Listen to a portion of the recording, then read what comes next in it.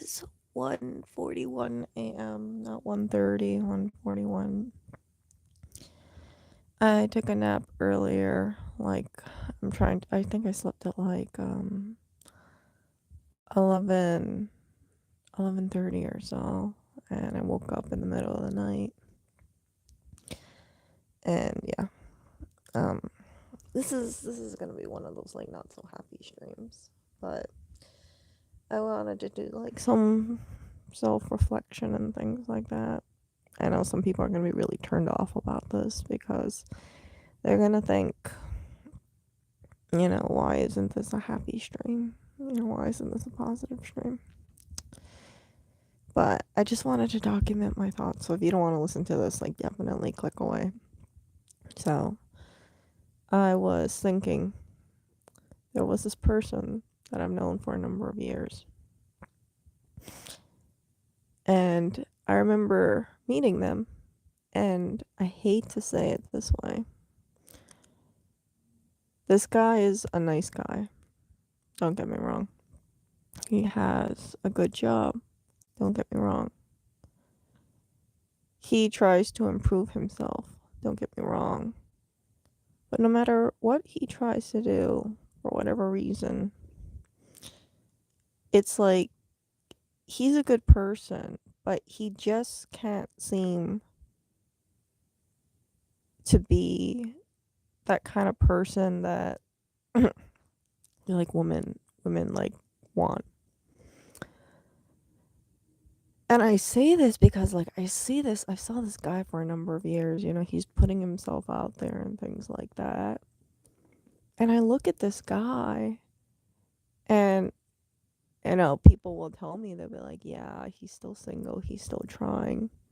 And I met him, I met this guy. And I think within 1 second, I knew, I hate to say it this way, but I thought, man, I don't know if this guy will ever get married or ever, really have success. And I thought about it, and this is it's not just me who thinks this. People who know him, they think to themselves, man, this guy is just so, I don't know how to describe it. So let me give the backstory behind this, right? I thought about it, and I thought, this guy is really nice. But the problem is that there's a fine line between being really nice and just being one of those people where it's you kind of think to yourself, if someone punched him, like you wouldn't know if he would defend himself, kind of thing. You wouldn't know if they're strong enough, kind of thing. Not strong enough physically, but it's you kind of think that they're just so weak. Just so weak. And in that sense, you think to yourself, like, is this really a quality that you think would make a really good partner? There's a difference, right? You can be a really nice person. You can be the nicest person ever. But I think long term, you have to think to yourself, do you think this person would be a protector? Do you think that this person can step up? Can this person get into another mindset? Or is this person just, they're just gonna be a really nice person, and then they can't handle they can't handle mean people or something like that. And I thought about it, it was just floating in my mind, and I said, I kind of pick up that other people are thinking the same thing, kind of like one of those innocent people. And it made me feel jeez, yikes. There's a difference, how would I say it? It's kind of like this, right? It's kind of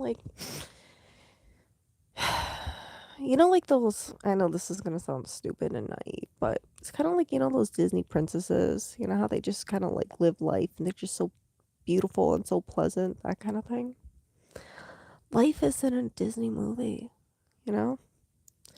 People nowadays, I see them, and I see people, and it's some of the most sensitive people I know. Like the really sensitive people, they just like they're so kind, they're so sweet, like but you just don't think that they can defend themselves like that kind of stuff. They just have like no success in relationships. Like some of the like purest people I know kind of thing. And it just makes me kind of wonder. It just kind of like got under my skin because I was thinking like, yeah, why, I know these guys and they're just really nice guys. And I know this is going to trigger people so bad because then people are going to say, "Oh, so what, Erica? You're saying like some guys are just too nice." I would say this. Whatever you do, right? Whatever you do, you can't look like you're totally defenseless. Like you need to go to the gym. You need to bulk up. You need to look like you have some sort of edge to you. And you you can't give off that vibe like you just like you like I think there's a connotation like between working out and mental toughness because if you can work out, there's an indicator there that you're strong. You're physically strong. And if you don't work out, it just makes you look like you're not strong at all. Like, if you are not strong, how can you be a protector? How can you do certain, things? Kind of, I mean, like, I think it's a psychological thing, right? I talked about in my Good Thomas stream, right? And those people that I'm talking about, right? Like, they don't work out. And it's pretty terrifying to me. It's pretty terrifying to me to see like the combination of like people where they're just like so nice, but they have no edge. They don't work out. And I just see them struggle. People will say like, "Oh, Erica, just focus on yourself. Don't think about other people." But then I have to think like, why are these people unsuccessful? Why is it? Why is it? So that's the kind of thing that I was just thinking about. Long story short, I'm definitely changing my life. I'm changing it because like I don't want to spread the perception that I'm like a weak person. And me just talking about it just makes me seem so like so insecure and things like that. I know. I know. But I don't like talking about this stuff. You know?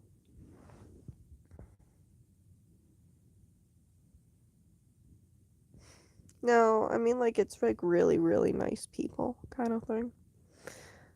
Like again, I'm saying this because like I've known people in my life, they are so nice, okay? But it's like that you think that they don't have like they're just so sensitive. They're just so nice. Do you know what I'm talking about?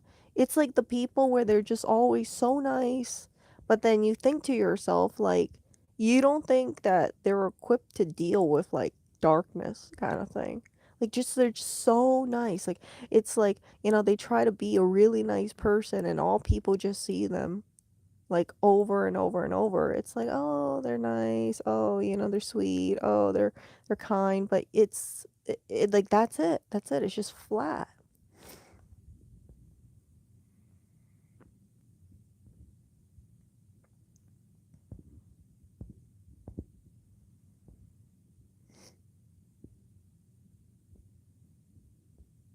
Yeah, so Emily says he needs to lift weight and get stronger. He sounds pathetic. Nice people are mostly pathetic because they are nice because they are weak.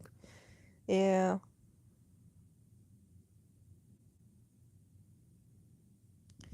Yeah, so that's one of the things that I'm just keeping in mind. And yeah, so I'm exercising and things like that. I'm gonna change my life around. I really am.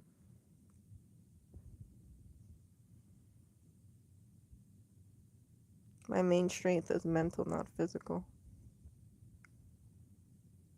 I think people should aim to be both. Like I said, I think we're in different times now. There's another guy I know. He has a good job. He has a union job. And I've spoken to him. he has no edge. He has no edge to him. You know, this guy is he's again, you know, I have nothing bad to say. Like he's not a mean guy. He's really not a mean guy. But again, he's just a really nice guy. So I'm thinking to myself, like, what is up with all these combinations of really nice guys? What is the combination of like these really nice guys and then they just like they put themselves out there and they're just striking out and out and out and out and out. And I'm perceptive enough to notice that I think it really comes down to that they just again, they just don't have enough, you know, I don't want to say grit to themselves, but it's like they're the kind of guy like you can just tell like they're really nice. But that's about it. Like that's just it. Like they're just nice, but there's not much. You know, like they have a good job. You know, they you know, it's not like they're poor, but they don't like you just feel like do you guys get what I'm saying here?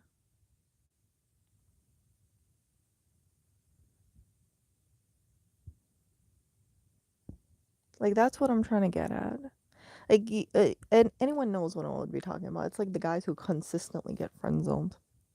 Consistently get friend zoned.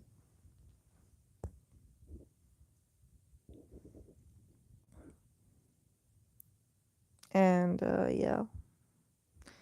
So, you know, of course, I'm not going to give any dating advice to people because for those people directly, I know of them. You know, I wish them the best. Like, I met them, right? They're not bad people at all. They're just, you know, they're, but yeah, there's just something about them that just doesn't have that quote edge. I don't want to call it edge. Like, people are going to think that's so, like, weird for me to say it. But yeah, so it's just made me evaluate my life. Because here's my fear, right? I go out there in the world, you know, I'm really nice, and then I will fall into the same trap as these guys. And I don't want that. I don't want that for myself. I really don't. And yeah, some people, you know, close to me, they just kind of tell me like, oh, you know, I, you know, they tell me that, you know, they say like, you're just too nice, Erica. You're just too nice. So when I think about these two nice guys, I see the same kind of thing. But yeah, I wish them the best. One person, one of these guys, right? There's a bunch of them. One of these guys, I remember he, I remember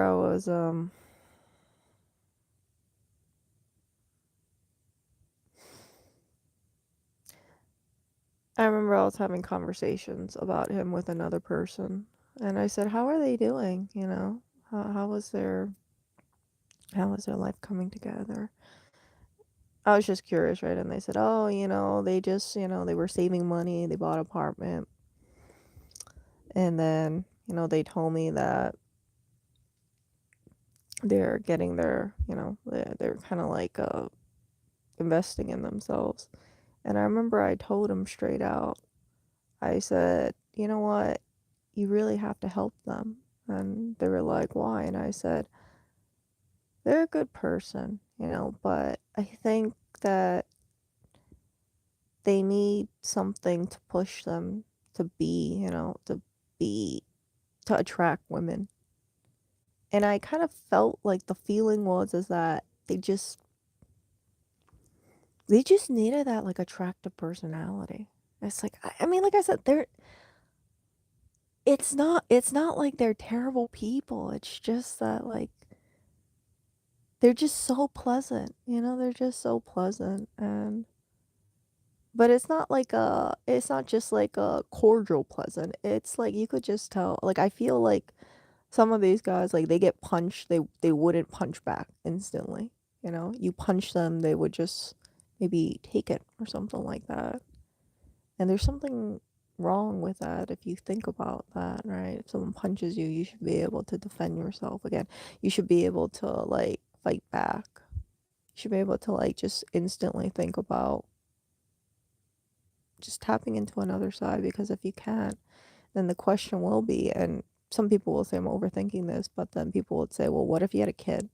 What if you had to defend your kid? What, you're gonna allow your kid to get hurt? I don't know. You know, probably not, but you don't know. Like you, how can you even think about that really if this person can't even defend themselves?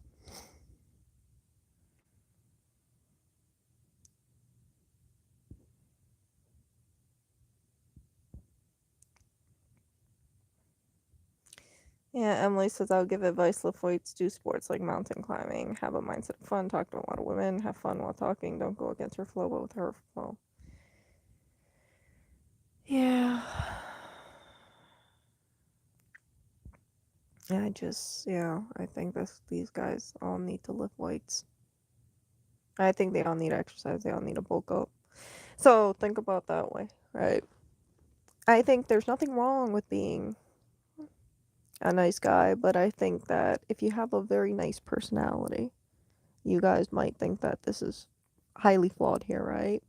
If you have a really nice personality, that's even more reason. Like the nicer you are, like the more like, how would I say it? Like Disney like you are, you really, really need to just like bulk up. Because if you don't bulk up, women will look at you and say, this is a nice guy. And that's it. Look at those workout transformation videos. You know, like when you see this guy, he looks like a string bean and then he bulks up. And then once he becomes, quote, a Chad, right? Or something like that, women are like, oh my gosh, he looks like he looks like he has edge, you know, he looks like he's really, you know, good looking, or he looks like he's like a man kind of thing. It's all those like social, I don't want to say social cues kind of thing, but it kind of is like that. It's like that. I think just having a really good body covers up a lot of stuff. You know, people look at a good body, and I know people will tell me, Erica, it's not all about looks. Look, I think it's increasingly becoming about looks, because I can look at these people and say, I think that if they looked like they worked out a lot, I think their chances will be different. I'm not just talking about like getting a little bit of muscle tone. I'm saying like I think these guys should actually like dig deep and like really bulk up. And yeah, once you do that, it's like people's perception about you changes. You're no longer seen as like the weak man kind of thing. You're seen as more dominant. You know, you're seen as more assertive, and women like that kind of stuff. And I think if you do it on the flip side, right, and you do it on the women, again, I touched about it in my previous stream. I think people just think to themselves, like, okay, well, how about this woman? You know, does she, how does she look? You have to be, I think, of course, it helps out definitely if you work out, because, like, psychologically, it just shows that you care about yourself, you know, and you invest in yourself. And if you invest in yourself, then people want to invest in you more. So, yeah, it's not all just about having money and a home and money, a home, you know, transportation. It's not that, because these guys have that. You know, I've known guys who have nice cars and they still can't get women. And it's such a shame. It's really such a shame.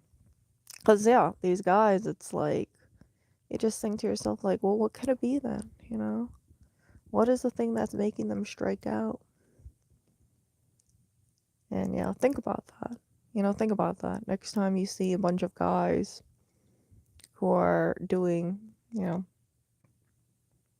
who are putting themselves out there, like try and look at a lot of these guys or a lot of these women and pick up, like, do you sense that kind of feeling from them? when you look at like certain things, like do you sense that this person is not just going through life, but they're actively just trying to, distinguish themselves from, I guess, the pack, the pack of like mediocrity.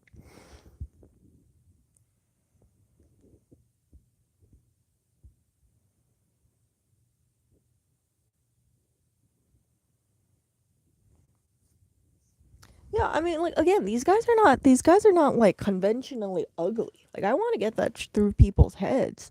Like I've met these guys. These are the guys that will like really put a sincere effort to find a partner, but it's just like they give off these vibes. They get off these vibes that they're just really soft, really soft. And once you get to give off those vibes, I think it's an instant turn off. I think it's like those one of those like unspoken things. Like a guy will be like, "Oh, I don't know why I'm always getting friend zoned. I'm so nice to that chick. I try to be kind to her." And then the chick's like, "Oh yeah, you're really nice," and that's about it. So there's this guy that I've known for a number of years. Here's another example, right? There's this guy that I've known for a number of years, and this guy, he works on himself, and but there's certain shortcomings of him. You know what it is? He's really nice. He's really nice to everyone, but again, he doesn't work out. And because he doesn't work out, again, that combination of softness plus, like, I don't want you guys to all think like, oh, these guys just, like I said, it's not like these guys don't have good jobs. It's not like these guys um don't have property, or it's not like they're like ugly or anything like that. It's just, I think it's really that they just don't, again, I know I'm repeating myself. I really think it's just because it's like their body just emphasizes that they're just way too, like they don't invest in their body.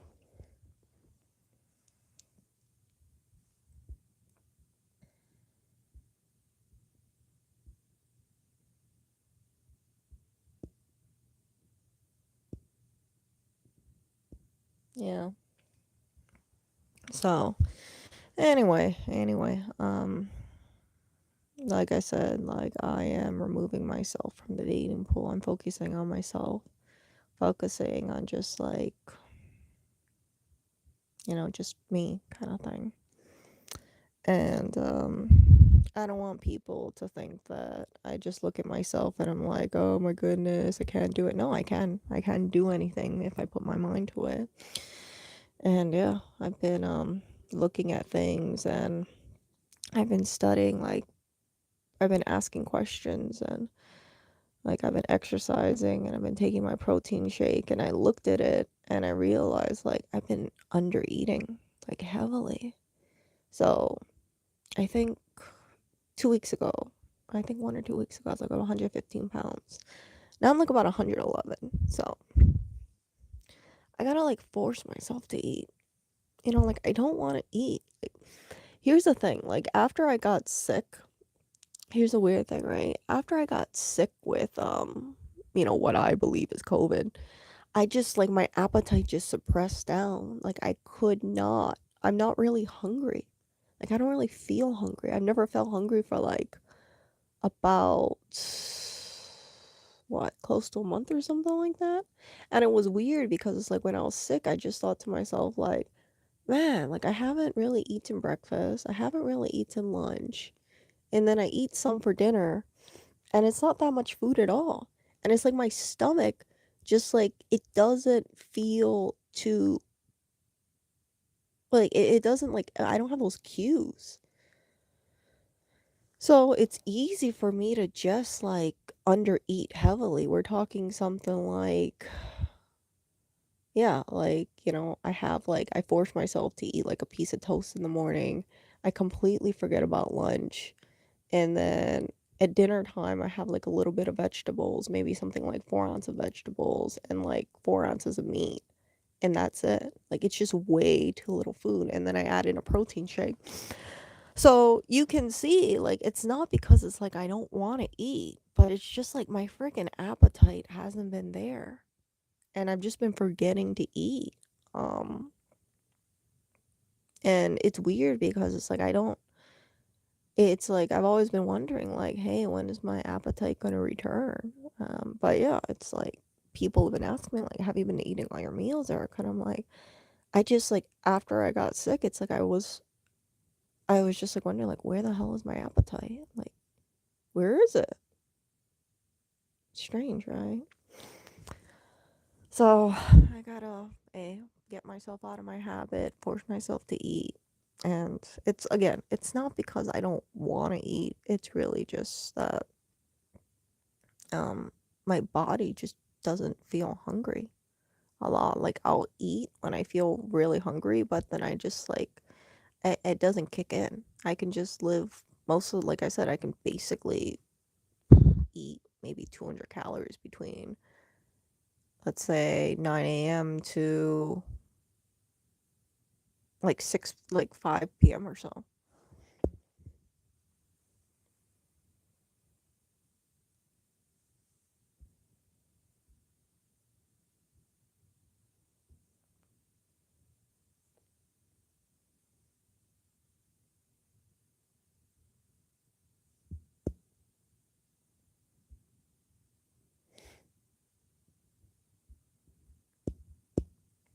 So I gotta yeah, I mean, like, I need to eat more calories so I can, get bigger. I don't want to get smaller, right? That's the thing. Like, I don't want to, like, I don't want to actually drop weight. And this is actually the low end because, like, before I used to hover around 115, 120. And I actually feel better around closer to like 119, 117, 119. It's just like, yeah, so I want to build muscle, and I can't build muscle really just with my freaking food, my diet. So I gotta, like, have a little routine and just be like, eat, eat, eat, protein shake. I've been talking to people and just being all like, okay, I just want to run this through you because you work out. How much protein do you think I should eat? And the general consensus is something around 70 grams of protein. I've been told, like, yeah, you could do the 1 gram. It's like, I forgot what, I think it was like 1 kg of weight is 1.1 grams, something like that. I forgot what the thing was, but it was something like 70 grams of protein a day. Aim for that. So it makes me think, like, man, if I didn't have my protein shake, which gives me 24 grams, like, frick, how much little calories would I have? Yeah. I don't know. It's like I actually like eating. I hate to say it that way, but it's like I actually miss eating, and there's just something where I think they would call it intermittent fasting. But I don't like it. It's weird because I'm so used to eating breakfast, lunch, and dinner, and the fact that I'm trying to, like, I'm looking at the scale and it's going down, and I'm like, crap. I don't know about you guys, but frick, I don't want to like intermittent fast and just like keep under eating my calories. Then I'm gonna get skinnier and skinnier and skinnier. And I'm exercising, but I need enough calories and protein so I can get more more muscular. Yeah, people will say that. People will say you think too much. So I just wanna I'm just like looking at all my little things that I think I could work on and tallying them up. Like, okay, do this, do this, do this, do this, do this, do this. And ultimately, I just want to live a life where I think to myself, yep, I keep pushing myself out of my comfort zone. I would like to just be, I know my comfort zone, and I think I'll be happier outside of my comfort zone than inside of my comfort zone. So I'm just gonna force myself out of my comfort zone so that way I can lead a better life. I absolutely cannot keep continuing on a path where, similar to how I've been living for the last 15 years, 15 years or so. Um, I can't, I gotta really like change my life. I really have to. And I'm working on it, but, you know, like I gotta focus on me. And then after I focus on me, then, then I'll entertain that idea. But like I said, I can't even think about other people. I can't even think about like, oh yeah, let me think about putting myself in the dating pool and think, well, no, it's just because I know how it's gonna be. Like the moment that I decide to do that kind of stuff, people will be like, "So, do you work out?" Yeah, I work out. Okay, and then I think I'll just get like on those body checks, and they'll be like, "Okay, does this chick seem like she's just too soft?" So yeah,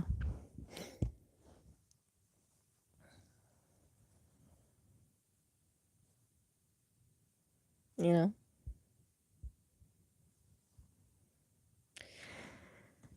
Nah, I do my life, based on what I analyze, and sometimes I'm lucky because I can see people who are older than me. I can see people who are, like basically me plus, X amount of years, or me plus X amount of, let's say, if I had money, or that this money, or a good job, or a great car and things like that, and it's still not enough.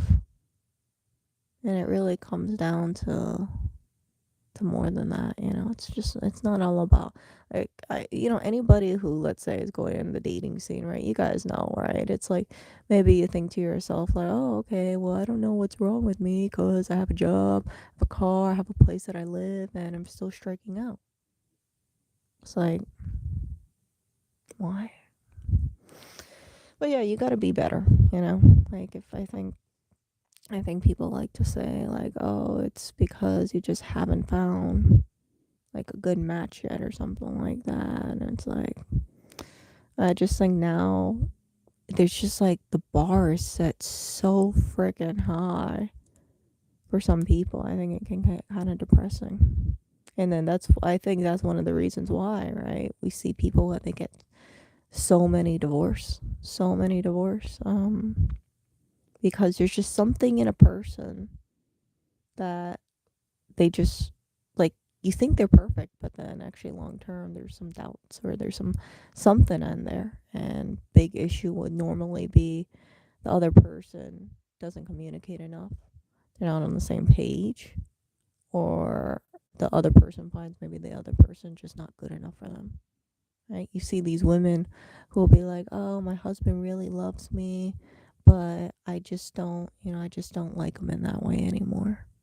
He's a good provider, but I just don't like him in that way anymore, kind of thing. And that is sad, when you see these people. It's like at one point they loved each other to the point that they thought they would be together forever, and then it doesn't work out. Yeah.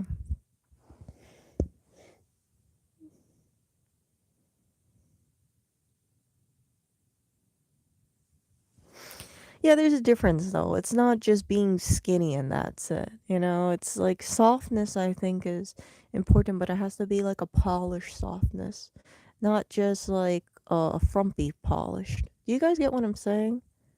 Like, you can have a woman who's kind and gentle, but she can't look like she doesn't take care of herself. Like, she has to, I think, in order to compensate about being known as like the too nice girl, I think she has to, have things that counteract that too much nice girl. Because it's like, if you have a person who, um, what's that word? Yeah, basically, people just should work out. Try to bulk up. Try to work out. Try to accumulate resources. Be a good person. Put yourself out there. And yeah, that's a good thing. Easier, it sounds so straightforward. It's like everybody should be able to do this. I think people would be more successful. I think that's why also sometimes you see these women, and They just, they date these guys and then they just think to themselves like, "Oh yeah, this guy doesn't bring much to the table in terms of resources, but why do they like these guys?" Those guys were like just really like you kind of look at them and you're like, "What the hell?" It's like sometimes all these guys have is just that like edge to them. Like they wouldn't be good fatherly figures at all, but then these women are like, "Oh my gosh, he's so edgy." Like yeah, the women who like the guys who would just like curse and then they'll be like, "Oh, I like you so much." Those like I don't want to say low quality guys, but like those guys who just like they get involved in like not so great things, but like women are just so loyal to them. I think it's because of that. And it sucks because it's like you got these nice soft guys and then yeah, that's not really there. And they don't have that like how would I say it? This like dedication or admiration for the guy kind of thing. So take it however you want it to be. I don't know.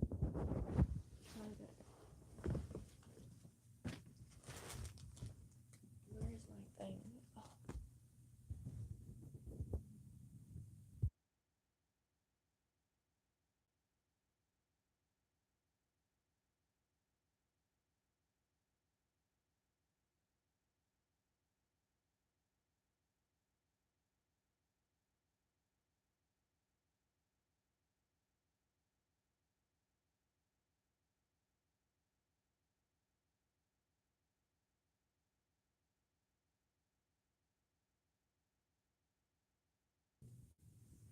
Like I said, you know, like I really believe, I truly believe, um, one of the biggest pitfalls people fall in, like the really nice people, is that they just don't, they focus on their, they just like, they don't put enough priority in their looks.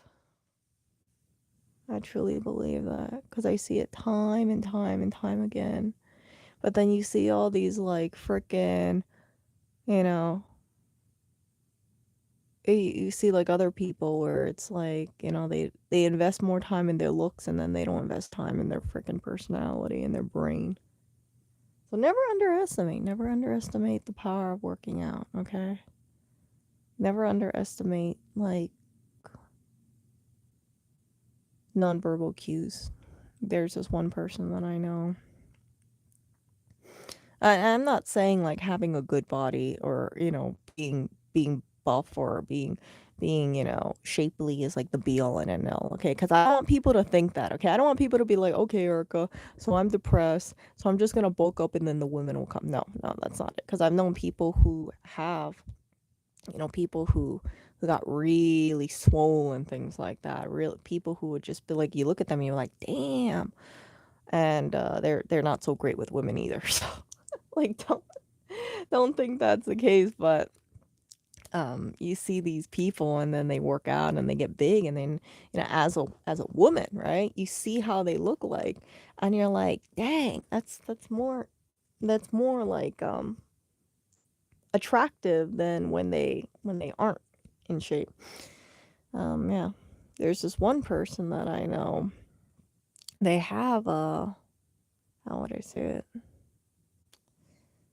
They're tall. They're really tall. They have like a good frame to them. When they get muscular, they have like a very how would I say? They kind of look like a bodyguard for lack of a better word. I'm not talking like the big fat guys. I'm talking about like they look like they could kick someone's ass, okay? But the problem is that they go in these cycles where they get like really really like that. Like I don't want to say who would I describe with like a similar build.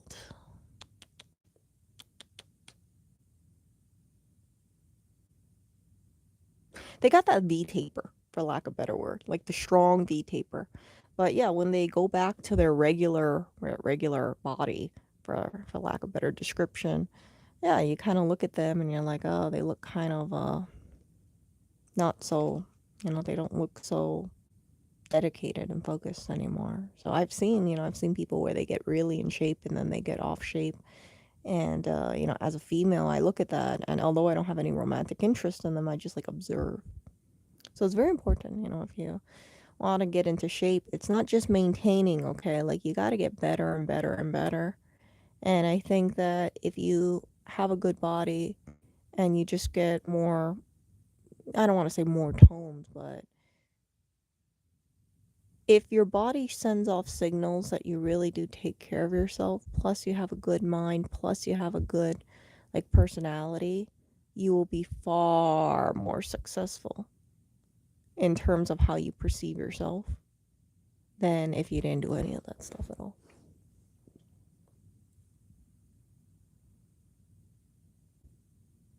Yeah, yeah.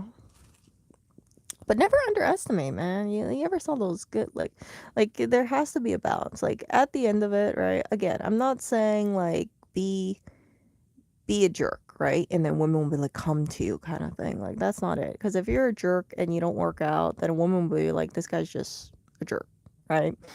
But I think that if you work out and let's say you show more dominant traits, I think a woman may be more interested in you.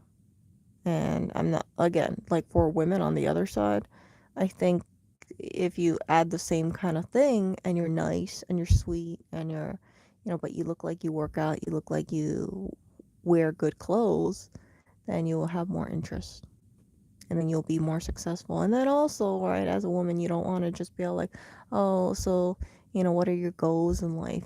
I think that you should, depending on where you live, right? If you live in some kind of rural area where everybody's just kind of like homely and sweet and nice to each other and people don't care about bodies, you could get away with just saying like, oh, I just want to raise children and I want to be a good mom and that's it. But I think if you live in like a city environment, if you say that kind of thing, you get probably criticized like you got like like two heads or something, or three eyeballs. Like what? Like that's it? How come you don't want more out of your life? How come you don't want to be better? How come you don't want to be like the baddest bitch in the world kind of thing? Like, you see what I'm saying? Like that's what I'm trying to get at. And I think we're conditioned to want to be, the hunkiest or the prettiest, and it's just because of the society we live in. I think that back in the day, before social media, before all this kind of online stuff, I think that people were just more focused on, hey, I see a nice person, I think they're good, I think they'll be a good person to, let's say, date or settle down with. I think there was more genuineness. But now, because it's like a competition and people kind of get ingrained in their mind, you see like Sports Illustrated models, you see men's fitness magazines, then people will think to themselves, like, yeah, I'm dating a guy, but how come he doesn't look like he's on men's fitness magazine? Oh, I'm dating a woman, but man, she's not as cute as like the women like I see walking down the street in the mini skirts. See?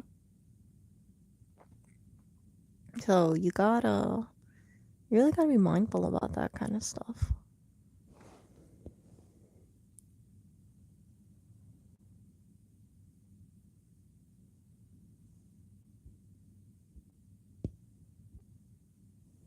Yeah, yeah.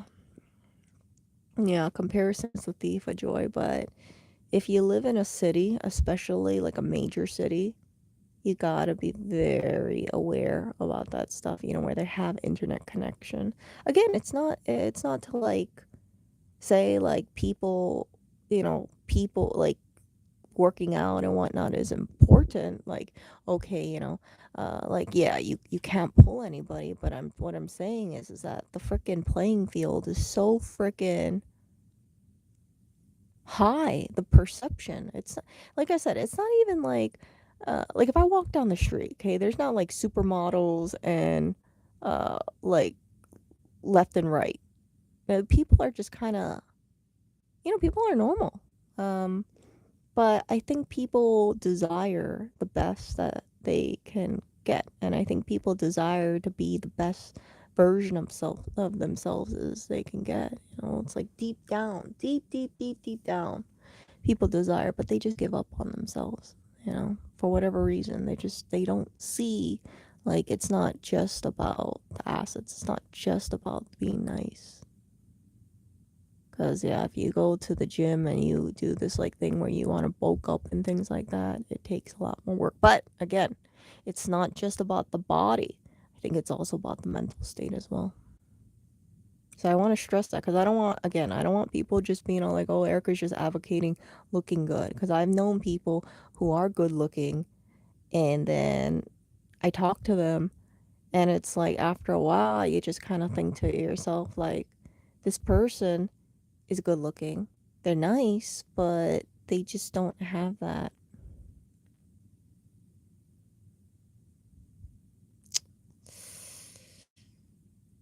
I'm going to call it an edge, you know?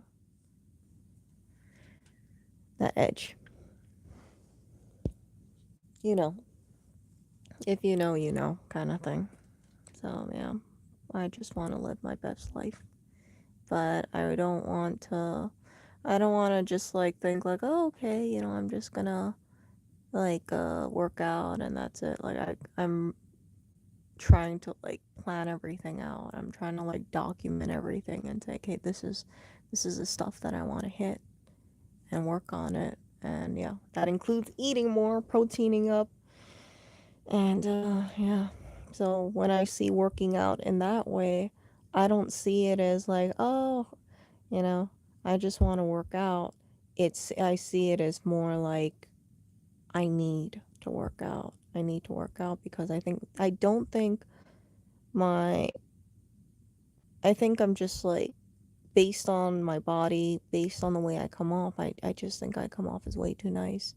And I don't want anybody in my life, and I don't want any person in my life to look at me in the future and say, yeah, she just kind of seems a little pathetic. Like it's a really like hurtful thing to pick up. And I picked that up, you know? I picked that up. I hate it. And I'm not the only one feeling like this in their life, right? So that's why I'm planning to get out of it. And then when I get out of it, I think that I'll just be happier with myself. I want to look in the mirror and just think to myself, yeah, Erica, you're getting better and better and better and better. And again, I have no desire to enter any dating scene. I have no desire. I can't. I think that like I said, I think if I entered any relationship right now, I would just feel in my back of my mind, I'd say I'd just be a disappointment. Like, even if, right? Even if I was like, yeah, I would just be a disappointment. I would feel like a disappointment, and then I would just turn into that person where it's like, oh, she's nice, but that's about it. I don't want that. I seriously don't want that anymore. So, yeah, I'm going to be selfish, and I'm going to think about myself, and I'm going to focus on myself, and I am doing that.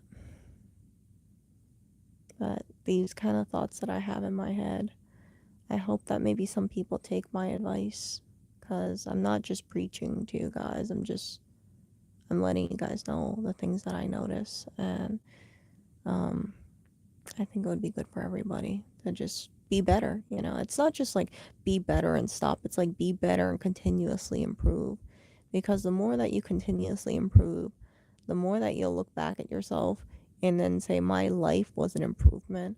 There wasn't stagnation. I tried to be better and better and better and better. And then people treated me a certain way. And when people treated me a certain way, then I felt like I was going even more on the right path. And that'll be a good thing. So, yeah.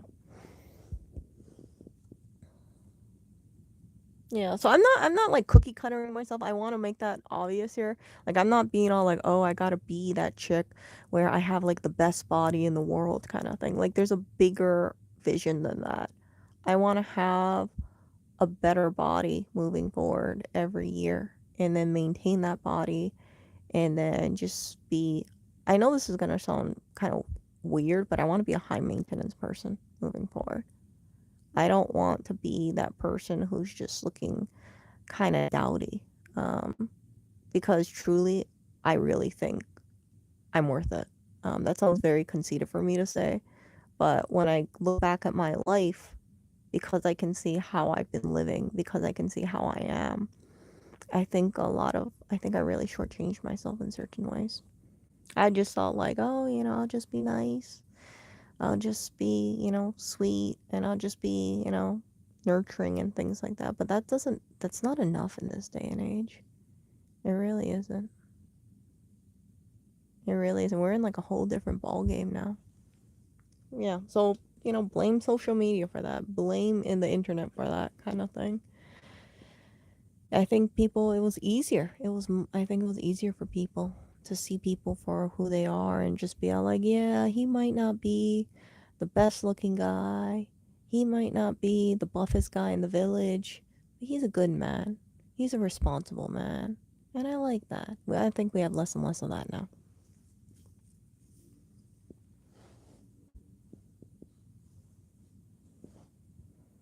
So that is the kind of thing that I'm thinking about. I also think in the future I'm going to be a lot more assertive. Um, and just pushing myself out there to be more vocal has helped a lot. I'm trying to like alienate myself from things that I think that are not that are encouraging me to stagnate. And I think it's a good mindset to have. Like I said, right? I'm not gonna be having that thing where I'm like, oh, I just want to be around people who win at life and people who just, are just like, like they're like this or that. But what I'm saying is that I really have to limit the amount of people who just don't do anything in their life. Because those people that mindset will seep into me. And once that mindset seeps into me, that wouldn't be good, right? Because then I'll feel like I shortchanged my life. And for me, right? I used to live that life where I said, oh, it's okay, I'll just be, I'm just gonna focus on my inside. I'm like my outside it was just kind of like I didn't mind taking care of myself, but it was so foreign because it's like I always thought like, oh, I'm just gonna lead with who I am and my mind, and I'll just be a good person. I'll strive to be a good person, but just being a good person is not enough in this day and age. You can be a good person and people can just make fun of you. You can be the nicest person ever. You can be a considerate person and people will just think you're a joke. That's the that's how the world is now. So it could actually be a bad thing. That's what they don't teach you when you're growing up.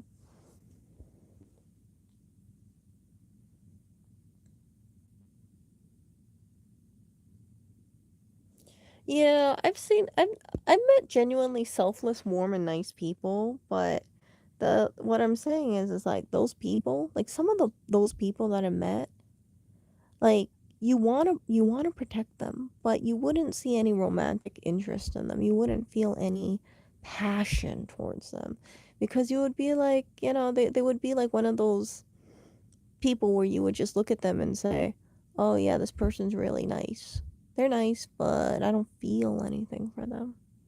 They'd be a good father, they'd be a good mother, but yeah, just not for me, kind of thing. I want more. I don't want just a nice person. I want an attractive person inside and out.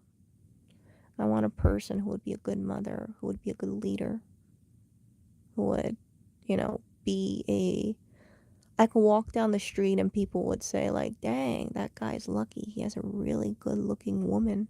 He has a woman who just seems so high value." I think that's what guys actually want. I think that's what women want too. You guys can give me shit for that, but who doesn't want to feel attractive? Who doesn't want to feel desired? Who doesn't want to feel like they're the only person on the block that person has eyes for? I think everybody wants to feel that feeling, but not too many people put the work in to actually become that person. That's what I'm, that's, A lot of people, they just shortchange themselves. They say, oh, I have a good personality. That's it. I have a good job. That's it. I have a nice car. That's it. I have a good body. That's it. You know?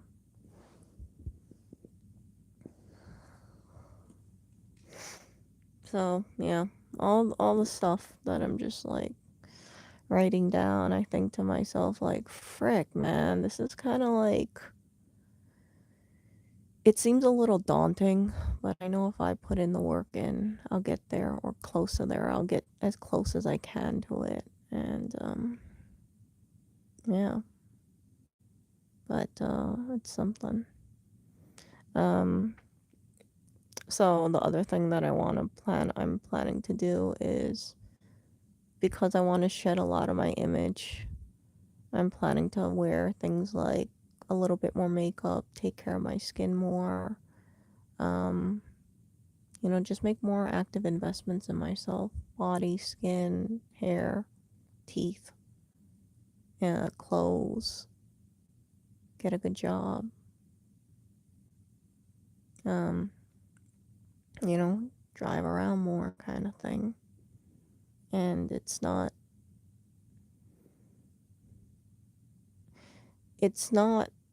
easy for me to do this kind of thing.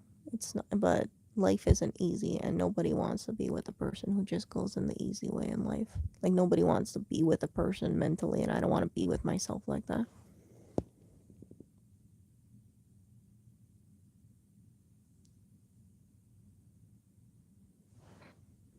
Yeah. So that's the kind of thing, what we decide in life is really what we accomplish in life is really an all accumulation of our choices. And it's our conscientious and unconscious choice. So I implore you guys to just get more and more out of your comfort zone. Create the life that, or the image that you want for yourself. It's weird because I have this image of myself in my brain. I can see this person in my brain. And I think to myself, like, man, this person that I can see in my brain, like, I can see how I would like myself to look in my brain. I'm not the buffest looking person, but I definitely look like I'm in shape. I look more assertive. I look like I'm more, I'm just more focused on me. And, like, I can see that woman. Like, I can visualize her in my brain. That person is not me right now. That person hasn't been me in, like, so many years. Um, like, I don't think I've ever been, like, on that level of that person in my brain. But, yeah, I want to be closer to that person. I want to, like, wake up one day and then find myself in that person's life. But, yeah, it's just getting out of my comfort zone and just continually working on myself. You guys are not going to see me, um, like, I think that, I mean, what am I going to say? I I'm gonna be, curating my life a lot more. So I'm gonna be more focused on my life, but I also think I'm gonna be more, like, in terms of, like, meeting people, I'm not interested in that at all. Which people could say would be a bad thing, but it's just because I can't focus my time and energy really much on other people too much. I hate to say it that way, it sounds so terrible. But, like, new people in my life, I'm not really interested at this point in time. Like, I can't. I can't. I really can't.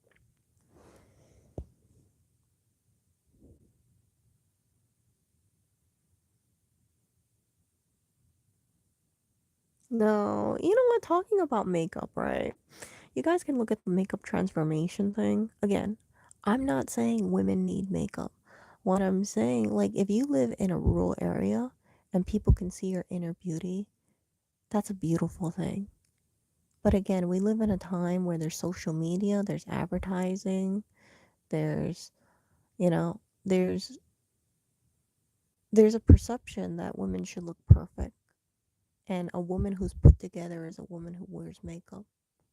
I don't believe that. I really don't believe makeup is necessary, but I think makeup is really that finishing touch, because people will say, man, this person cares about their image so much that they put on a thin layer of makeup every day, and it shows respect for themselves. Like I said, I do not believe that wearing makeup means that a person takes care of themselves. But I think, again, when you live in a place where there's internet, advertising, social media, that is what is pushed out there.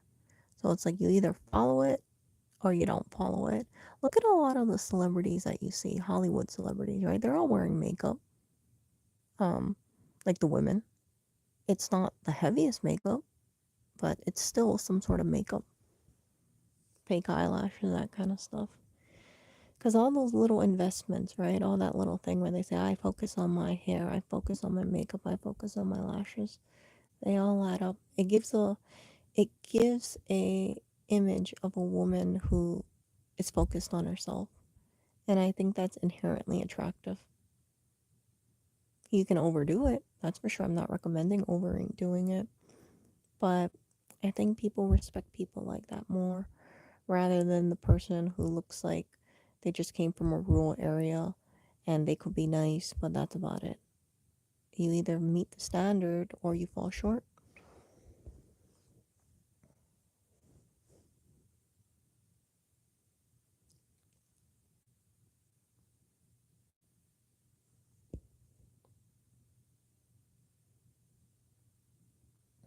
Yeah, negative prop says it's a poison. Yeah. Yeah, that's why I don't really like wearing makeup, because I kind of see it as in synthetic materials. But, there are things like mineral makeup. You could use that instead. There's more clean makeup. I think there's like, I don't know, non-chemically makeup kind of stuff.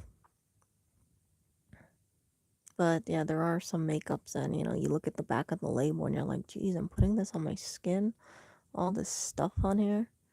As a woman, you have to put on, what is it, primer first, then your foundation, and then eyeshadow, lip gloss. I won't even want to wear lip gloss with the face mask stuff, but you know, eyebrows, hair, put hairspray in your hair. It's just like chemicals on top of chemicals on top of chemicals. And then once you put that all on, it's like, oh, wow, that's a woman who cares about herself. Like the logic behind that is kind of like, oh, I don't know about that. I guess she cares about herself, but it's like a ton of like crap. It's like a ton of synthetic stuff on the face, but oh no, that woman cares about herself.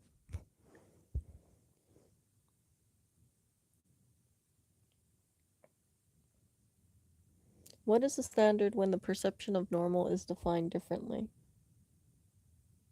It depends, I think you gotta roll with the punches wherever you live. If you live in a first world country, like I do, right? There's beauty standards, and you should aim to be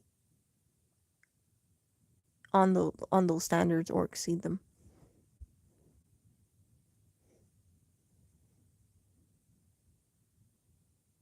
Yeah, sure. Yeah, I'm not saying that if you are a Hollywood type, right? Like you're gonna be able to do it all by that they do it all by themselves. There's a famous picture of Giselle, but she's breastfeeding her child. She has a hair person. She has a person doing her hair, and while her kid is nursing, someone's doing her nails, someone's doing her hair, and someone's doing her makeup. She has three people working on her while she's nursing a child, and that's how she does it. And then when she walks out, right, when people see her, they're like, oh my god, she's a perfect mom. She can do, she looks so put together. She has her hair, she has her nails. She never looks like she's off point, because she has a freaking styling team. Most women will not have access to a styling team, because styling teams cost a lot of money. I would love, let's put it this way, I would love to wake up in the morning, go to see a personal trainer, then go and have a person do my hair, my nails, my makeup, and then get out the door. have a personal stylist who picks out my clothes. Because that way it would be like all these things, right? All these things done for me. I would love to have that. But I don't have that. So I got to do it myself. Like, I think my life would be so much easier if it's just like, okay, what am I going to eat? What am I going to have? Okay, so I have food already made for me. Okay, I'll eat that. And then after I eat that, then I'll work out. I'll work out with my personal trainer so I know exactly what I have to do to get a better body. And then after I do that, then yeah, I'm gonna have someone do my hair, someone do my makeup, and yeah, then it will be like, oh, Erica's so put together. Oh my gosh. And then you add in a house cleaner, right? Oh my goodness, the place always looks so perfect. It's like, but it wouldn't just be me, it would be a whole freaking team behind me. And I think that's what people expect from people who live in a first world country. And that would be the idealized version. It's just like everybody should like meet those kind of like Hollywood standards. But it's not realistic because that kind of stuff is a lot of money. Like you would need to have millions upon millions of dollars to finance that lifestyle. Because, right, you would have to have pay for a trainer, you would have to pay for a housekeeper, you would have to pay for a stylist, you would have to pay for makeup, you would have to pay for hair, nails. I don't think that would be cheap.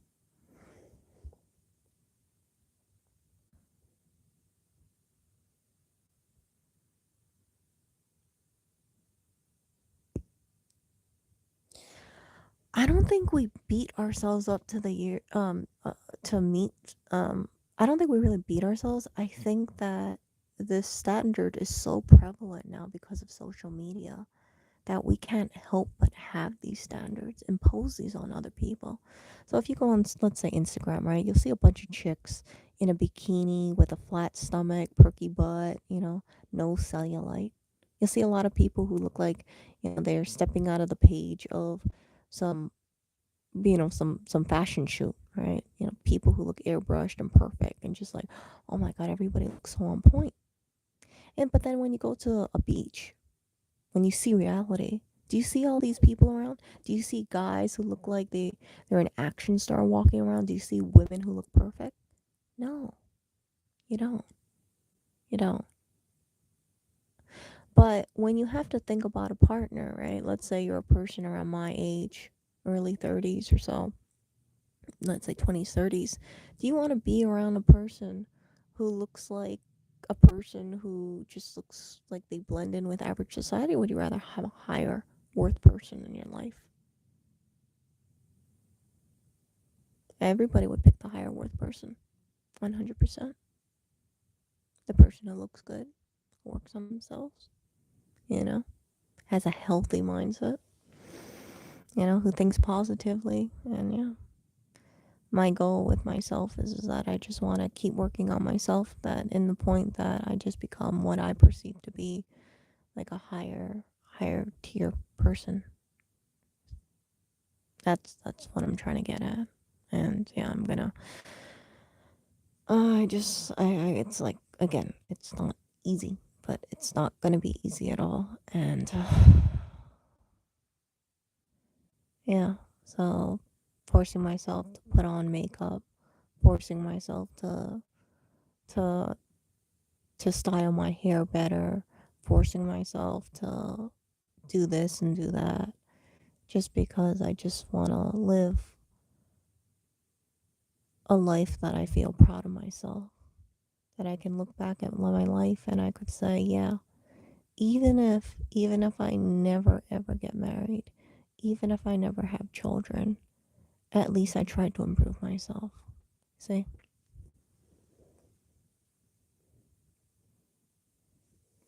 Because I know my way doesn't work. There are people out there that I know, women, they got married in their like 20s, late 20s, 30s, and I just never got to that point. And I don't know if I'll ever get to that point, to be frank. But whatever it is, I want to be the best version of myself. because that's all really I have. You know, I can't, I can't hold on to this ideal and just where I tell myself like, just be yourself, Erica. Just continue what you're doing. And all you have to do is you just have faith that someone will pop up into your life. I can't have that. I can't delude myself. You know, I can't accept that reality.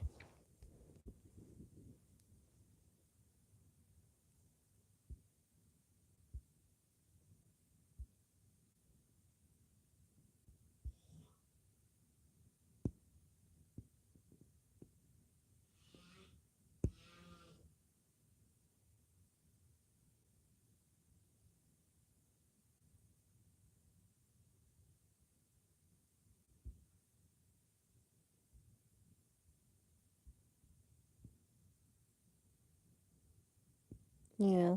So I have to really just like strip apart a lot of my like who I feel comfortable being. And yeah, I also, as you guys know, right, I worked on the path of minimalism and things like that. Moving forward in my life, I have to be minimalistic. I have to be streamlined.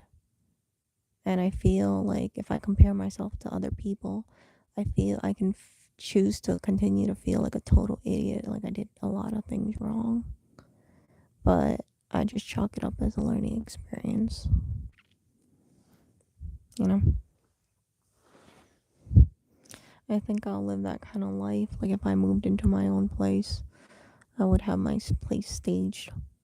I would, I already know, like I would ask someone to work with me to make a streamlined place.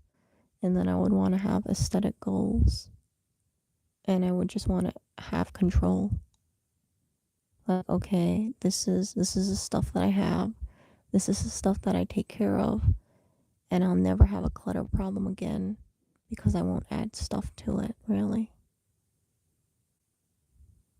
Like I can't be average. I really can't. I don't want to be average. I don't want to look back at my life and just say I was just like one of those regular people and they had like they didn't watch themselves. Cuz I see what happens, right? Like it's people probably say, "Oh my god, my freaking ears ringing." People will probably say like, "Erica, like people could say like, Erica, the reason why you're single is because you never found the right person," or people can say the reason why you're single right now is because you failed, because you just weren't good enough. And then I could ask myself like, why wasn't I good enough? And then my mind thinks, do you see what's out there, Erica? You know what's out there. Do you think you're that special? You're not that special, but you can be special. It's all up to you. And yeah, that's the reason why. Like I said, I'm just thinking about me right now, not thinking about focusing on, you know, like, oh, let me put myself. No, can't.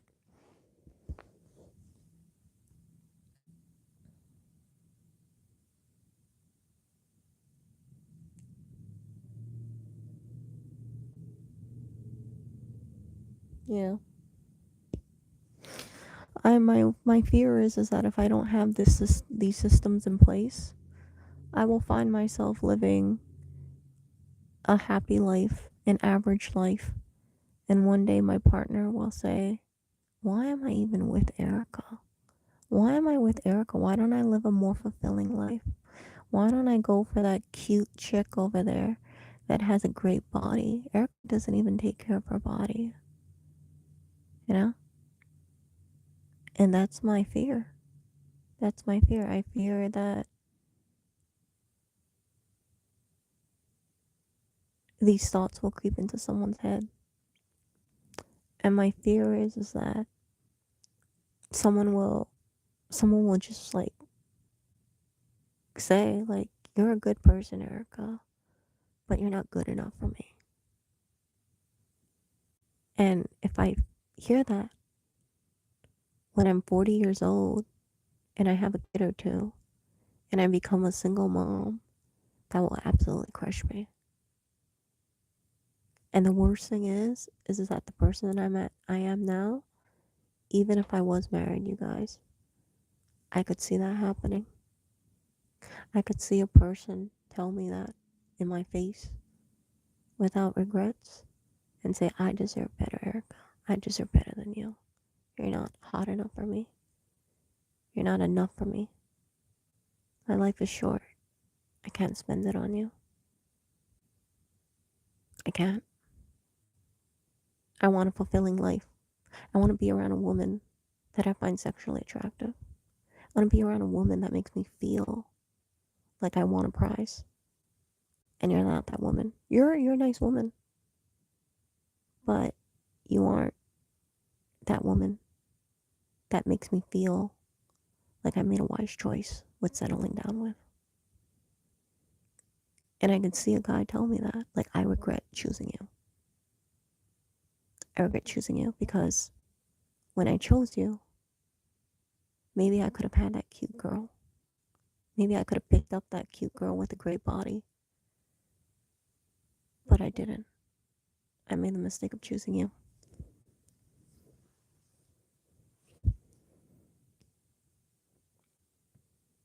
That's my that's my greatest fear. Entering any relationship. Getting married and having a kid and hearing those words. And I know women who have been placed in that situation. The guys, they just, after a while, they hold resentment towards their wives. And then the wife just becomes a single mom.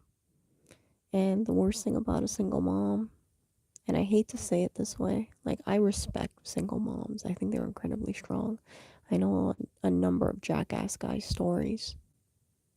I've known beautiful women, inside that got dumped or cheated on, like a bag, like just without regard because the guy just felt so empowered to just say like, hey, yeah, you know what? I don't want to grow old with you. No, like, I want to, like, you know, spread my you know, corn seed kind of thing. Um, and I don't want to think of having a life with you because you're not good enough. And I think I can get better than you. Yeah. And then if I get divorced and I become a single mother, with the way society is, I would just be good. Nobody really would want me at that point. I'd have a kid. I'd have a kid. And why would a guy really want to enter a dating field on a woman who got thrown away? Like, I've spoken to many guys about it. I've asked them what their thoughts about single moms are. And overwhelmingly, they said, I don't want to get involved with a single mom because I don't want the kid to bond to me and then we break up. So I'd rather not involve myself at all with single moms. Or they'll tell me, I don't want to deal with a woman who has a child because then we can't really, she has to think about the kid. And I don't know if I'm ready to have another man's kid in my life. I don't think I can do it. I only want to have my own kid. People don't talk about this enough. But it really screws up women when they are in that position and they have a child, that they have to take care of. I think it also sends off the image. People will say, like, why is she single? She's single because some guy just didn't see the value in her. She either chose poorly or she just didn't meet his standards. And the underlying feeling could be, why would you want another guy's trash? Why would you want something that another guy invested time in and he walked away from? It's cold for me to say it that way, but that's what I pick up in conversations. And I'm thinking, like, yeah, the woman would have to deal. Yeah, the woman would have another guy's kid, But you could be with her. You could try to step up and try to be there in her life, and then, love this kid with her. You can't see it as like the kids being a burden. But I understand it. I understand the mentality behind it.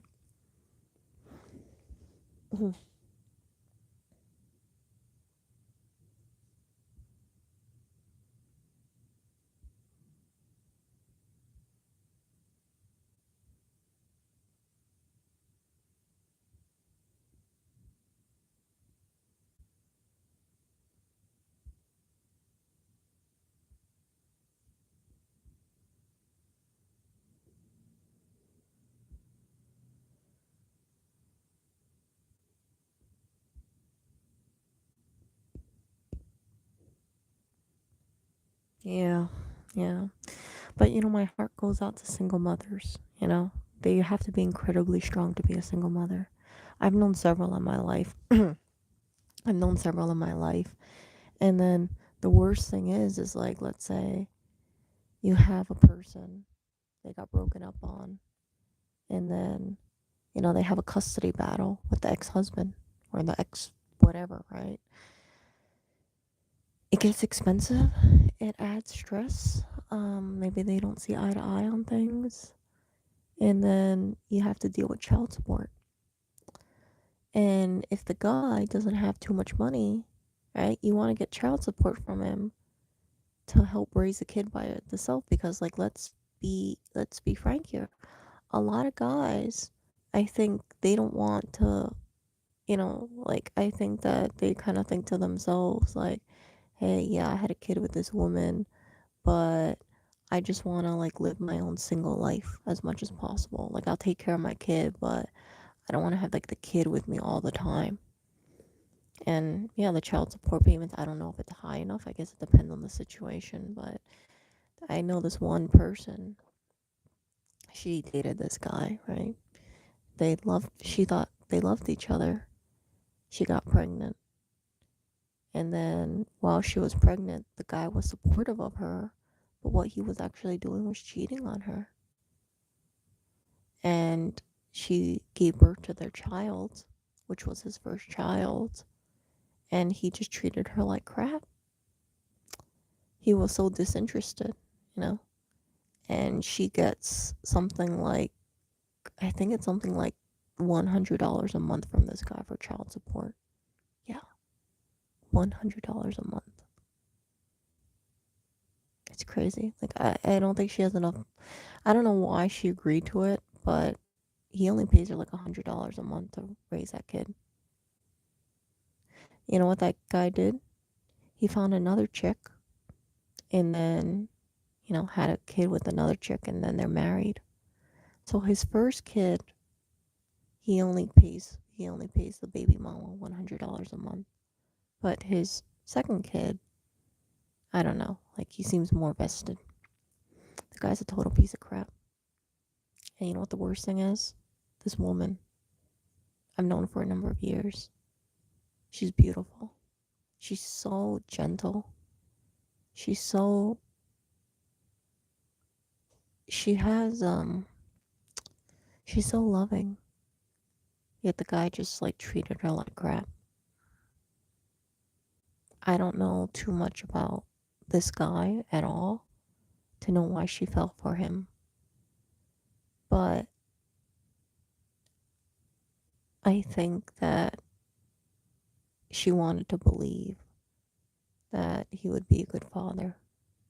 I think there were signs that he wouldn't be a good father, and then when, she got knocked up, it was too late. So, yeah, and he couldn't step up.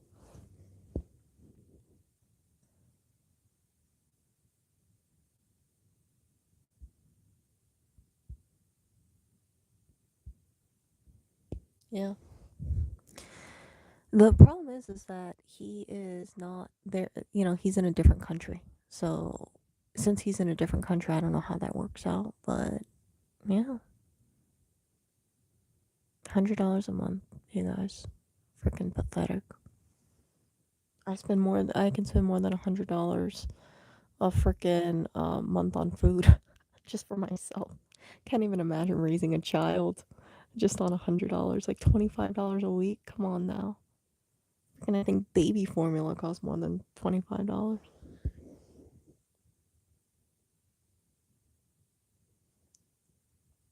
So I am telling you guys, if you're a woman, and I know I have 15% women, if you're a guy and you're listening to this stuff, try to be higher quality. Screen, screen, screen, screen, screen, screen. Because you do not want to be in a position if you're a woman where you are vulnerable. You end up having a kid, and then the guy is just like, you're fighting the guy for child support.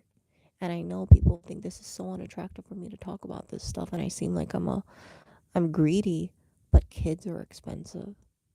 And I don't want to ever think of myself as like a single mom. And then I only get like $100 or $200 for child support a month. And it's like, oh, okay, well, that's all I want to pay. Like, screw that. Screw that.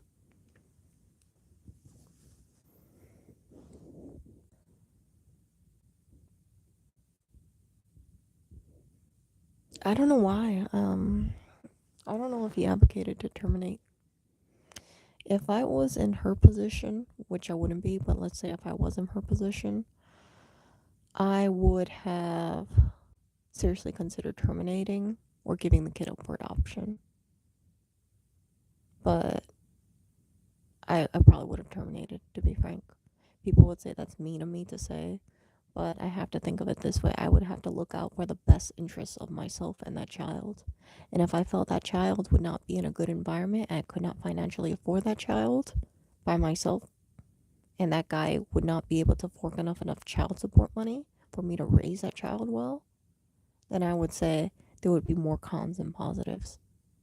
And I could live with that with myself. You see? But to each their own. Because once you have a child, you have to raise that child for 18 years at least. I would say lifelong. And I don't feel confident on the thought of raising any child by myself with the possibility of only getting a couple or like $100 a month. I don't think I could do it.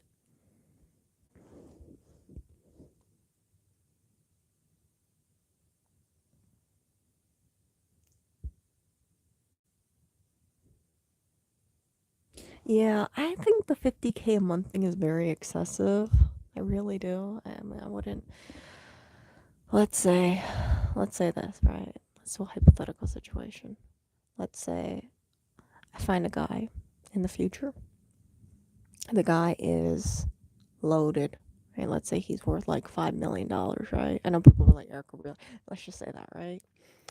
Or actually, I don't even know how much money you would have to have. Like more than $5 million to get 55,000 or $50,000 in child. You would need like 50 million, maybe. I don't know, whatever it is. All right. I mean, I think that amount would be excessive. I don't know what people do with that child support money, but whatever the whatever it is, it's enough to help ensure that child's future or someone's future, right? I think it's very acceptable. Like no kid needs like 50K a month for their schooling and needs. I mean, like some people don't even live off 50K a year, right? A good chunk of people don't even make 50K a year. But it's not a bad thing, I mean, like it's not a bad thing. I think like at least the kid is provided for. Hopefully it's a sustainable amount, but like it doesn't cause the guy to go broke. But let's say the guy's worth $50 million and child support is $2,000. I don't know. I think that's a little low. $3,000 or something. It doesn't hurt the kid. If anything, the money could be used for a stock portfolio or something like that.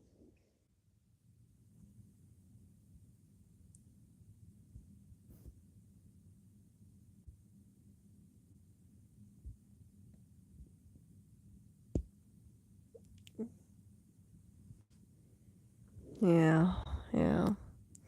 So that's what I would encourage you guys. And I've spoken about this openly, right? I'm not telling women to go for like the richest guy in the world, okay?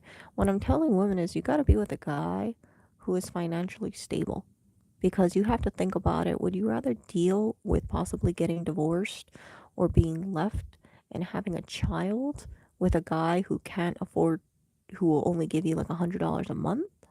Or would you rather, if it doesn't work out and you have a child, would you rather have that child be more financially, um, you know, safe?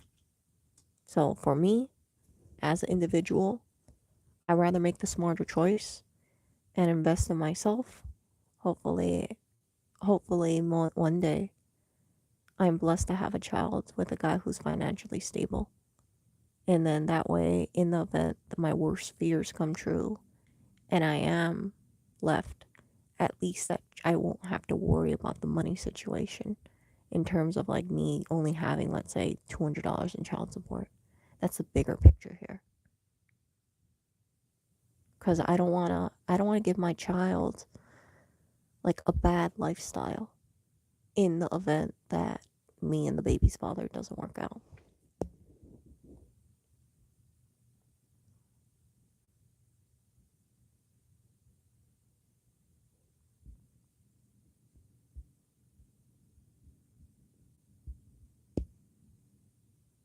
No, I mean like you gotta like I think if you have a child with someone, you should pick a person who is a good person. You think that they have a good mind. You think that they are someone that the kid could look up to. Someone who is responsible with their money and they can financially afford a child, you know. That would be the ideal situation. Like they won't be that kind of person where they just blow their money on video games and stuff like that and they're like, hey, I only have like $50 in my bank account because I bought the like latest video game system. Like you don't want that. That's a freaking clown, right? Like you really don't want that as a woman. I'm not gonna ever place myself in that situation.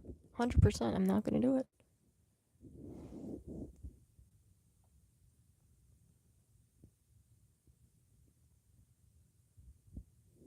And I used to shy away from talking about this stuff, but now it's like I think it's so important because if you want to have a child one day, you have to think about the bigger picture. The divorce rate is so high. You could be a nice woman, you could be a kind wife, and then one day the guy that you decided to commit with can change his mind and say, you know what, screw you. I don't love you anymore. I realize that I want to only date 20-year-olds now because I love their bodies and you know, as great as you are, I just don't want to waste my life growing old with you. I rather just, you know, chase women and be in these like one night stand relationships because my hero Leonardo DiCaprio is doing it and I want to have a fulfilling life in that sense. Like that would be the worst case scenario, right? But if that happens, at least you know, hopefully, the kid will be okay financially. Like I hope, you know, I hope guys don't have this kind of thing. I don't think a high quality male will ever have that kind of like personality change, but if it does, at least your kid will be okay. It'll be a better life for both you and your child if you picked the wrong partner accidentally or he had a personality change. And again, I say this because I remember when I was telling you guys about this one person, beautiful woman. I really aspired to be like her. Very kind, very motherly, very put together, dedicated to her children. Absolute rock. The guy that she was married to, he became a successful businessman. He became a CEO. She was with this guy when he was a nobody. She was with this guy when they were broke. They were living in their car at one point, and she stayed with him. And then they had a very posh lifestyle, you know, very, very, like this guy could drop tens of thousands of dollars on jewelry. He could. But what he realized is that he wanted to pursue younger women. So he left his wife, who was so loyal to him, to pursue women who were in their mid 20s. And this guy was old enough to be their father. He was, but thankfully he had, like, even though that happened, the child support was fine. And this woman, this poor woman who was so conditioned to just be a housewife, she found herself, in that situation where she said, crap, I don't have much money. Because she had depended on her husband for a number of years, right? She was a stay at home mom dedicated to their two children. And that was one of those things that really kind of took me aback. And I said, crap, if this woman, who I consider to be so perfect, so amazing, so charismatic, so well put together. I mean, like, if I told you she was a celebrity, you would believe it. Like, that's how high caliber this woman was, right? If this woman had this happen to her by her husband, who she had known for a number of years and experienced homelessness with, what does that tell you about other women out there? That's a very real possibility.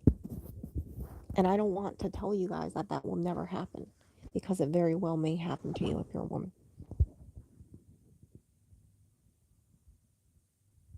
Yeah, they had kids.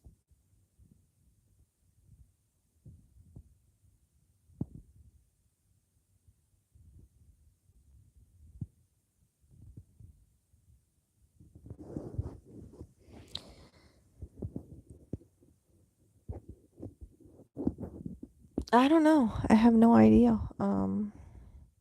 I have no idea if she got how that worked out. I have absolutely no idea.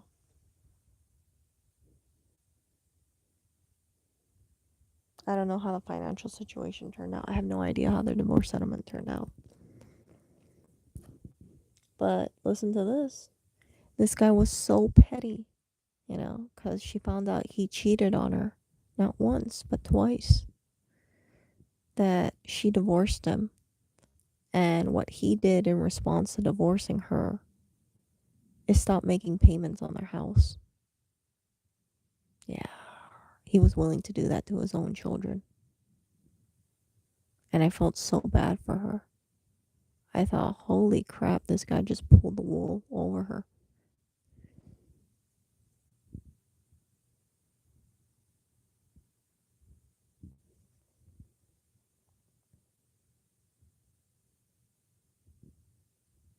So that really haunted me. You know?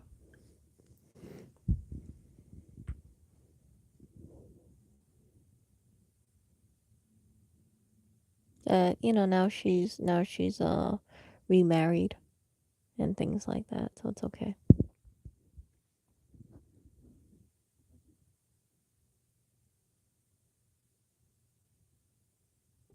But that guy who left her, yeah, he's still single, from what I understand.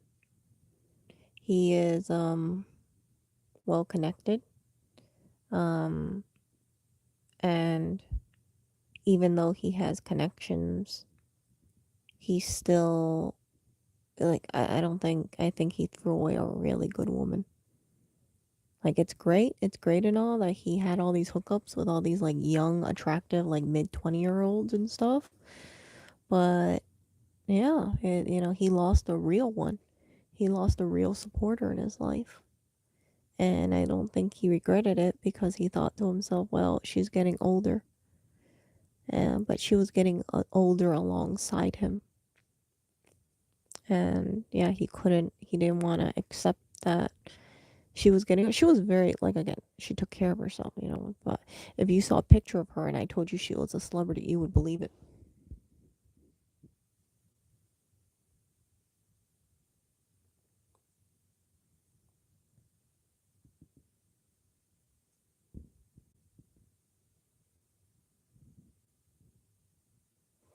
So yeah, think about that, you guys. Think about that if you're a woman, or if you know any women, because you don't want to have that in your life. And yeah, so it's the kind of stuff that I keep in mind. No, I don't want to ever, ever, ever. Like, just pick a person who just tells me, yeah, I can only afford like $100 a month, Erica. Yeah, just raise our kid like that. I'm off to find a cute girl. See ya. Deal with the kid.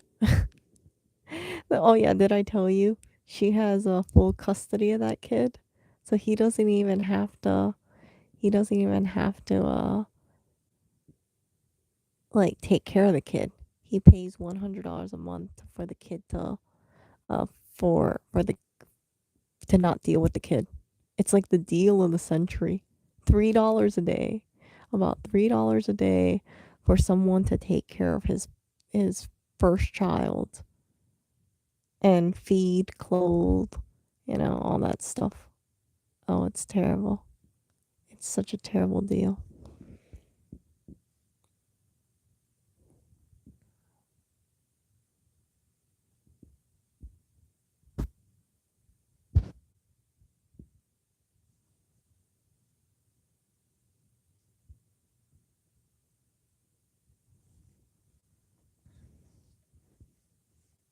It's a really terrible thing.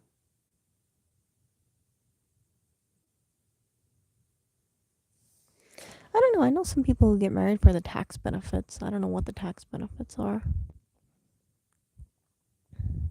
Yeah, I mean, I can't even think about marriage.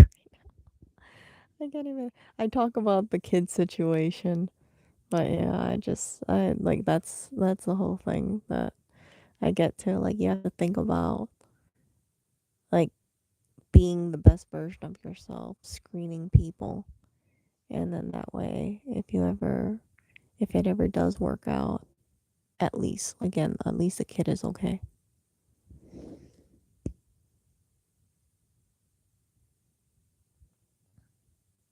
Yeah. You know what I want? If I had to put in words, I want a person that when they see me, they think to themselves, I'm really lucky to have her in my life and I want to grow old with her. I want to be the best version of myself that I can. I want to support her. I want to be there for her. As she gets older, I want to grow old with her. And no matter what her problems are, I want to face them together,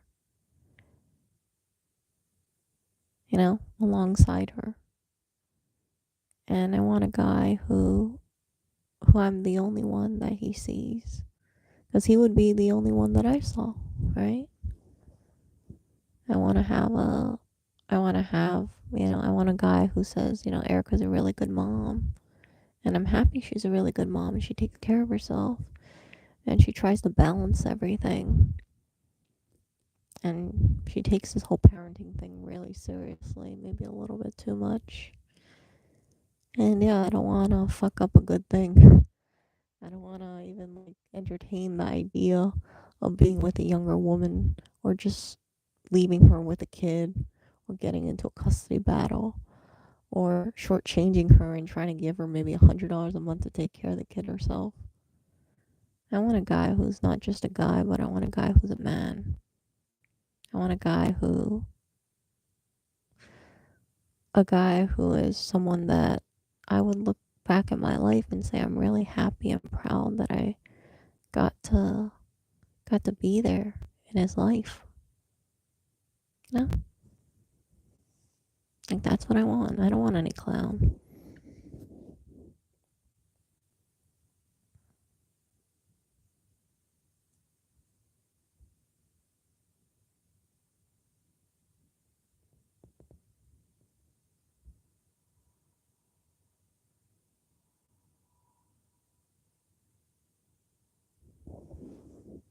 But for me to not get a clown, best way I can, avoid a lot of my problems, I think, in the future is just, again, to improve myself, right? And then when I improve myself, then it will be very good. So that's the bigger picture here. Like, I don't want a guy because, like, I imagine if I was with a guy right now, I think he would think in the back of his mind, that barista looks really cute. Maybe I should go for her. because she's in better shape than Erica. She's happier than Erica. Yeah, Erica's just too depressed. I don't want to even deal with a chick like Erica. I can think I can do better. That's what I think. And that's my fear.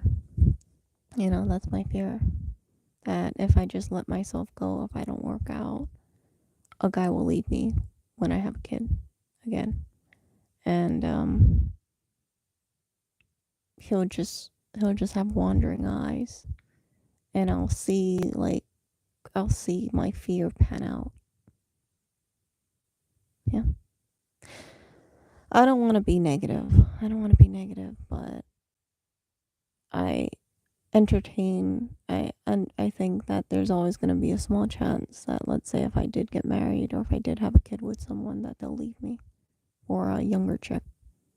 It's not because of something that I fell short in. It's just like I can't control a person's personalities and their actions. But all I can do is try to mitigate problems.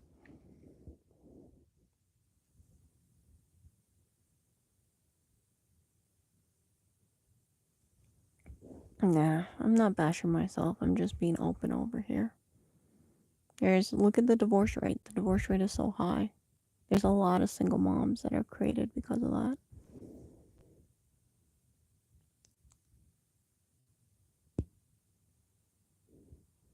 No, no. You know, I think it's a reality, right? I mean, a lot of people, they don't go into marriages or anything, or they don't have a kid thinking that this will happen. I think sometimes people, they just think to themselves like, "Oh, that person can't do that to me. They can't do that to me. They say they love me." And then they do it. And then after they do it, then they get screwed over, right? Maybe it's not going to be 1 year, 2 years. Maybe it'll be like 10 years down the line, 15 years down the line. And it's just not cool, you know? It's just not good to do that kind of thing. But people will choose what makes them happy. And if by any chance I chose a guy and then I worked on myself and I found myself in that same situation, like that woman who stood by her ex husband's side even when they were broke and living in a car and he just dumped her. I just think to myself, I couldn't have avoided this. It was just him who changed, it wasn't me. I think there are some guys out there, when the going gets tough, they just run away. They're like, oh yeah, we have problems, but I don't want to improve myself on those problems. And when that happens, it's like a ticking time bomb kind of thing. Because then eventually, right, if someone doesn't work on problems, then maybe they think to themselves, I can do better. I'll restart. I won't be with a chick who, criticizes me because I don't take care of the kid enough. I'll just throw this chick away and then find a chick who just shuts up and does what I want her to do. Or better yet, I'll just dump the kid with her, pay child support, and I can live that Leonardo DiCaprio life again.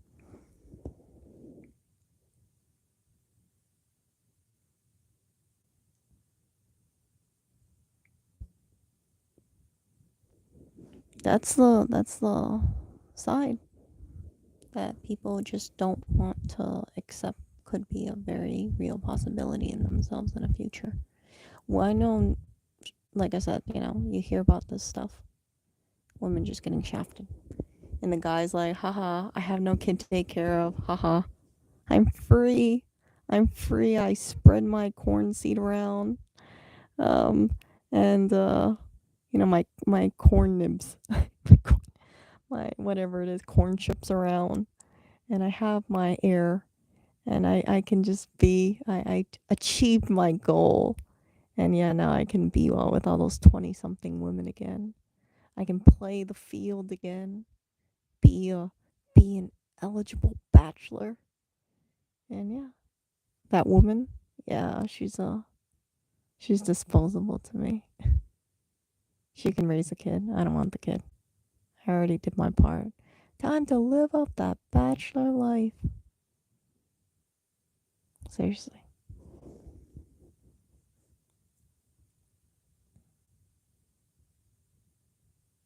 Perfect dress.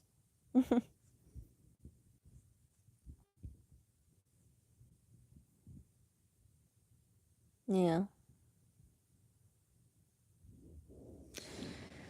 But yeah. So that's my little thing that I keep in the back of my head. And I had to revisit certain things in my brain because I thought to myself, yeah, I forgot all about this stuff. Like I forgot, like, thinking about this stuff. What are my short-term goals? Well, I don't know. Short-term goals, long-term goals, exercise, get a job, you know, learn new things. I think my short-term goals is really my long-term goals. Save, invest. What else is there? That's about it, you know. I'm not really looking. I'm gonna be honest with you guys. Like, I'm not looking to go out and be like, oh, let me party, let me meet and network. I'm not looking for any of that right now. I don't have the energy to do that. I gotta spend my energy on myself. That's it. Um, Other short term goals that I have, like immediate short term goals besides that, I gotta go back to New York and clear out my stuff. And yeah, that experience pushes me to be minimalistic because I know I have a bunch of stuff in New York. And I just thinking about that makes me think, shit, end up if I end up in another relationship and I move in with a person and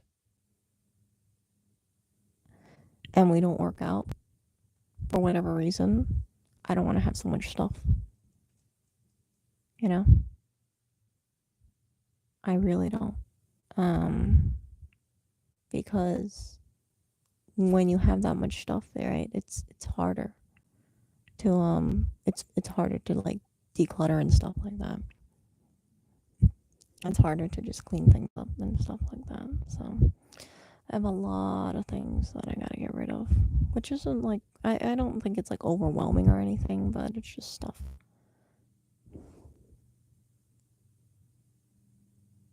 Yeah, I can't click on that unfortunately, Anya, but I'll check it out later. Try post it in the comments so I can find it. But yeah, all my little things, all these things are just been learning experiences for me. And yeah, I think that I will just be more aware in the future. If I move in with the person, I'm gonna say I can't have too many items. I gotta live very barely because I know at any point that relationship could end. And I don't wanna act. I don't wanna like act like we'll forever have a home together, you know? I don't wanna be like that. I don't wanna be like that anymore. I just wanna be like, okay, have some stuff, keep it bare, and then if it doesn't work out, you can easily just pack up and go. That's just my thinking though.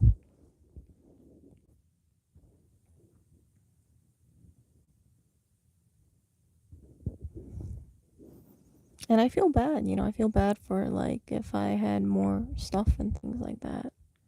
Because I think it'll be even harder, right? I would look at things and think to myself like, oh geez, I gotta get rid of this and this and this and this and this and this and this and this. Not too bad for me at all. It's really not. Yeah. But it definitely puts a point on me. I think that if I find a guy in the future and he asks me to move in, I'll be very cognizant about the stuff that I I have. I would have a lot less stuff because of that. And it would just turn into, why do you have so little stuff? And it would just be, I think I would think in the back of my head, because I don't know if we're going to work out. And if we don't work out, I I just want to be able to just move on, you know?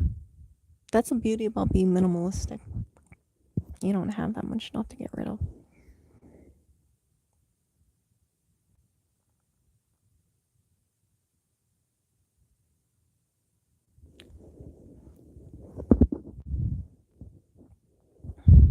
Yeah. Yeah. So I'm transparent about this stuff, because if you guys ever find yourself in a situation where you live with another person, just be very cognizant. Don't be so comfortable. Don't think to yourself that, hey, you can just, I don't want to say that like this, but don't be so comfortable thinking that you won't have to get rid of that stuff. Don't be so comfortable thinking that, you know, all that stuff is just, it's okay, like you'll never have to you'll never have to like declutter it to that point, because maybe you will. Maybe you will. And if it's not your stuff, if it's not your apartment, you would have to leave, right? So, yeah. That's another reason why I want my own place. Because I think to myself, I kind of want better for myself, you know? I want to have a staged looking place, minimalistic. And yeah, if I lived with a guy and he lived with me, I would say, I need you to be minimalistic. I can't have you have too much stuff. I'm gonna put the ground rules over here.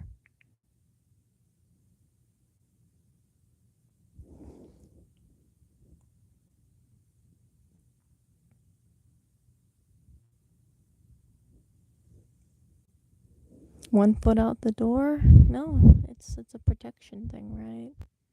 It's like you have less things holding you down. I think part of me has gotten a little jaded. I think you guys can tell that I got a little bit more aware and things like that. Like, you don't know if you're gonna get dumped. You don't know if that person's going to just, I don't know, pass away or whatever, right? And if that is, you need to protect yourself. The only place you could really be comfortable in is your own place, because you would have full control. But yeah. But even if you live in your own place, right? What if you decide to move? You really want to have a lot of stuff holding you down? No.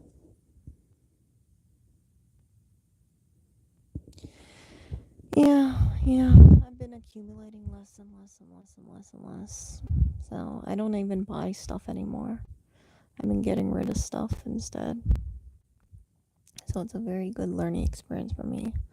All I really need is really just food, water, a place to exercise, a computer, and some filing folders, and that's it. Everything else I could get rid of if I really wanted to, right? Like, people live in a prison cell, for crying out loud. I hate to be so rude about it, but if people can function in a prison cell, they can function in a minimalistic area.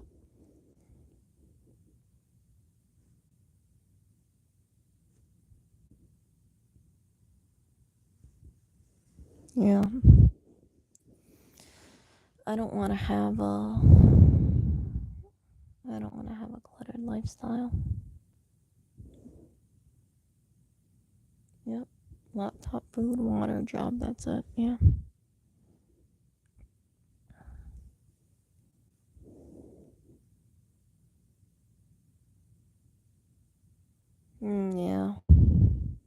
you save your money and then you either fix your things yourself or you have someone fix it for you.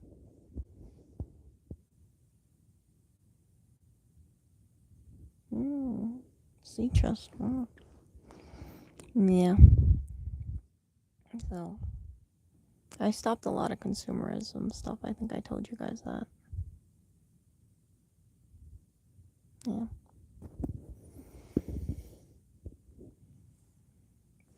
Oh, it's 2 hours. Hold on, one moment. Mm.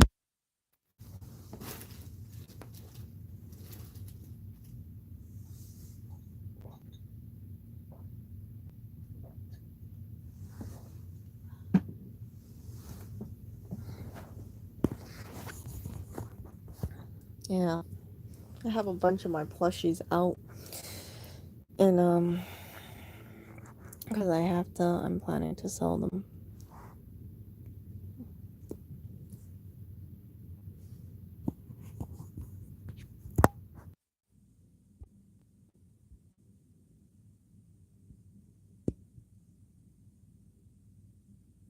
Yeah. Yeah. I think I'm just a lot more aware about things now.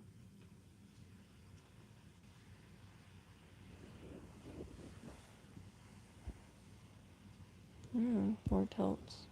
Mm. Oh crap! Hold on. So yeah, that's just some stuff that I was thinking about, and yeah, I'm gonna get going in 20 minutes. I know people probably think it's so unattractive that I'm doing these streams right now, but I just thought if I stayed up,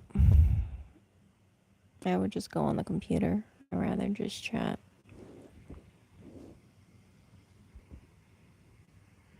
Mm. Crap, hold on.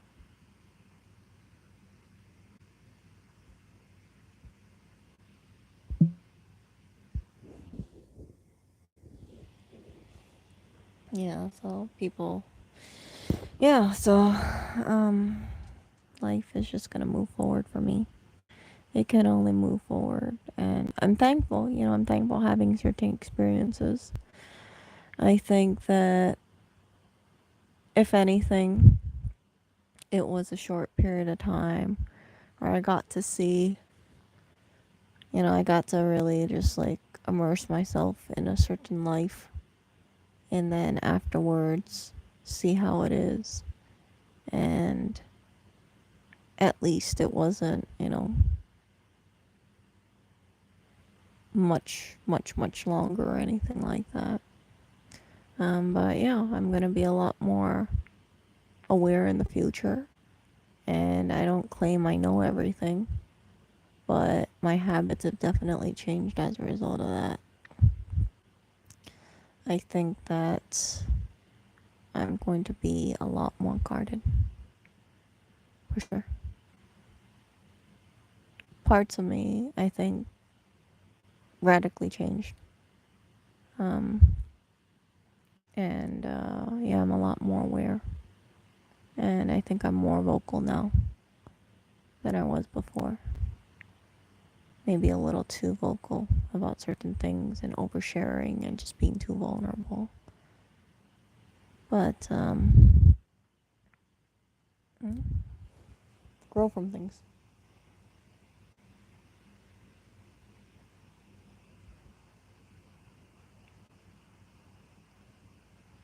Oh, yeah.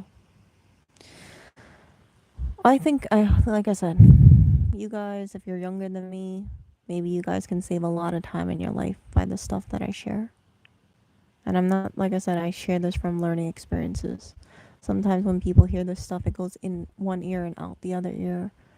But I want you guys to, like, see certain things in my life or certain, outlooks on my life, and maybe you will act accordingly and save a whole bunch of time.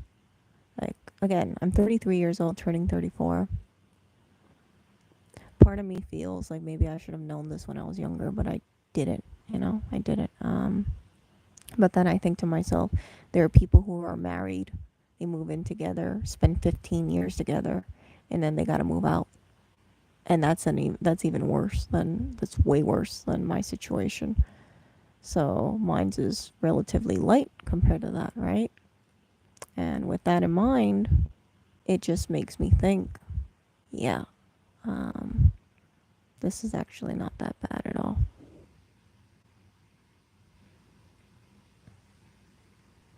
Yeah. But I will be, when I do decide to enter the dating scene again, I will be on the lookout for frickin' clowns. Um, People may think, I'm actually very choosy. Um, that's one of the reasons why I haven't had that many relationships. But my relationships that I've had have always averaged, I think, about 1.5 years, to 2 years or so, 2.5 years.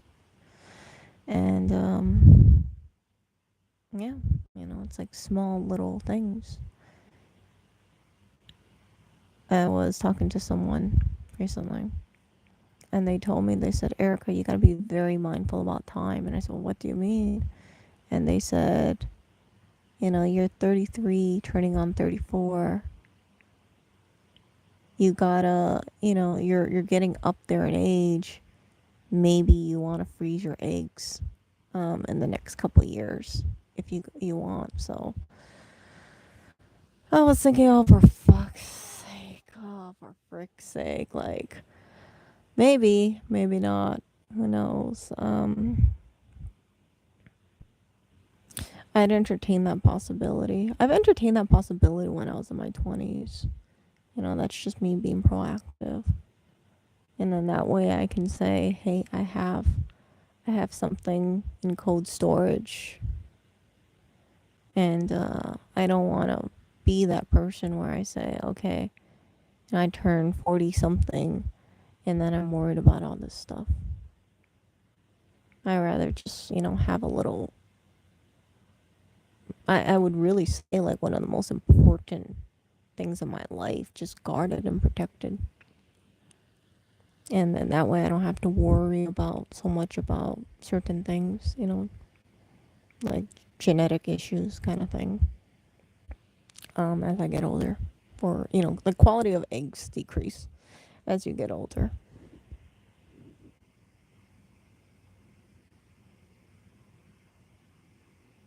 Yeah.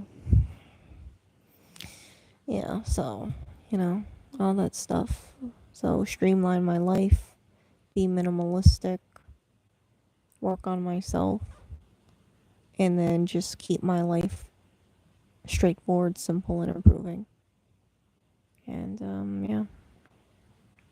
And then in a couple years, right, maybe I'll look into freezing my eggs, because I don't want to have that insecurity about, okay, egg quality and things like that. This is, like, again, this is stuff that people usually don't talk about, but you have to understand, ever since I was young, I had this dream in my life. And I thought, I really want to be a mom one day. I really, really, really want to be a mom one day. And I don't want to have a freaking egg or so holding me back. I don't want to be like 45 years old and say, oh goodness, now it's like I found someone, and yeah, now I got to deal with this stupid egg thing again, you know? So that's why I'm making these decisions. But I'm not going to think about it right now. I'm not going to act on anything right now. But it's just a thing. I also believe that there are a lot of clowns out there. I think that there were much higher quality men back in the day. But we've really just. I think a lot of guys just. They're not up to standard. And I think a lot of women also fall into that thing, that same trap as well. Um, I think women are basically viewed as disposable overall. There's a prevalent movement, I don't know about over the rest of the world, but in the United States, where a woman is a depreciating asset and a male is a appreciating asset because of reproduction, and then also the fact that a guy makes more money, he's seen as more valuable.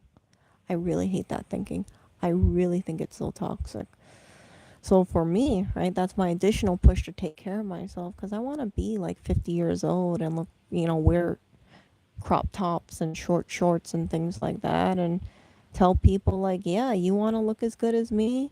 Work out. Like I used to be a mess. Like I want to look back at my life and say, yeah, I felt like an absolute loser when I was 33 and I was so vulnerable and I had to basically start my life from scratch again a lot of ways. And I had to make that decision. Do I want to keep doing what I'm doing or do I want to just go for my life and just say, screw it? Frick the insecurities now. Like, I don't want to be a Gudetama anymore. And I hope in the bigger scale of things, right? Like, as I get older, maybe, just maybe, it'll push someone to be like, really, Erica? That's what happened? Like, that you had to go through that whole thing because you just realized your way wasn't working out and you just decided to just try and reinvent yourself. And yeah, I want to be able to tell a person, like, if I can achieve this at my age and you are 20 something, think about how much better you would be at my age if you do it now. That's what I would like to say.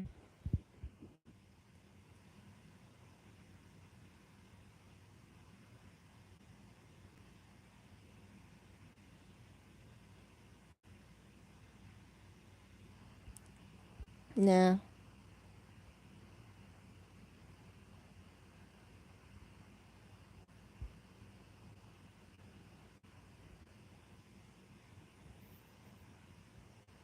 Yeah, yeah. So that's why I have my fail safes, right?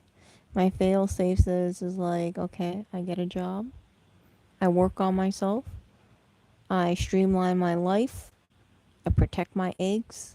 If a guy comes along, great.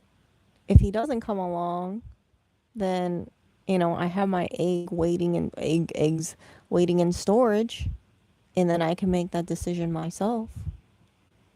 And then say, okay, hey, I'm getting up there in age. I'm getting like to be 47 or so. Like, do I want to have a kid? Do I want to use a donor or do I want to adopt or what do I want to do? Like that's the way I see it. And then that way I could achieve my dream.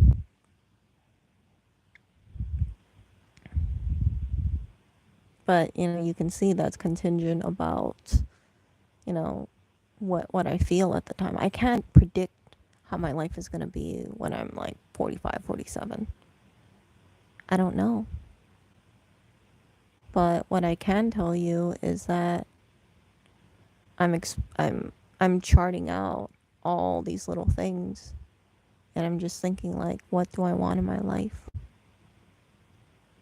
And I want to try knock a lot of that stuff out.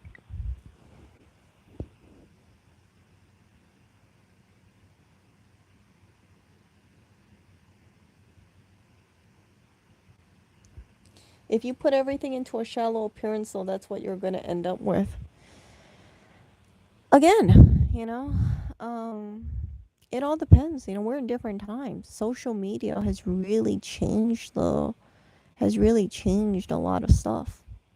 There are people out there who will say, "Well, why should I have a kid? A kid will tie me down." Okay, those people just like took themselves out of the gene pool. People would say, "Why should I try to find a partner? That person might bring me down." Okay, that just turned down, that just limited the pool. And then you have people who say, "I give up on dating." Okay, that just made the pool smaller. And then, you take out, of course, the people who are in relationships or married. Like, the pool is getting smaller and smaller and smaller. And you realize this more and more as you get older. So what do you have to do? You have to differentiate yourself. But again, it's not all about looks, it's also personality and, connection.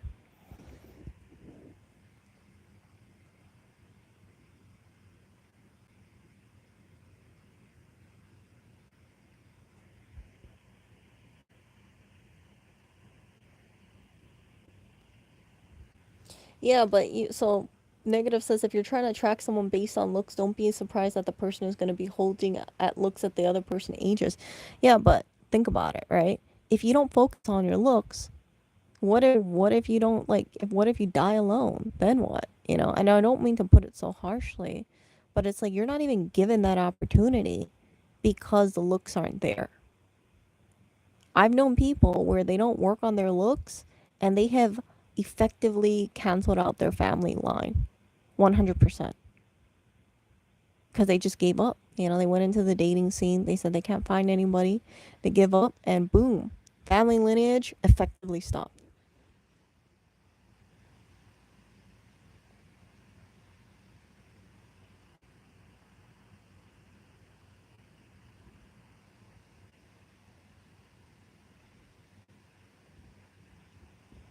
And as I mentioned, right, there are a lot of clowns out there, there's a lot of clownettes. The easiest way, okay, the easiest way to make sure like if you want a kid is just like go with a low quality person, right? A person who's like, hey, you could be my like second baby mama or my like fifth baby mama. Like we could just have a kid, we can hook up, have a kid, and then boom, like that's it. But I don't want that, you know, because that would lead to a whole host of problems. But yeah, like I don't want anybody thinking like, oh, Erica thinks she can't get anybody. Like that's not the case. I need to like look out for myself and I have to look out for my future child. If I do have a future child. Yeah, there's so many clowns out there. I think I even mentioned I think like 50% of males out there are clowns. I don't think there's too many high quality guys out there.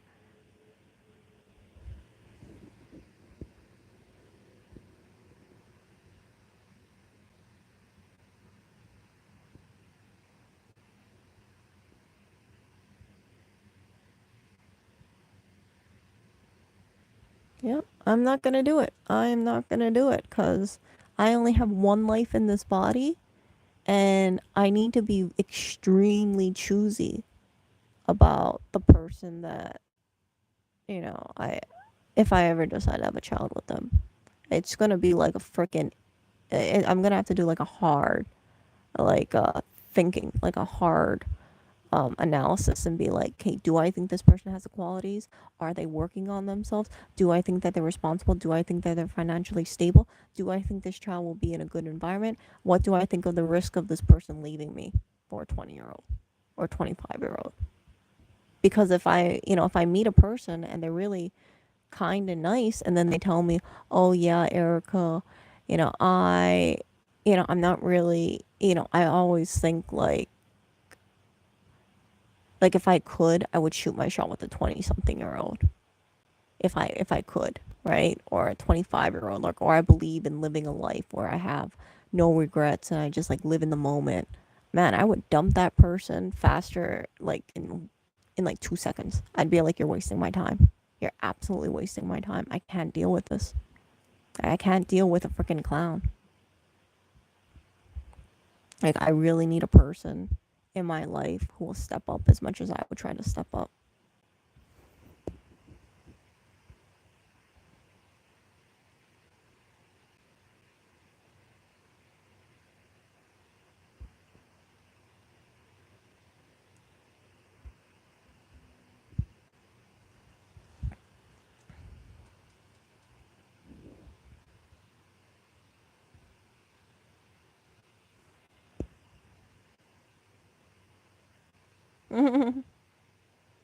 Dumber than the average person. Well, yeah.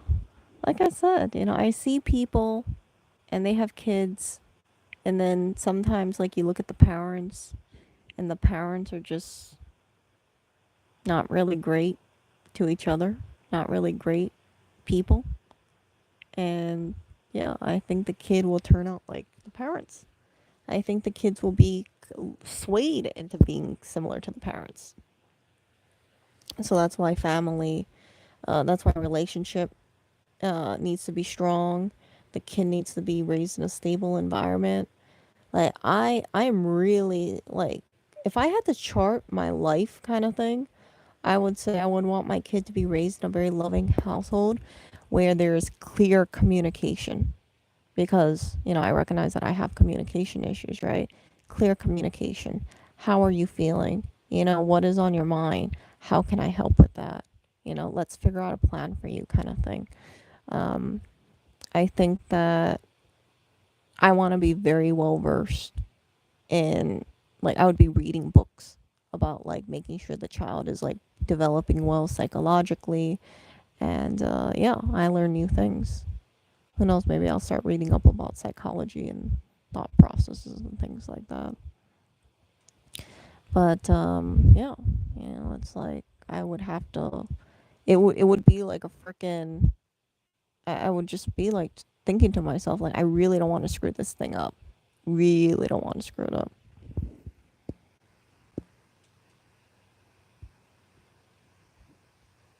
No, no, no. It comes down to, like, when I was telling you guys yesterday, I believe, or earlier today, I can't remember. But I said something along the lines of, like, when I get depressed, I just close up. I don't say much. Oh, motherfucker. Is someone really calling right now? Hold on.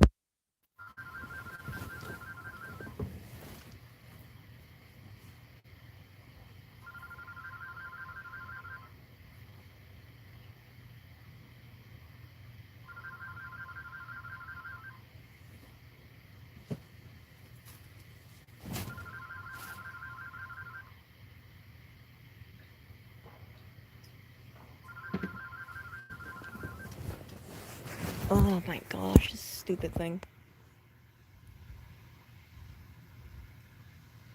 No. I have this thing where I don't wanna. Like, I have a lot of thoughts in my head, but, when I have problems, usually I don't like talking too much about it. I had this fear that if I talk about these issues, then people would just be like, she has too many problems. I worry that, like, for instance, yes, that thing was out. I worry that if I'm in a relationship and I'm with a partner, and if he hears me talk about things, he's going to be like, "You're not fun and sexy and vivacious. You have problems. I don't want to date a person with problems. I want to have a good time with a person. I don't want to deal with your problems." Like, that's what I think in my brain, because as a woman, you're conditioned to think, like, yeah, you got to be, you shouldn't be, just talking about problems, problems, problems, problems. Like, nobody wants to hear that stuff.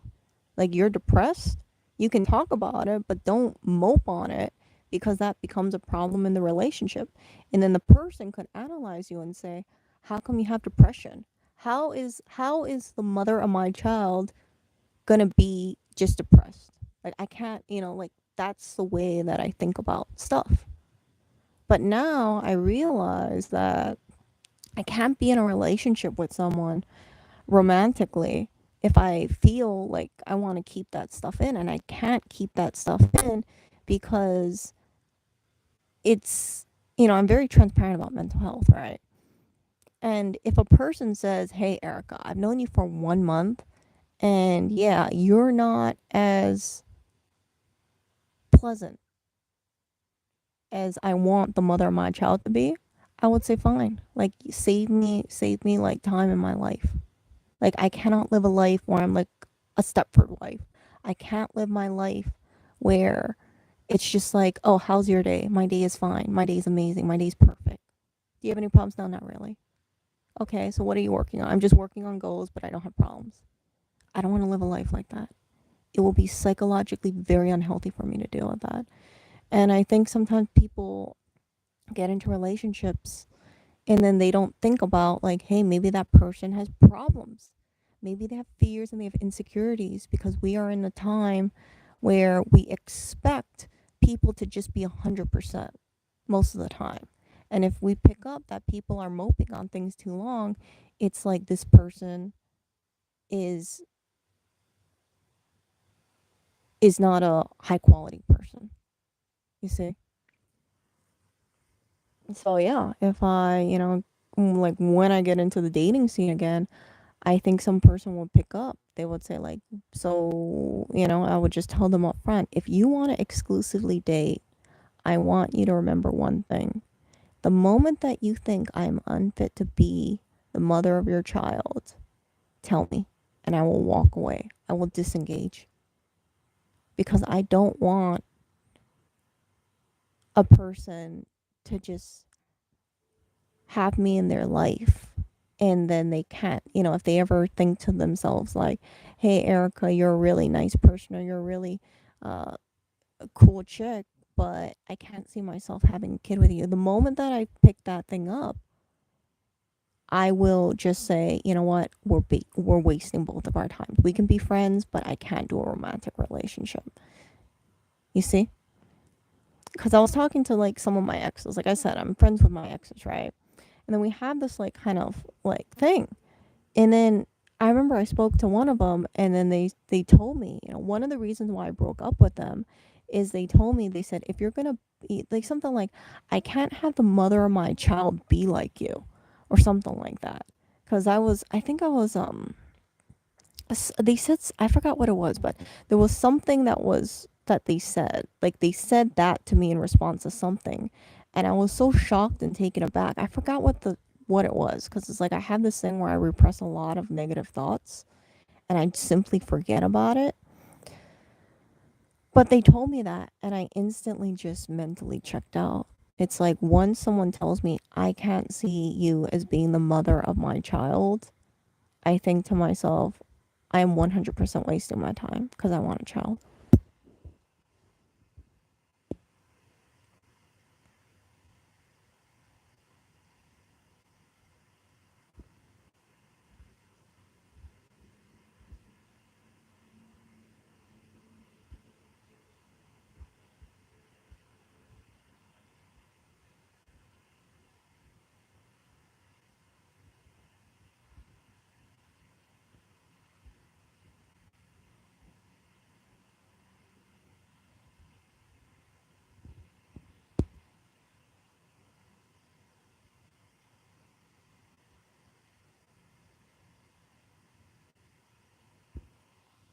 Yeah, but depending on what you say, because you got some guys who claim they know women, like they understand women, right?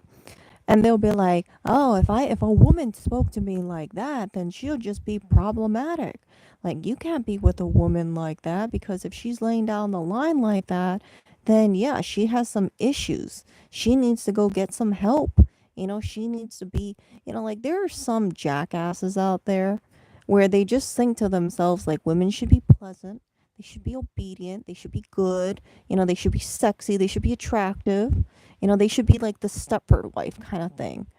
Um, and it's like that's it. It's like that's it. Like people are more multi people are multi-dimensional, multifaceted than being a Stepford wife. People have problems, and it's not just like they have big issues in their life. Sometimes it's personal problems, sometimes it's family issues, sometimes it's finance related, whatever it is, right? But I really question how capable people are of handling problems, because you got, and this is one I talk about, right? I think like 50% of males out there are clowns, because it's like I think sometimes like guys would just be like, oh, she has problems. Oh, she's not sexy anymore. Oh, she has mental health issues. Yeah, I'm not into her. I don't want to be with the. It's like, frick, you think nobody has a bad day in their life? You don't think people go through issues? Yeah, I would not waste my time on a guy like that. And I've dealt with guys like that too in the past. And it's like, I felt like I let them down in the past. But what I realized as I got older was I let myself down by even letting them entertain that space in my mind. Like that's why I don't listen to any of that stuff, like that whole, car towing movement stuff, or guys who think that they're relationship gurus and things like that, like how women should be. Women should be subservient. Men should be alpha. Fuck that. People got to be themselves, and I mean, like I can preach and preach and preach about how people should be, but ultimately you can't change who you are. unless you want to change, and people are creatures of habit.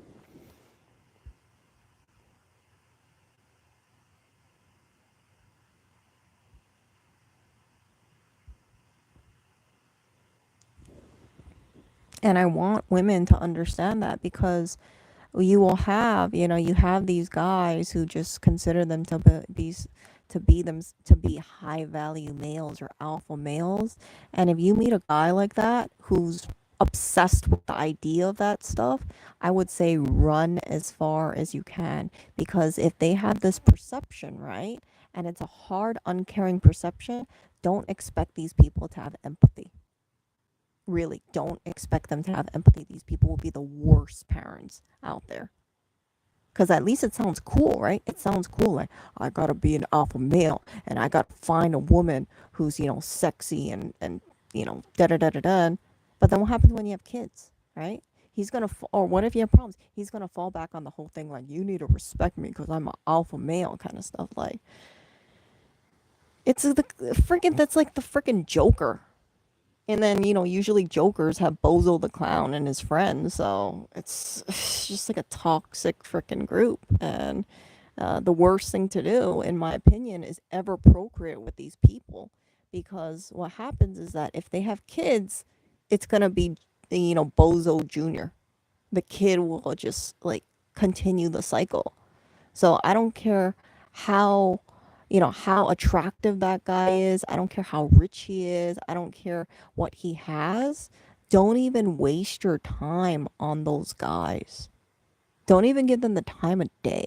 I would never, ever, ever spend any time on any guy who claims that they understand women and they understand, like, oh, how to be like an alpha male, or they judge women and they're like, yeah, you want to be high value, you got to be like me. Like, screw that.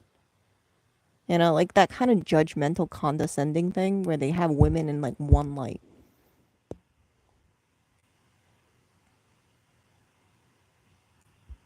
Oh yeah, don't yeah. Let's talk about Kevin Samuels over here, right? He has some good points, but do you know what he does? He kind of like, I feel like Kevin Samuels, he'll tell women to improve, right? He'll say like he'll just like tear women down, and then you got all these like insects, if you get my drift, being all like, yeah, yeah, look at these women, they're not good enough, they're not good enough for me. Yeah, I can deserve better, and it's so toxic. Because when you have guys viewing women in that light, it's just like no woman is ever going to be good enough. Kevin Samuels thinks Beyonce is like an 8. If Beyonce is an 8, what does that say about the average woman? The average woman is not good enough for Kevin Samuels. He would be telling guys like, don't even deal with a person like who's not like on a Beyonce level. You see? And when people listen to that stuff, when women listen to that stuff, and then they think to themselves, oh, I'm going to die alone. I'm going to die alone if I don't listen to like the Kevin Samuels thing. It doesn't matter how nice I am. It doesn't matter. It just like matters on my looks. It matters on my how I make a guy feel kind of thing. You know, I got to like go for perfection. It really screws with women's heads. And maybe I'm missing something, but I don't think Kevin Samuel goes on the show and blasts guys. No, it's more fun to blast women. It's way more fun. And then when you have guys with like shitty dating histories, they be like, Kevin Samuels is the man. Yeah, yeah. I don't even want to waste my time on these women. Yeah, they reject me. Well, I'll reject them first.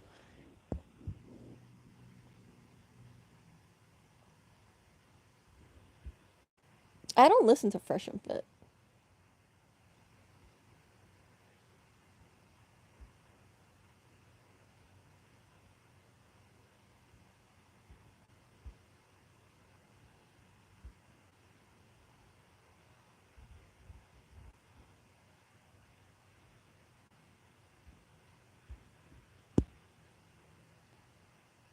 I don't listen to Fresh and Fit, but that's what I'm saying, right? Like, you got to curate what goes into your mind. I will not entertain any of that stuff. If any guy tries to tell me, right?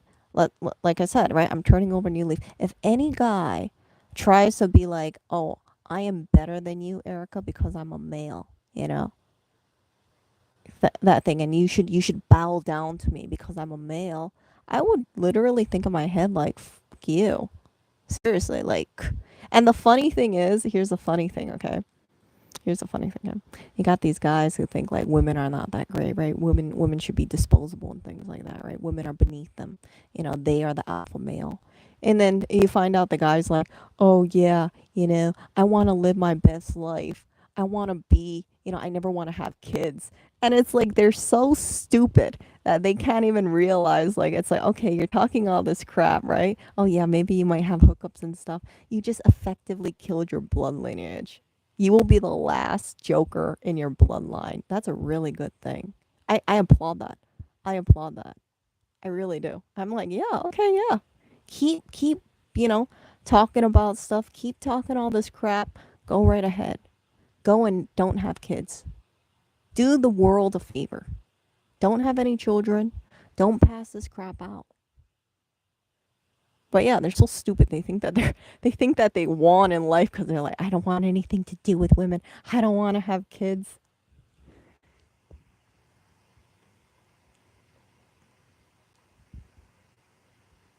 Yep.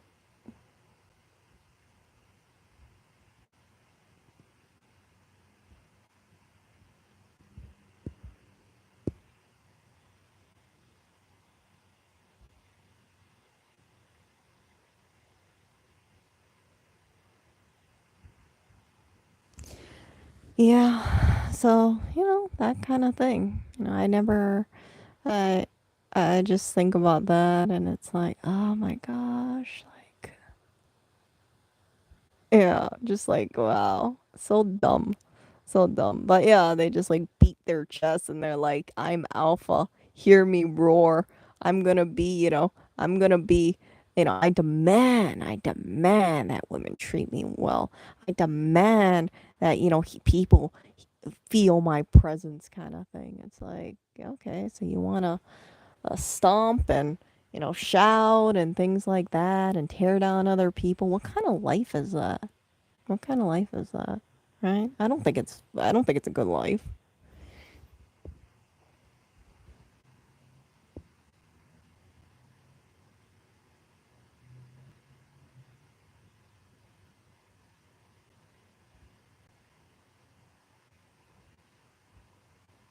Yeah, but those kind of guys, like I said, if you're a woman and some guy believes this philosophy, I would highly suggest don't have a kid with him. Don't have a kid with him. Cuz then that guy will promote a lot of toxic thinking in that child, you know? He'll probably tell his son, he'll be like, "Son, I want you to understand this. There are almost all women are crazy. They're not good enough for you. You want to go for the cream of the crop. And if you are not going for the cream of the crop, you are not a high value male.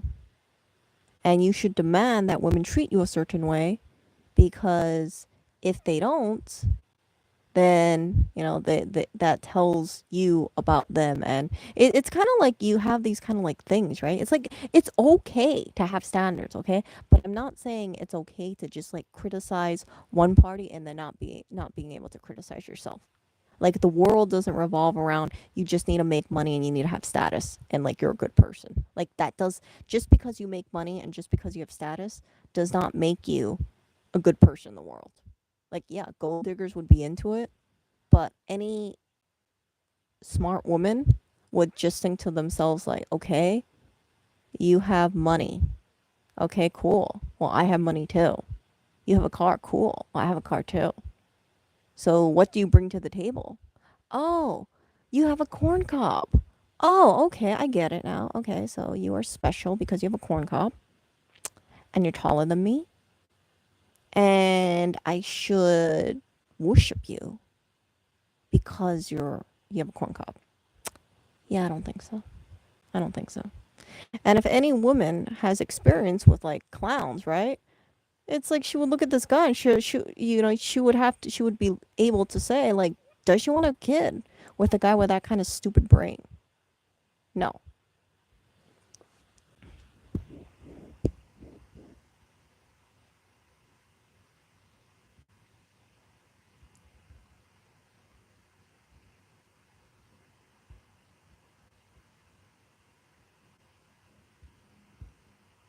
One moment. Hold on, I gotta mute something.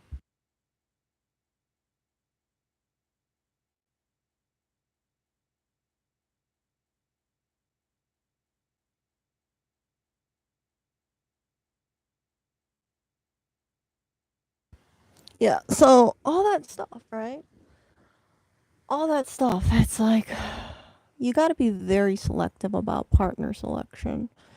And again, don't go for the hottest guy because, hotness, like I've been stressing in this whatever hours I've been talking, hotness can be achieved. You can pay someone to make you hot. You can get a personal trainer. You can always be hotter just by investing more in yourself.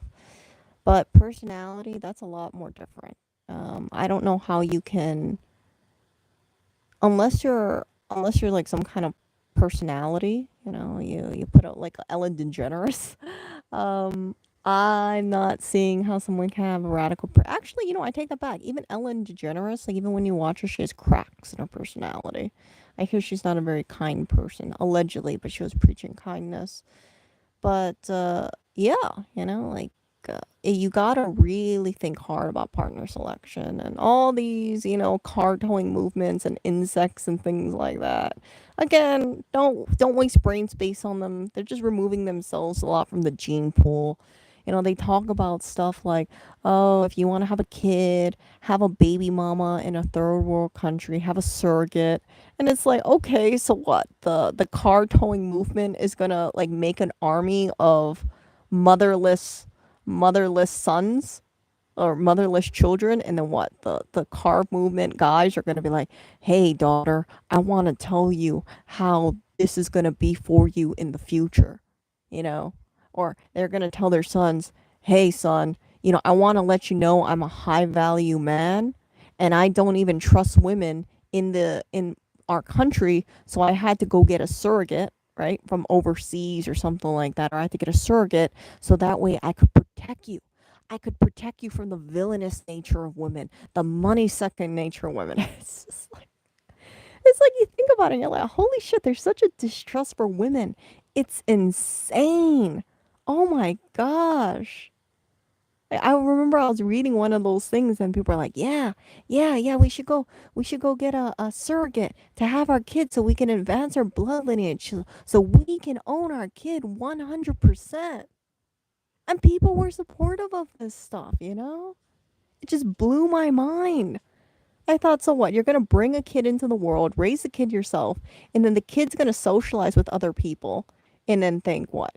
Oh, I'm nothing compared to a male, or my value is only in my looks and I'm going to lose my looks as I get older. Oh my gosh, it's just terrible. It's just really terrible. But yeah, thankfully that a lot of that people in those movements, they kind of remove themselves from the gene pool.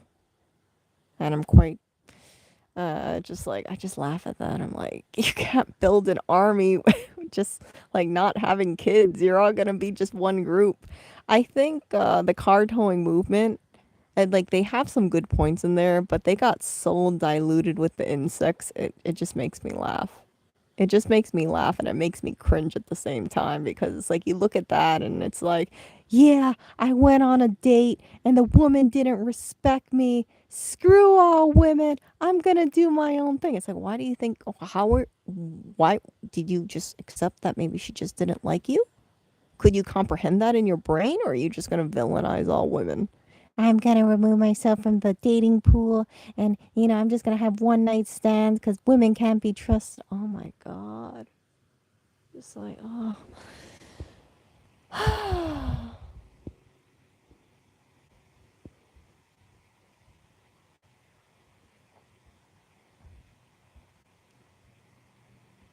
What am I reading over here? Oh. What do you mean fame? No. No. I mean, like, the thing is like, you have to think about a person, right? And you have to think like, do you, you can love a person, you can respect a person, but not everybody's gonna be a good fit for one another, right? And that's what happened. It wasn't like I don't want anybody being a, like, what are you really alluding that Lewis chose fame over family in reality? Lewis has 1.7 million subscribers. Well, what is like? I don't get it. Like he has so many subscribers. And I'll leave it at that. Like I just actually just spoke to him today, and we had a, a pleasant conversation. I was talking to him and he was telling me that he felt like instead of moving my stuff out, I should sell my plushies, and it was a good combo.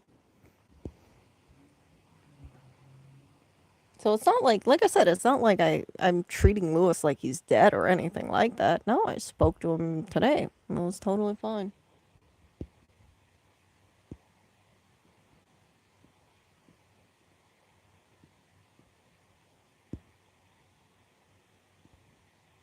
Oh no, Lewis doesn't need me as a stage prop. His stage prop is MacBooks.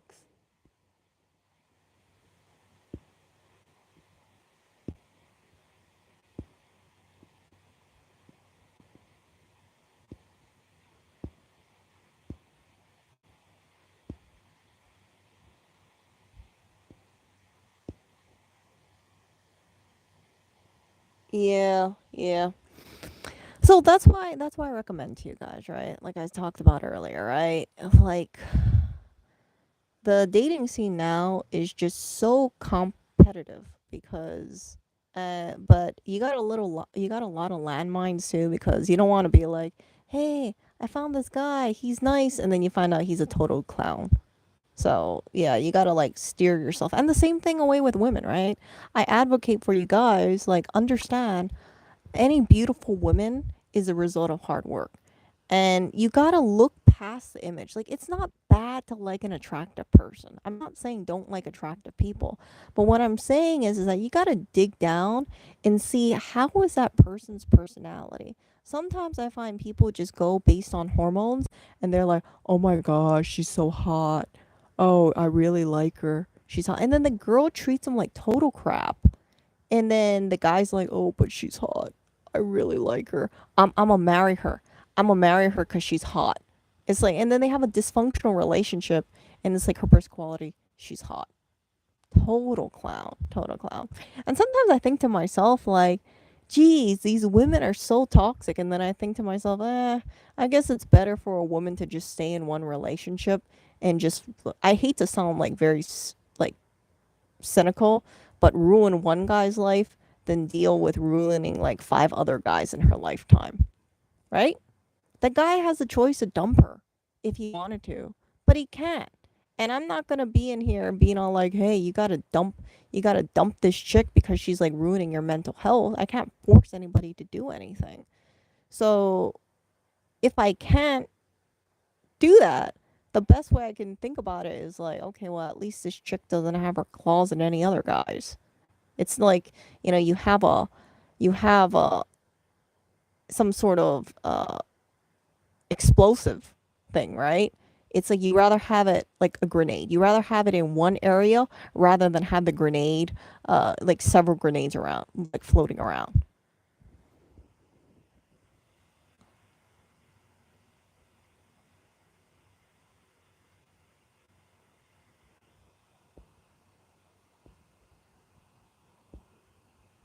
No, it's just like you don't feel like, you're a good fit. And I respect that. I respect that. You can care for a person, you can love a person, but at the end of the day, you have to make that decision. Can you see that person with you as a partner? Can you see that person with you as someone who you would wake up and say, "Hey, I really, think this person could be like the mother of my child." Do I feel like this person, we can stand the test of time together kind of thing. And if the answer is no, or if you just don't feel attracted to them, right, for whatever reason, I've shared with you guys, I've shared with you guys, like I have an ex, right?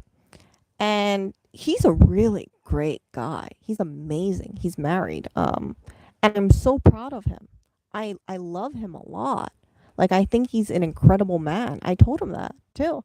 I told him, I said, I am so happy that I have a man like you in my life. And I'm happy that, you know, maybe, just maybe, you know, I was a small part of that. But we didn't work out. Me and this guy didn't work out because at the end of the day, I just wanted more out of my life. I looked at him like when we broke up, this was like years ago, like 5 years ago or so. When we broke up, like, it's not like I hated him. This guy was a genuinely good person. I just thought to myself, like, hey, I want to see what else I can do with my life rather than just stay in a relationship. It's like one of those things. Like, you date someone for so long, and then after a while, you just kind of think to yourself, like, do you think that you could spend the rest of your life with them? Do you think you'll be happy, or do you want to see what's more out of life? So it's not like just one thing. It's like a culmination of things. People are in different paths of life. So imagine if someone says, "Hey, I want to live a life where I have a partner who loves doing, I don't know, ice skating with me," right? And if you're not an ice skater, maybe they'll make that decision to just say, "Hey, let's end it because I want a person who loves going ice skating with me." See? It's not a personal thing. It's just a preference. Like I said, if you hate ice skating and that person loves ice skating, they might say, I love you very much. I care for you, but ultimately, I want to be with the person who loves ice skating just like me. But that's just like one of many things. It's not just like an ice skating thing. It's like different factors as well.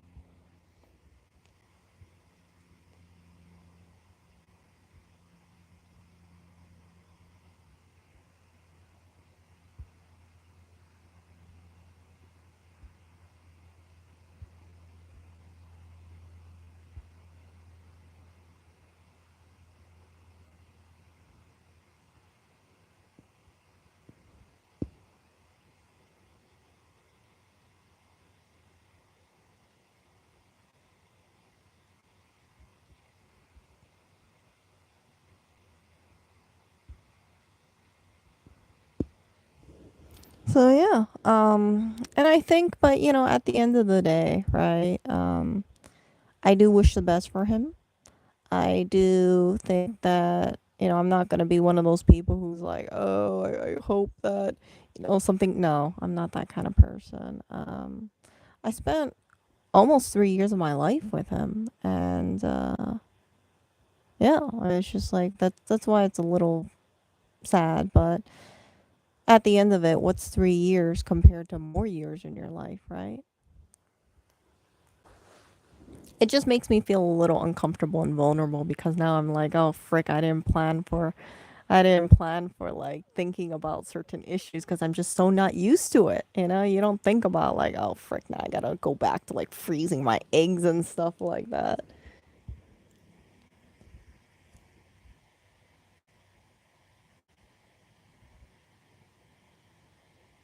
You had a fling with a 3-year old? Whoa, hold up, Lee. Hold up, Lee. FBI has entered the chat. A 3-year-old. I was with a fling with a 3-year-old. I talked to her about that, and she told me, "Why are you talking about the past?" Uh, yeah.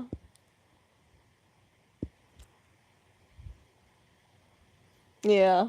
Oh, Lee. I'm reading Lee's comment. Yeah, exactly. It takes a certain amount of, it takes a lot of communication to just say that, like, hey, I care about you, I respect you, but I'm just not saying, like, certain things, or I'm just not really feeling this relationship. And, you just pull the plug kind of thing.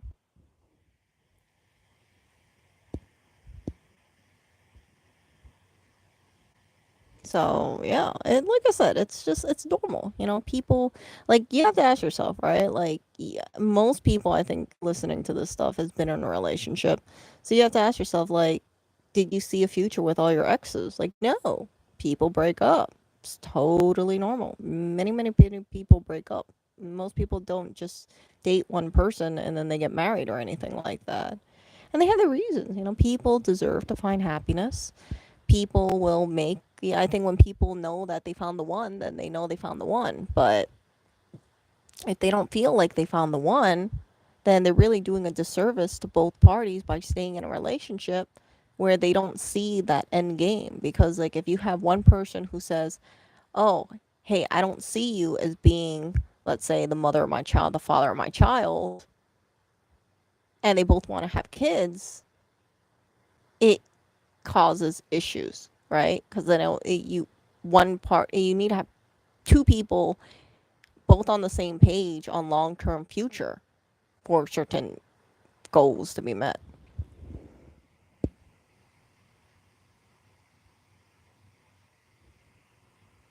Uh, oh, you'll miss the content. Yeah. So yeah, I mean, like I'll miss the content too. I do, but you know, that's how life is. Not everybody just stays together forever. And if you want proof of that, look at Justin Bieber and Selena Gomez. Yeah, people still talk about that stuff. They're like, oh, they seemed like they were so perfect together. You know, they were such a cute couple. Everybody was like, oh, it's Jelena. And then they broke up. Uh, Brad Pitt, Jennifer Aniston, Brad Pitt, Angelina Jolie, all past relationships. Johnny Depp, Winona Ryder, right? Marilyn Manson, Dita Von Teese. Yeah, all ended relationships. Who else was a big one? Yeah, I think that was it, you know?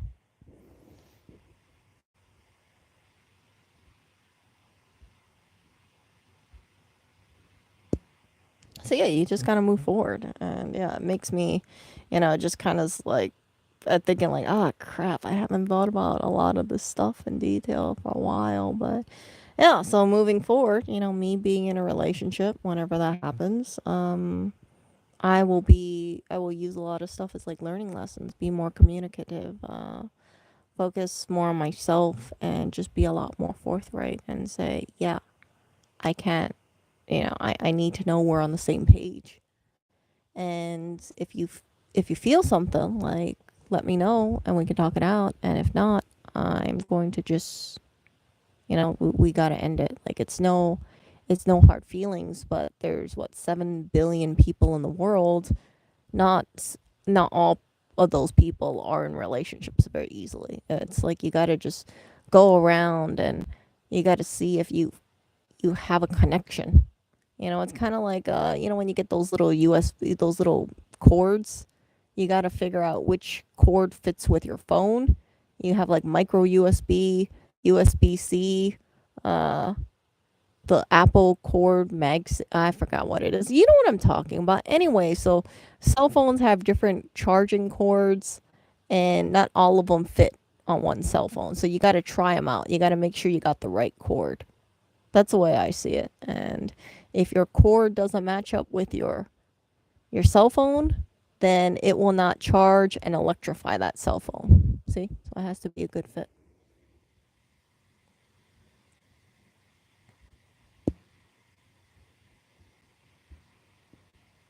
I have seen the way that Justin Bieber treats Haley.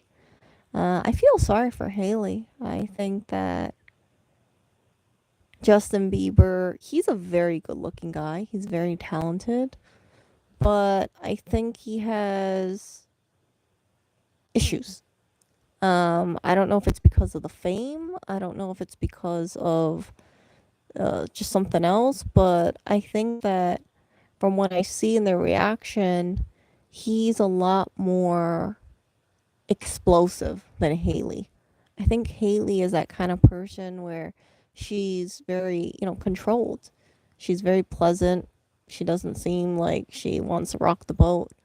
But Justin, I think maybe fame got under his skin, paparazzi and things like that, right? He just doesn't care. And I think sometimes like the way he talks about Haley, he said something about like Haley is like, if you weren't so hot, I would have dumped you a long time ago. It's just very hurtful.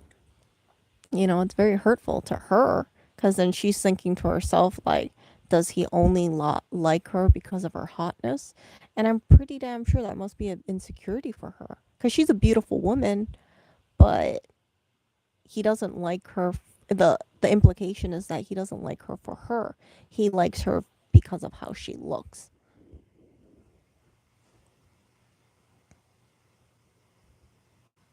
Yeah, yeah, yeah, yeah. I mean, I can't believe he said that. That's just so disrespectful to her. And it makes me think to myself, when Justin is like that, I really don't think he cares for his wife. I really don't think he cares for Haley. Because imagine this, right? What self respecting man would talk about his wife in that fashion, right? You should want to protect your wife, not tear your wife down. You don't tear your wife down unless you kind of see her as a punching bag.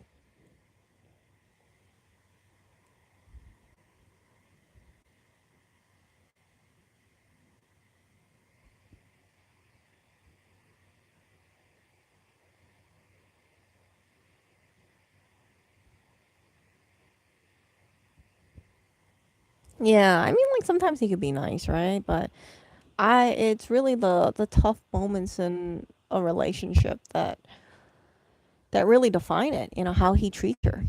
Does he say this stuff about her? Does he, I think he hit her in the head or something like that, or he slammed the car door on her or something like that. I don't know why she stays. Maybe she cares for him. You know, maybe she thinks like she can help him be a better man. Maybe she thinks she can change him.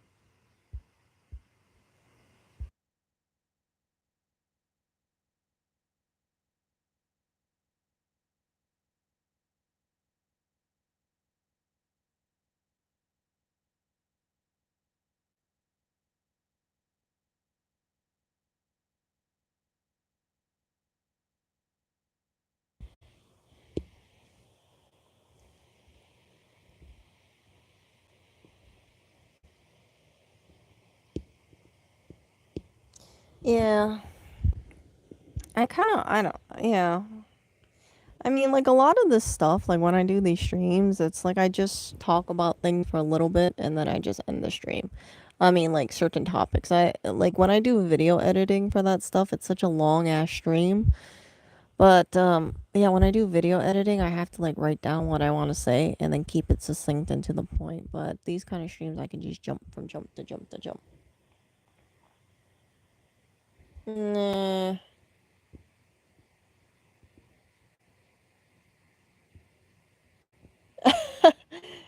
No, I'm sure she had to sign an NDA. I'm pretty sure she can't write something like that.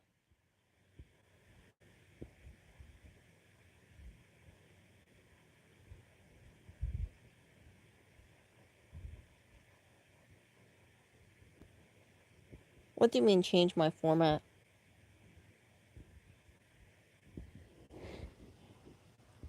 Good morning, Andre. Oh my gosh, it's like freaking 5 a.m. almost. Damn it, I gotta go back to sleep in a bit. People are probably wondering, like, what the hell, you've been up for a while.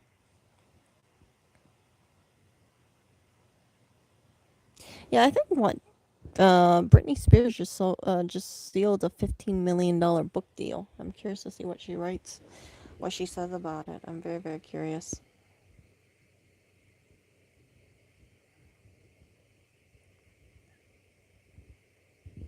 But whatever the case is, right? I think that yeah, I think like I don't know Justin Bieber personally or Haley Bieber. I can just see from the outside, but I don't think I think Justin cares for her, but I don't think he respects her.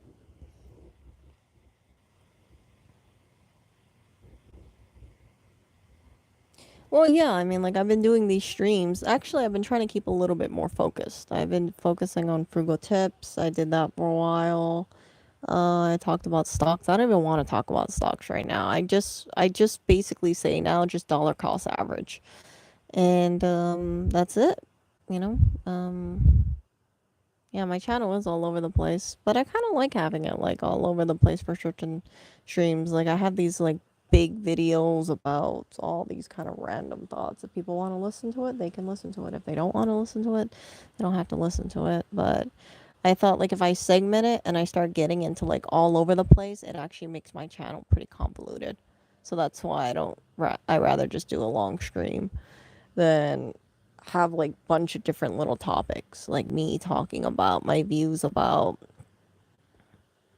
like I have a life advice section. I have a life advice playlist, I think, something like that.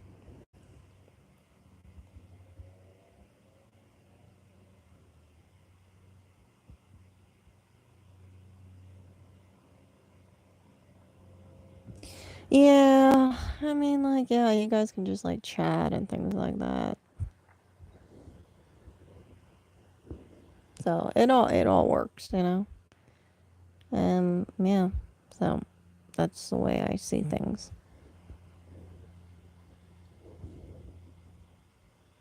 Nah, I don't know. I don't really feel like going behind the camera. I know I sound so antisocial. Like right now, I'm lying in bed and I'm just like, ugh, I just talk with my little Rode microphone. I don't want to be in front of the camera and be like, hey guys. Be worried about that kind of stuff. I worry less about how I look or how I appear, and I focus more on just the topic at hand or topics at hand. Yeah, yeah. So, yeah. Um, I think everybody is kind of antisocial in a bit, but the way we become less antisocial is we need to put ourselves out there, right?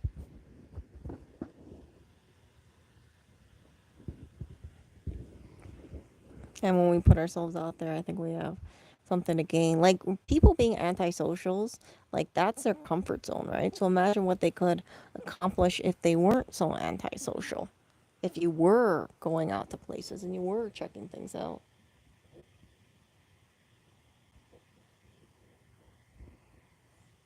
Wow.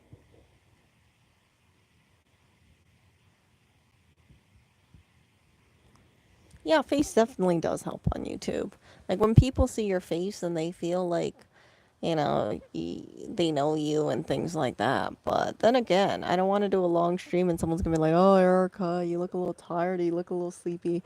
How come you don't look like you're YouTube ready?" And I'm like, "Dude, do you understand? Like YouTube ready is just like it's a certain standard, and as a woman, that standard is so much higher." Like, have you noticed like the women YouTubers? They're all made up and they have like the great lighting and they all look pretty. But then the male YouTubers, they can really just throw on a t-shirt and they're good. Like, seriously, have you guys noticed that? I noticed that kind of thing.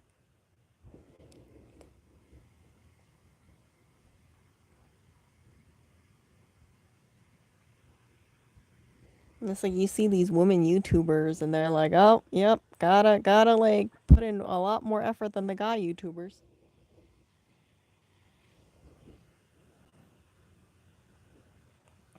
I mean, like, let's put an example here, right? I mean, there's a guy who wears like sandals and socks, and people find it charming. If a woman wore sandals and socks and went on camera, they would be blasting her. They'd be like, she doesn't, how come she's not wearing heels or something like that? So it's like a total double standard on like the YouTube thing. And I'm just like, I don't want to deal with the whole freaking thing about, just thinking about that stuff.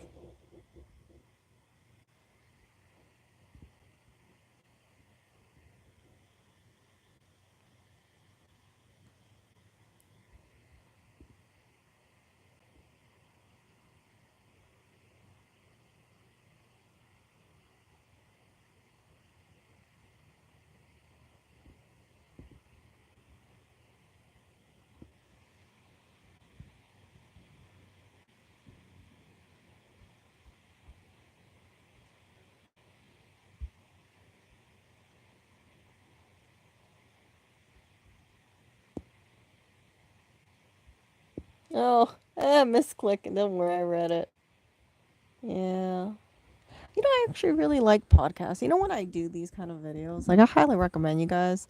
You guys like do something throughout your day. I'm just like freaking up right now because I just wanna, just talk rather than just go on the computer for like a couple hours and things like that.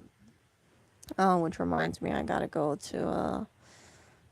visit family graves today. Oh, I forgot about that. Uh, I only say that because like when I visit family graves, yeah, I gotta like make sure I have the right kind of clothes on. I always, I like visiting the graves, but I feel sad because those people are gone. And when those people are gone, it makes me think like, oh, jeez. But what you do learn from that experience, though, is that life is short and life is precious. And when life is precious and life is short, you should hold on to the people more in your life.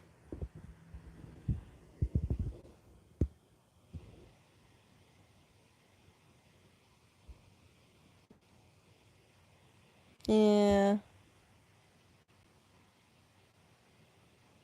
Oh, no, no, no. He did not do me dirty. He actually did a good thing because, like I said, as much as some people will be like, talking about that it was wrong and stuff like that, ultimately, he has to, he needs to be with a person that he sees a long term future with, okay? And he deserves happiness. We all deserve happiness, right? And I shared with you guys, like, I have an ex that I really care about and I love, but I just didn't want a future with him. I wanted a different direction in life. And there's nothing wrong with it. There's nothing wrong with it at all. People have different interests, different things like that.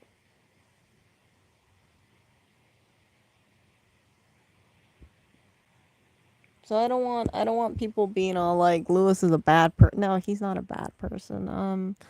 He just, it's like again, I'm happy that we talk and we're fine with each other. It just is, it's just a little sensitive for me because it was just like I spent almost 3 years of my life with him, but it's not like he's dead. Okay, he's definitely alive. He's doing great things. He gets to have experiences and not have to deal with a person who may not, find those same experiences on that level. You know, see what I'm saying?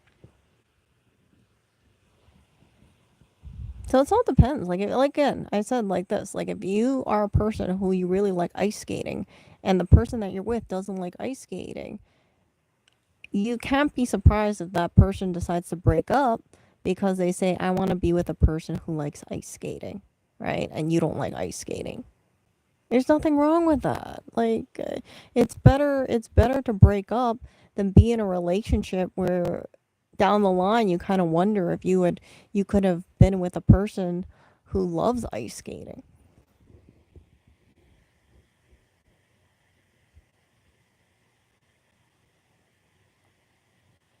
No, he was his own saving grace. No, and like I said, right? Like I did not he was not in danger or anything like that. He's just he does his own thing. He doesn't like I'm not his saving grace. I don't think of myself that way. And plus, like he is very like I said, I'm sure he'll find a great person. I'm sure, he's gonna move on. And I'm sure that he's gonna find happiness one day. And I hope he does. I really hope that he finds a person that he feels is a really good fit for him. And I hope that it all works out. I'm not gonna wish him bad. Like hell. What if what if he finds a person that he really loves and cares about and then he sees a future with them. he wouldn't be able to find that person if he's in a relationship with me, right? So that's what I'm saying. Like, you can't be all like, oh, he should have kept you in his life because this or because of that. Like, ultimately, right? He has to do what makes him happier. And if he, if he feels like it's not going to work out, then he should choose happiness. And maybe he'll find someone, and I'm sure he'll find someone.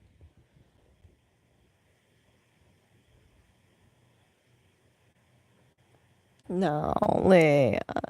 But yeah, that's all I'm gonna say about that kind of stuff. So yeah, you're not gonna see me do any like slinging or anything like that. I mean, it's anybody who's been in relationships knows what I'm coming from, right? I've been in that situation where I've dumped people, and I felt terrible about it because they're really good people. But do I regret dumping them? No, I don't, because some of them got married afterwards, and then they had a kid. Seriously.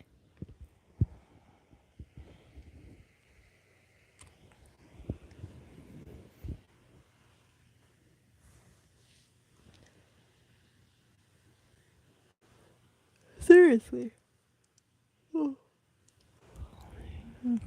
And really, at the end of the day, right, for people who have been in multiple relationships, throughout the years, kind of thing, not all at one time, okay, but just like multiple relationships, like, even if you guys break up, right, if your ex moves on to another person, it's like, yeah, you want people to be happy. I don't want people to be like, oh, yeah, my life was miserable after. No, I want people to be happy. I really do. Um,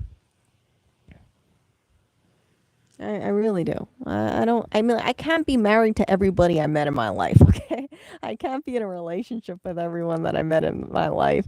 So each person, I think you really owe it to yourself to find the person that you think would be like possibly forever fit for you. And I was not that person. And there's nothing wrong with that. There's nothing wrong with that, you guys. Absolutely nothing wrong with it.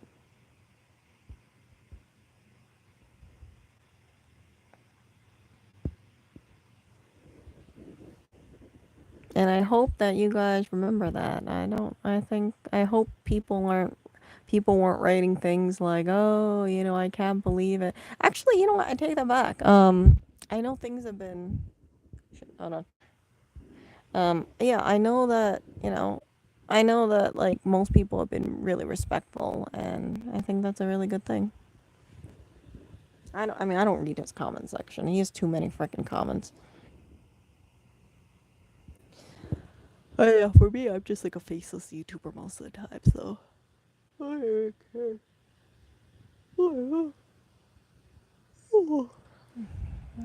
You can tell I'm getting a little sleepy over here.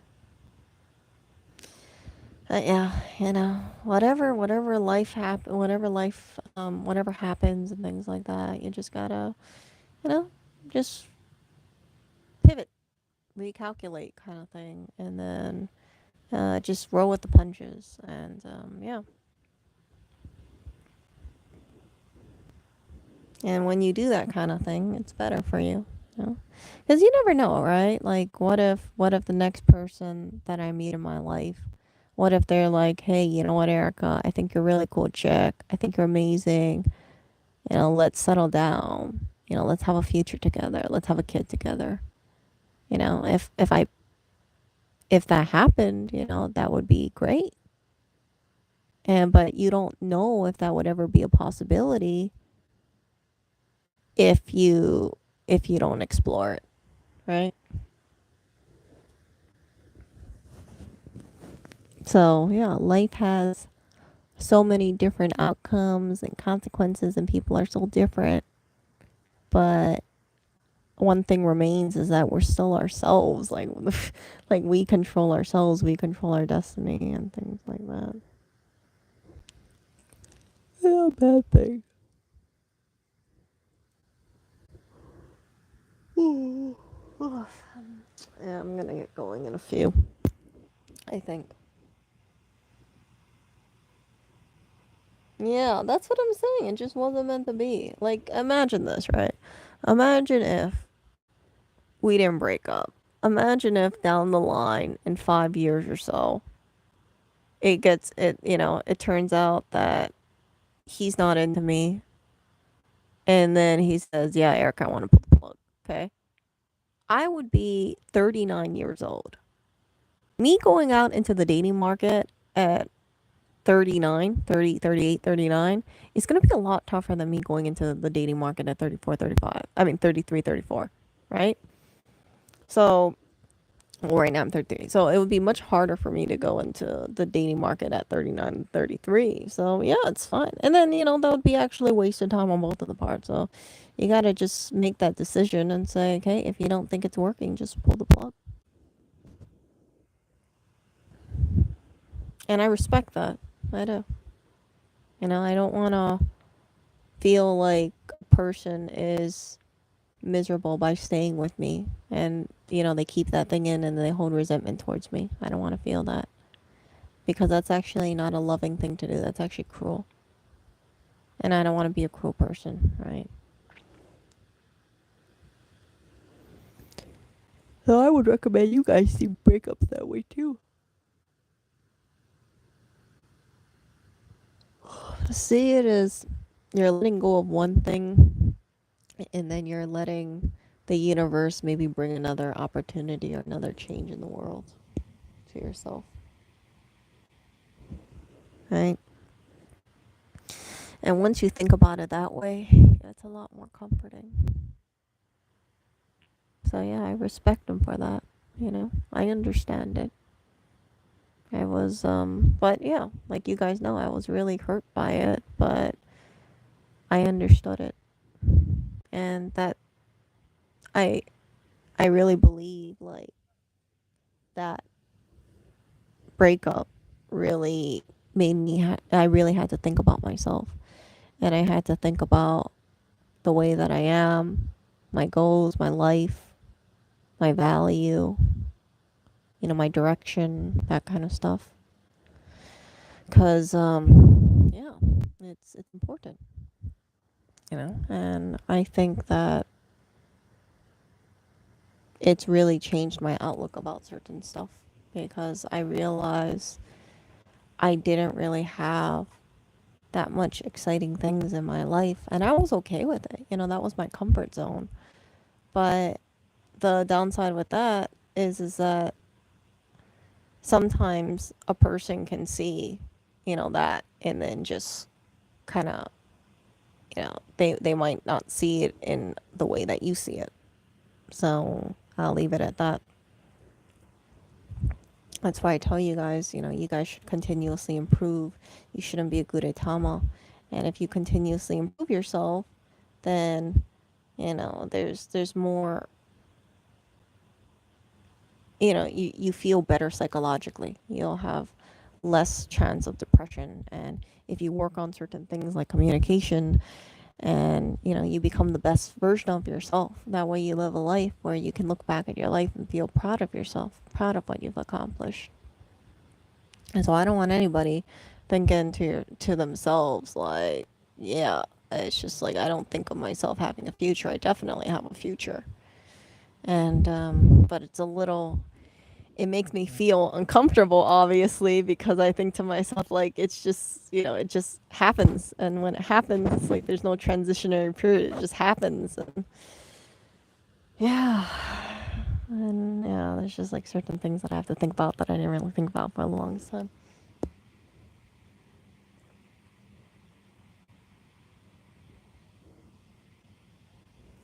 Oh yeah.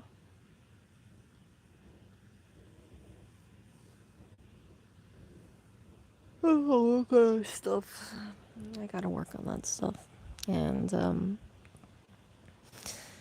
I have all this stuff that I have like, to do, to do, to do, to do, to do, to do. And when you cross out more of your to dos, then yeah, you'll have a better life, kind of thing. On a personal level too, I want to be able to retire early. if I can, so I can live a life where I can do more things in my life. I realize like the downside of being such a homebody. It makes you look really kind of bland, and I didn't, I didn't have like certain zest for certain things. And yeah, that's a factor as well.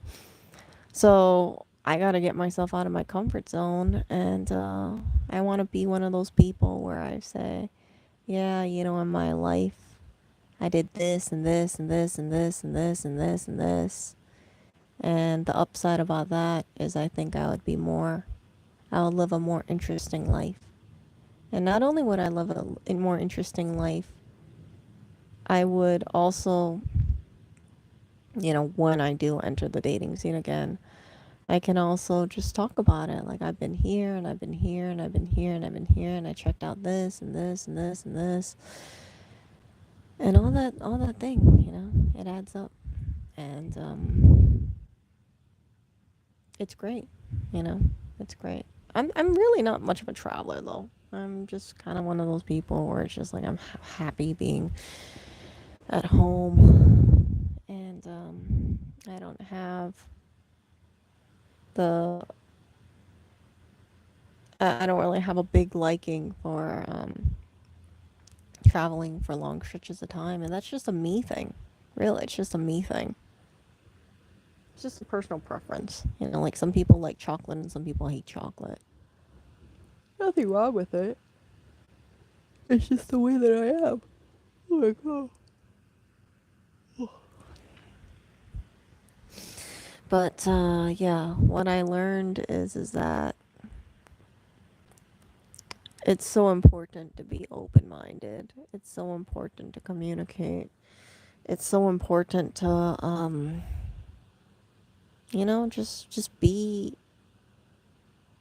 just have a higher calling in life than just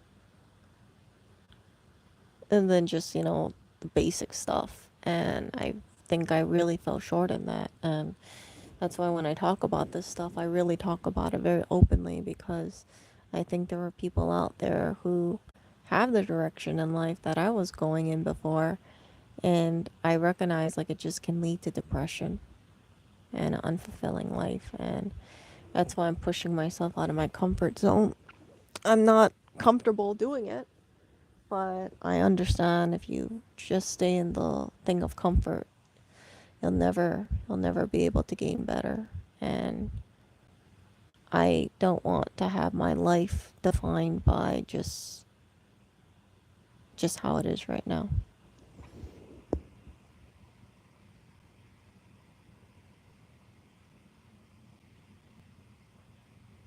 Yeah, yeah, yeah. And I was pretty close-minded, and I'm trying to force myself to be open-minded. It's tough, It's tough. But it's like this. It's like if someone tells you, "Hey, like you gotta and I'm going off in tangents like I normally do, but it's kind of like this. It's like if you go shopping, right? If you go to shopping, if someone says like, "Hey, do you want to check out this new restaurant?" You can say, "Nah, I'd rather not check it out." If you say something like that, it makes you look like you're just closed-minded, because a person took their time out of their day to ask you, "Do you want to check this thing out?" Now, if you tell them like, "Yeah, I would love to go check that place out with you," it shows that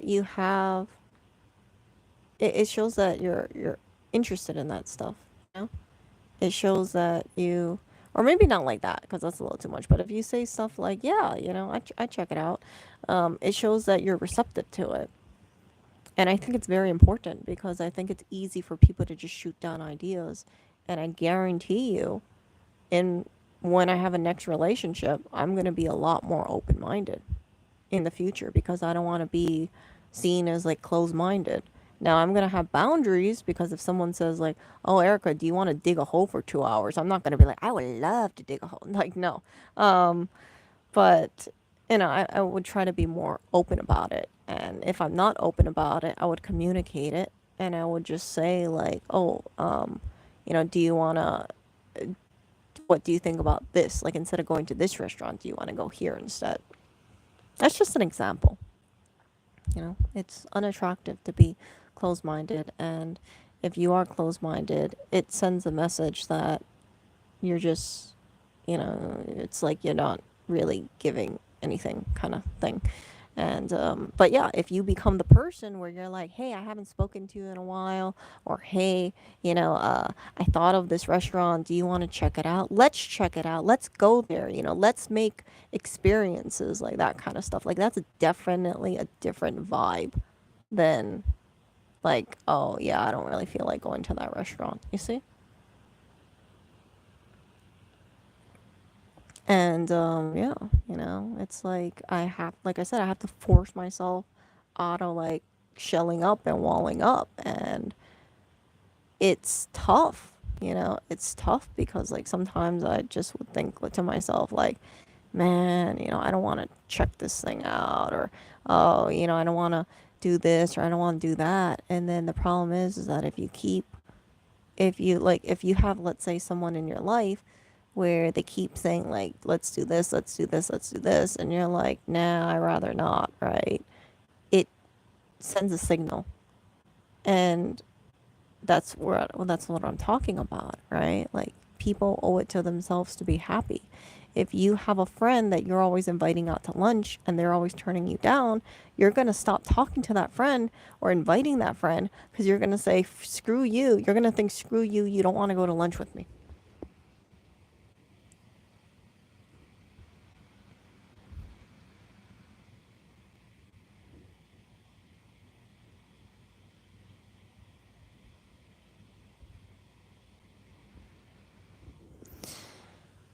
So yeah, that's why for me it's like, moving forward, I'm gonna definitely be different. And but I don't want anybody to think like I've always been like that. Like, no, I have to force myself to be like, oh hey, I heard about this place, this place, this place.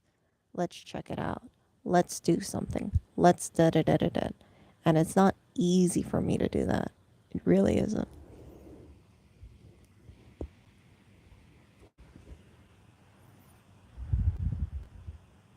Like, I would rather just, like, not do that kind of stuff because I like being a homebody. And that's okay, Really, to each their own, kind of thing.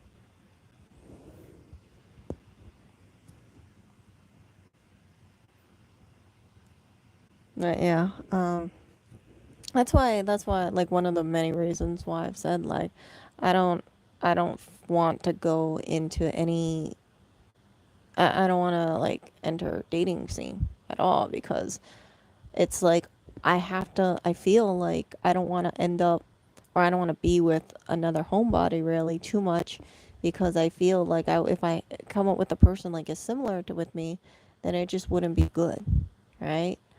So I would have to force myself and be that, I don't want to say charismatic person, but I would have to say, like, hey, this is really, like, I don't want to, like, burden you with, like, this kind of stuff, but I'm trying to force myself to be more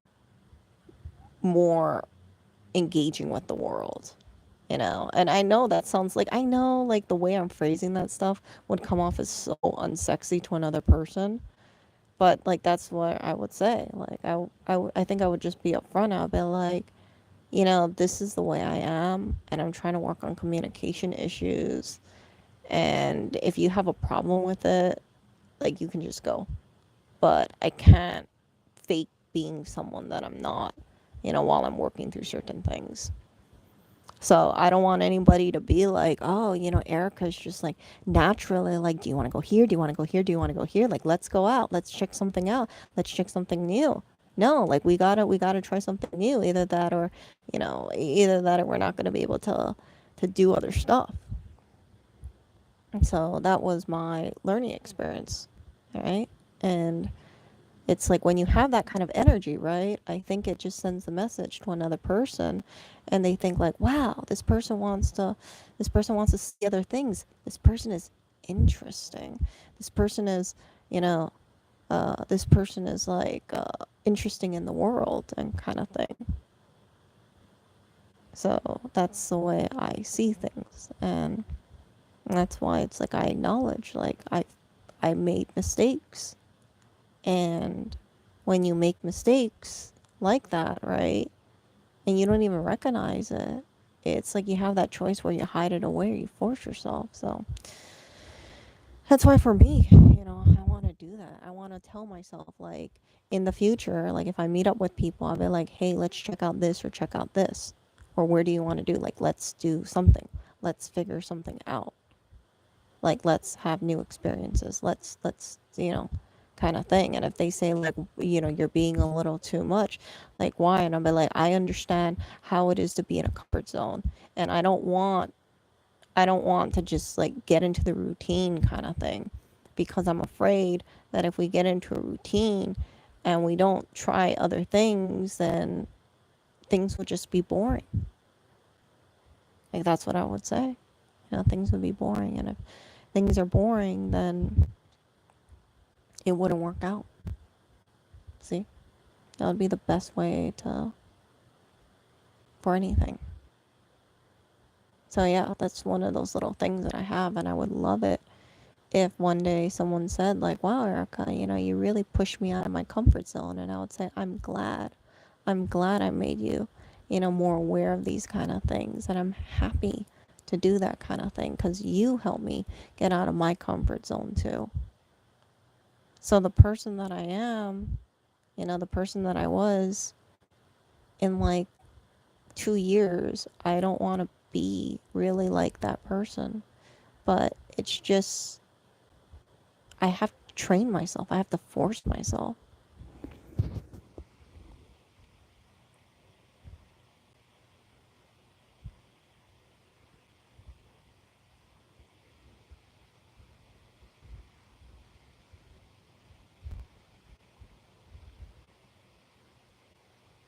Yeah. And that's the other thing too, right? It's just like I don't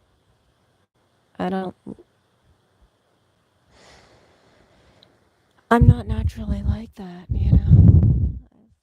But yeah, I think and being me being like very just trying to analyze myself. I think that's one of the many reasons why I never got married. I'm just not fit for marriage, the way I am. And I think that I think that just like my I just think like a lot of my bad habits just added up because a guy will look at that and he'll say, she's too messed up. She's not good enough. She's not a good match that I would want for the mother of my child. And I need someone who's different. And that's why I'm just running the other direction. And I'm just saying, like, okay, you know what? I'll try to be different. I'll be open minded. I'll be more exciting.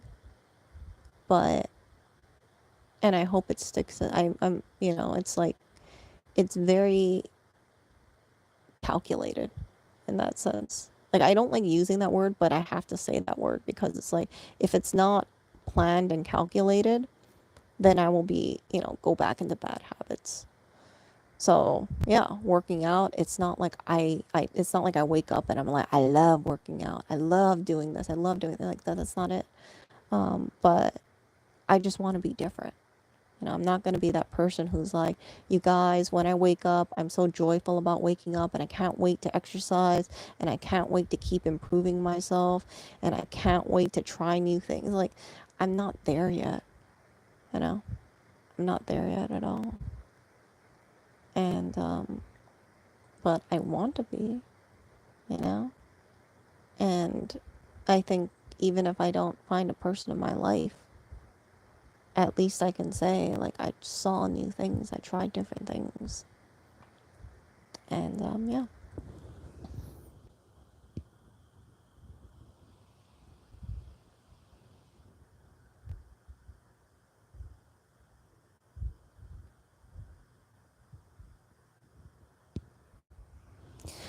Yeah, so I'm just trying to, like, I'm still me, but it's just like me putting myself out there more, me trying new experiences and stuff like that. But it's not like I'm gonna be like a completely different person. Not at all. I don't want to be. I can't be another person, you know? At the end of it, I'm still gonna be a very sensitive, emotional person, but I just need to be sharper and more, more aware. Definitely more aware.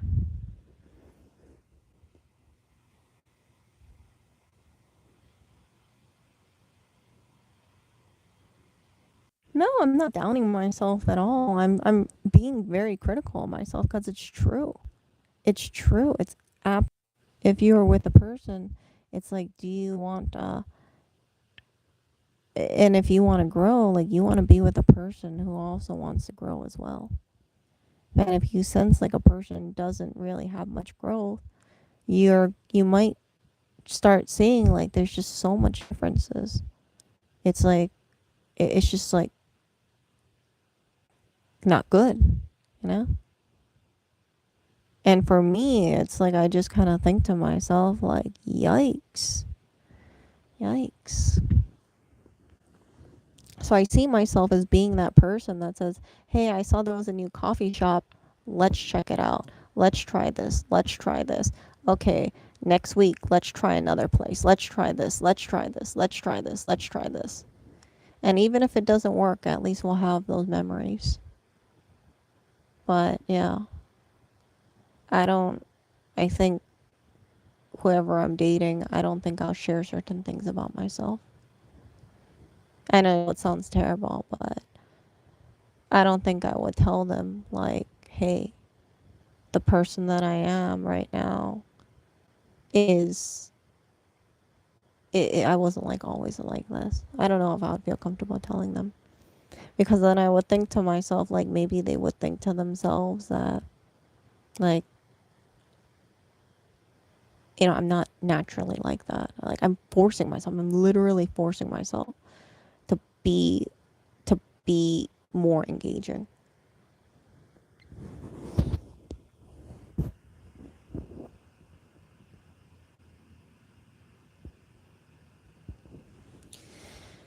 Yeah, but I owe it to myself. I really do. I owe it to myself.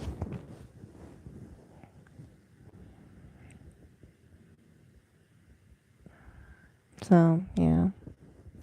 Just a lot of stuff. Just a lot of stuff I gotta change in my life. Become a new person. In a sense, a new refined person. New refreshed person. And the person that I am right now, I want to get farther and farther and farther and farther away from it. And yeah, I guess at the end of the day, I just want a person that they just look at me and they say, I'm really happy that I'm with her. I feel so lucky to be with her. It's not just, it's not just, it's not just that, she's nice and she cares about me kind of thing. And, she has good qualities. I want it to be more than that. I want it to be, yeah, I want it to be different. And that's the kind of thing that I just don't think I would tell someone like, I don't think I would share that really in the future. Like to people that know me personally. I don't think I'd ever tell people like, yeah, the person in front of you is just was not naturally created. It was created because that woman felt like she felt really short and she was just being an idiot and she just wanted to change her life around. But yeah, nobody wants to hear that. Nobody wants to hear that at all. People want to think people are naturally charismatic, naturally, open minded, and nobody would want to hear that. So that's why I probably wouldn't say anything. I would just, if someone ever mentioned like, oh, you're really eager on trying new things, I would say, oh, thank you. You know, and just leave it at that. I would never tell people the reason why.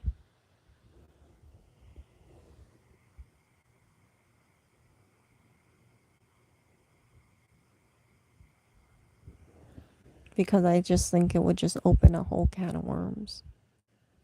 And then I would have to, I would just think to myself about like all the stuff that I don't want to say all the stuff that I'm just working on myself for. So yeah. But see, that's a good thing, right? You have learning experiences. And then you just kind of look at that stuff.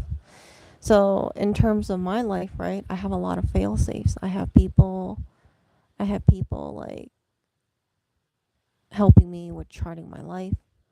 I have people helping me with goals. I have a lot. It's not just me. It really is. It just isn't me. And it makes me sound like absolutely incapable in a sense, but I feel that I need this because I'm not that kind of person where it's it's not like a person that I can easily do things without certain systems in place. Like I have to constantly watch myself.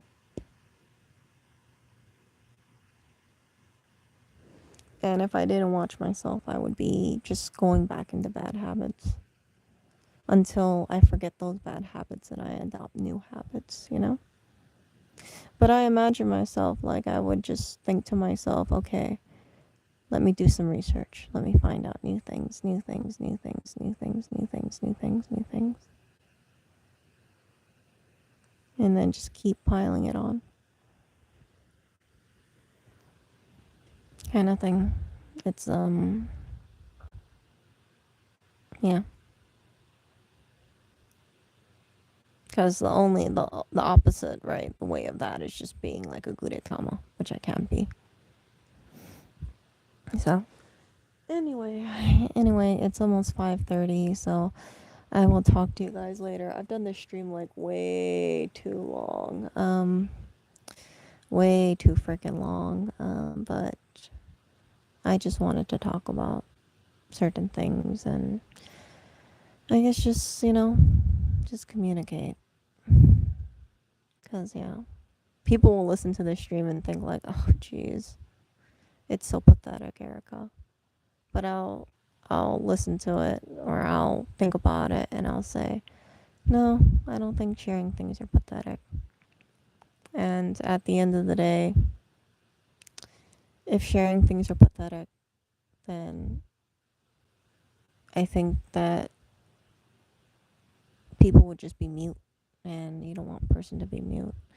Um, One more thing I want to talk to you guys about actually. I am, I want to stress to you guys again the importance of having good people around you. Because if you don't have good people around you that you can trust, it can be a very bad thing. So my circle is small and it's solid for a reason because I don't want like terrible people in my life. The other thing that I'm going to be very mindful about in my personal life is I can't have any clowns. I can't have any gudetamas in my life. And that sounds so terrible for me to say, especially because I'm trying to get away from my gudetama thing. But I can't have the energy of a person pulling me down back to the person that I used to be. I really can't. So if I meet any person who's like being a gudetama, I would not want to befriend them really. I would not want to keep them in my life because I just would think to myself, I know the way I am and I know how easily I can fall back into my bad habits. And I simply can't afford to do that anymore. I really can't. And when you do that kind of stuff, when you do that kind of stuff and you make those conscious decisions I think you can help create your own reality, right? A reality where you just kind of look at things and you think to yourself, like, you can do that. You know, you can become that kind of person. Um, and I think it'll be very empowering. And again, you know, I'm not doing all this stuff to just think to myself, like, oh, okay, I need to go and be like this so I can just attract another person. It's just because I'm just ashamed about the person that I was. And I need to change that because I want to be a person that people respect. I don't want to be a person that someone laughs at or someone thinks is a joke. You see? So you can see this as defensive mechanisms. And I can be honest, you know, they kind of are because it's like I have to be mindful about the society that we live in and how people are judging people, how people ascertain people's worth. And I've gotten, you know, it's like I realize this stuff and it's like I almost feel like people want to tell me, like, Erica, you gotta be an adult. If you want to be a mom, if you want to get married, you gotta really be an adult. And I know it's easy for you to just try to, you know, just try to go back in your comfort zone, but you gotta be brave and you gotta work on yourself. You gotta be one of those women that you just think is so, you know, so great. And yeah, you'll have a much better fulfilling life that way. I don't, like I said, I don't ever, ever, ever want to have a repeat situation with what happened. I don't. Um, about things that I fell short on. I don't want that ever to happen in my life. And I don't want you guys to have to fall into the same pitfall mistakes that I did. You know, I'm afraid that if I met a person and they just cared for me the way I am, I would never grow. That's why I'm not looking for any relationship. Because I don't want to look back on my life and say, I just stayed the same. And then I would pick up in the future that they would hold resentment towards me. Because they would say, I changed, how come you didn't change? Right? And then maybe they would leave me just to get a fitter chick or something.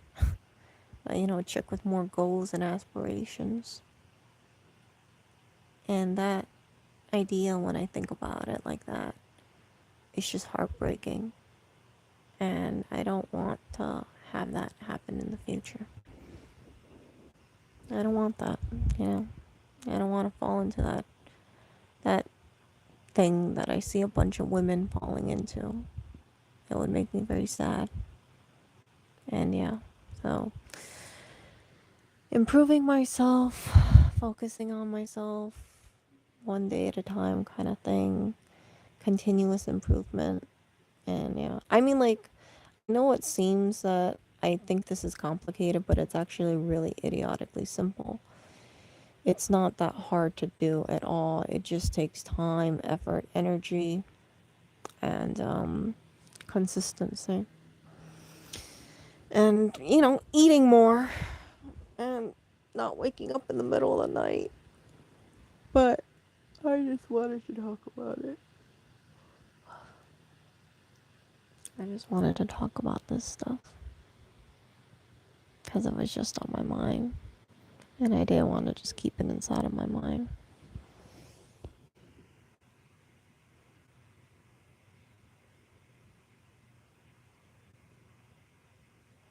Yeah. Oh, thank you, Mike. Yeah, I hope that these streams, you know what the thing is? Like I said, I failed in my past relationship. I think I've shared with you guys many of the reasons why. And it makes me feel really embarrassed. It makes me feel really hurt and it makes me feel like an idiot. And I could choose to keep this stuff inside, or I can choose to share it. And maybe you guys will avoid that pain in the future. Maybe you guys will have, you know, great relationships in the future and see the error in your ways. Like I said, I don't do this kind of stuff because it's like I just want to, you know, I just want to, like, you know, talk about like all the stuff that I fell short in, but I want to explain to you guys the reasoning behind it. You know, like people that get out of their comfort zone. People want to be partners with people who are outside of their comfort zone, people that are interesting, people who are full of life. And if you are depressed and you are going into your little Gudetama hole, you will not attract a quality person at all. You might actually lose a quality person by being so close minded. So, as difficult as it is, please, please, please look at yourself and try to be better. Work out, work on your mind, get the negative thoughts out. If you have insecurities, work actively on it. Go out, have more experiences, encourage people to have new experiences with you. Go to the freaking museum, go to the aquarium, go to check this and this and this out, right? Because then you can tell people, hey, did you go to the aquarium? I just went last week. It was really cool. You see? And if you go back into the dating thing, people would say, really? You went to the aquarium recently? Yeah, I was just bored and, I wanted to check it out because I haven't been there in a while. That person will take more interest in you. 100%. Than you just saying, what did you do last week? Oh, I just stayed at home. I just played my video game. Right?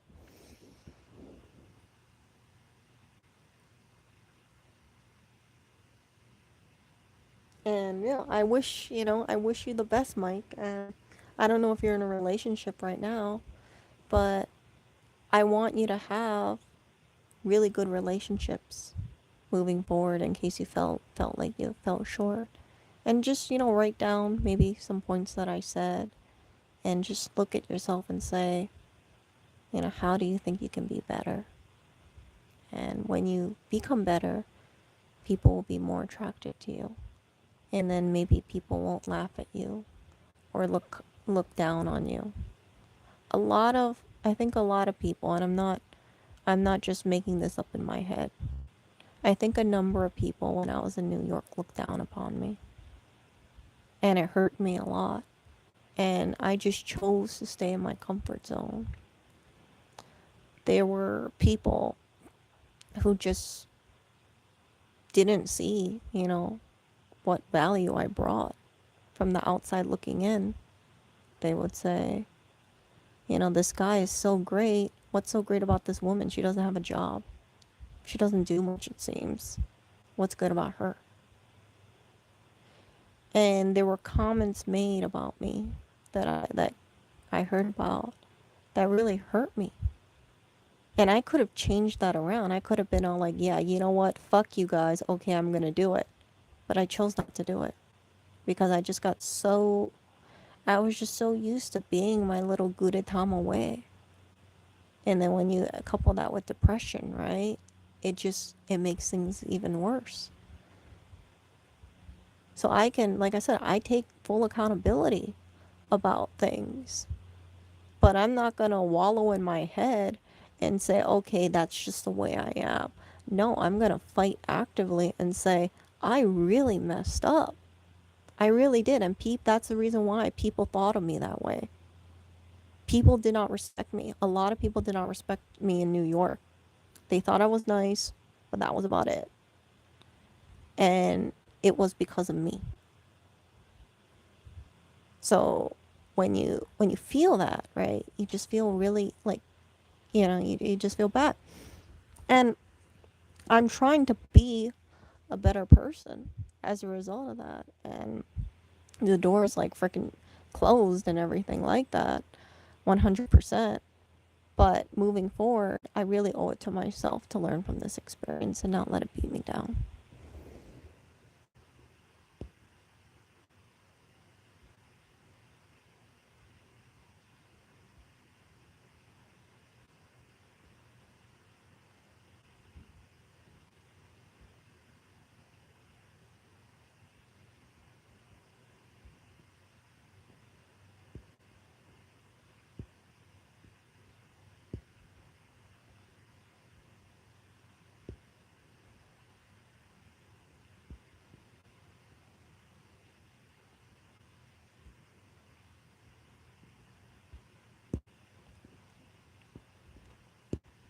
So that's the way you should see life, right? You can either let it tear you down or you can just grow from it.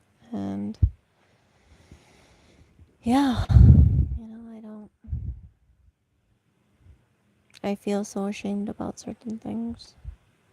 And it's behind me, but still, I still feel ashamed about certain things. But it's okay to feel ashamed about certain things because that's what makes you grow. And that is why I'm being different. Yeah. So, again, I encourage you guys to do the same thing. I don't want you guys to just not be cognizant and mindful about that stuff.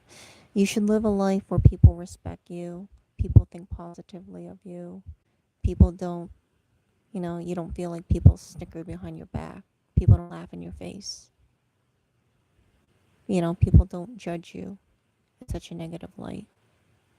You have to live a more fulfilling life than that. And yeah, it's hard, I think sometimes it's hard for people who feel like they're in a superior position than you to just, like, here's the thing, okay?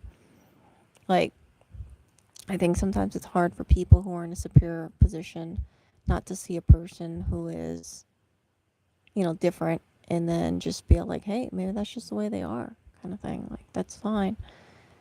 But yeah, it's easy for a person to just think of another person as like, are you a loser? Are you not a loser? And that's it. Like, I've known, like, when I think about people, I think about the way that they are. I think about the way that they treat people.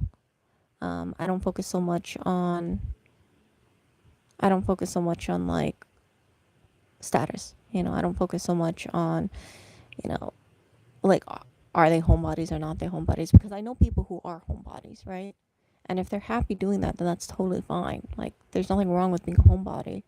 But if you're a homebody partially because you don't think you can do certain things, or you're a homebody because, that's just your comfort zone, and you just, maybe that's not really what you envision your life to be, then there's something wrong with that.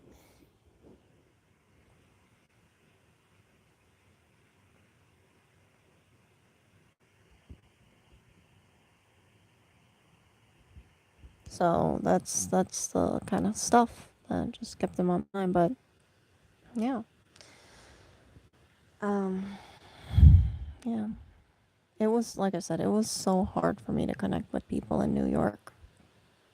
I tried, but I think a lot of people, they just saw me as, you're not on the same level as me, Erica. You're nice, but there's nothing interesting about you, or there's nothing that I could gain from you. There's nothing that I could, you know, there's nothing that I could really, there's no reason for me to talk to you, kind of thing. And that was just very jarring, as I mentioned. New York, I feel like a number of people, it's like, who are you? What can I get from you? And that's about it. I don't, it, like I said, it's not a Hawaii. And you need to be mentally prepared for that kind of stuff because there's a lot of users in New York. I'm not saying all New Yorkers are like this, but it's like that kind of feel to it. And you have a Rolodex of people. Okay, you can use this person, you can use this person, you can use this person. And if you feel like you have a person who's just nice, it's like whatever. It's like disposable.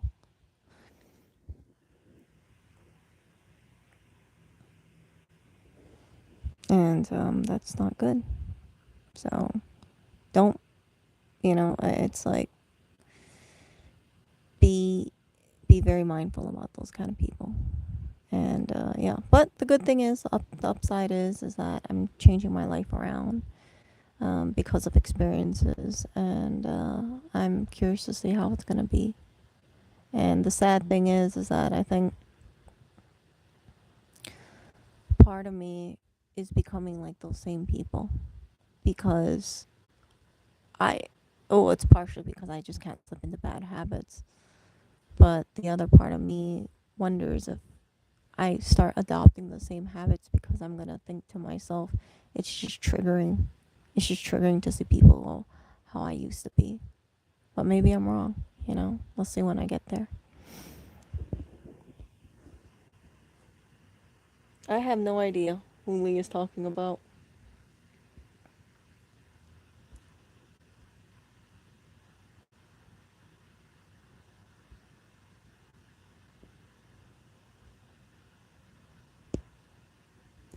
I have no idea.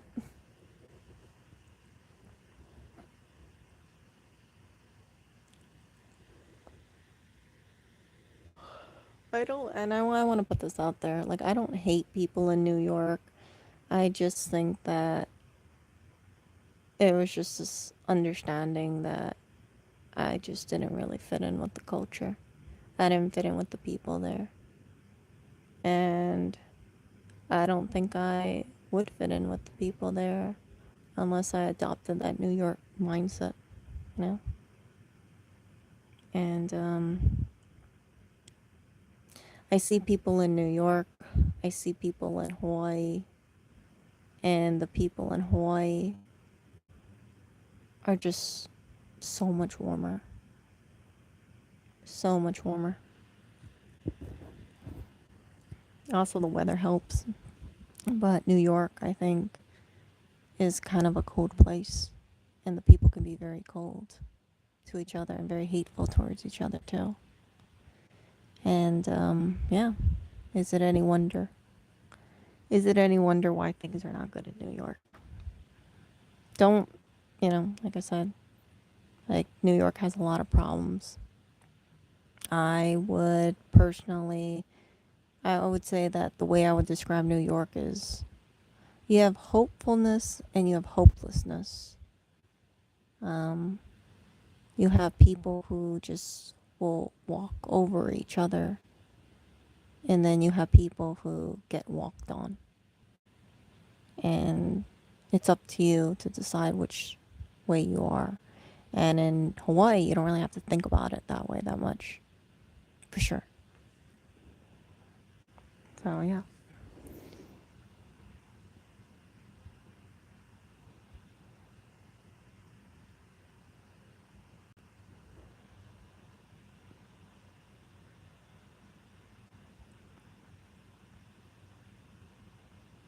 What are you talking about?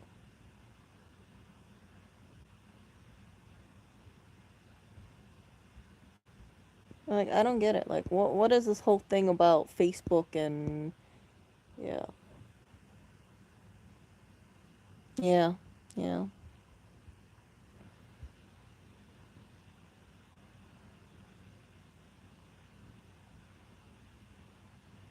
yeah. You gotta watch out. You know, you gotta watch out for like the energies from people and things like that.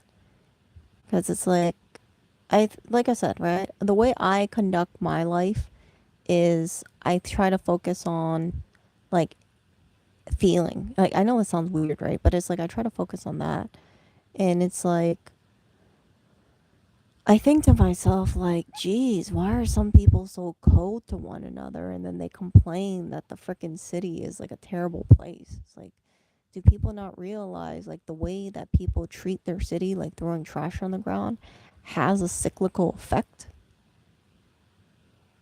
People don't realize it. Like, people, it's easy for people to just be like, oh, yeah, whatever. I hate that.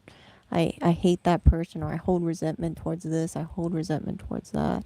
I see a lot of people angry about things, angry towards one another, but I'm not seeing enough love in New York. For whatever reason, I don't know why. I see a lot of problems because it's like people are just so vindictive towards one another. People try to rob each other and things like that. It's like, dude, do you not realize like that's your neighbor? Do you not realize that you're hurting your own community? But, they don't realize it. And they don't care. They don't care. People just don't care. It's very selfish kind of thinking. And it's infuriating when you pick that stuff up, you know?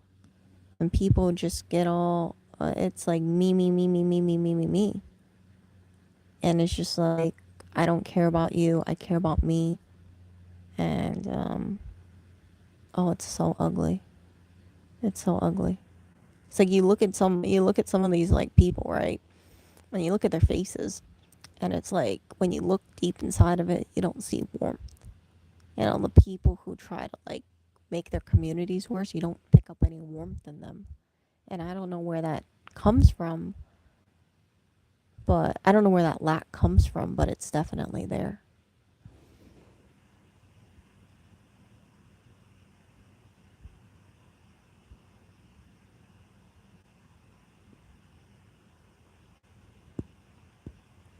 So I've always, like, I think I told you guys, right? The problems in New York is community based. No amount of money is going to solve it. No amount of policing is going to solve it. All it does is helps mitigate certain things from happening, right?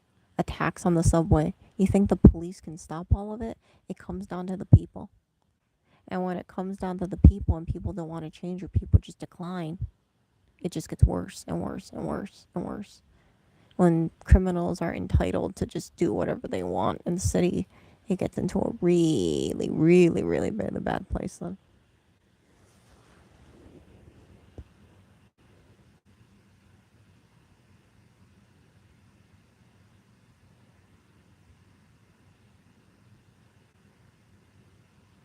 Yeah. Yeah. Yeah, New York did go down a lot.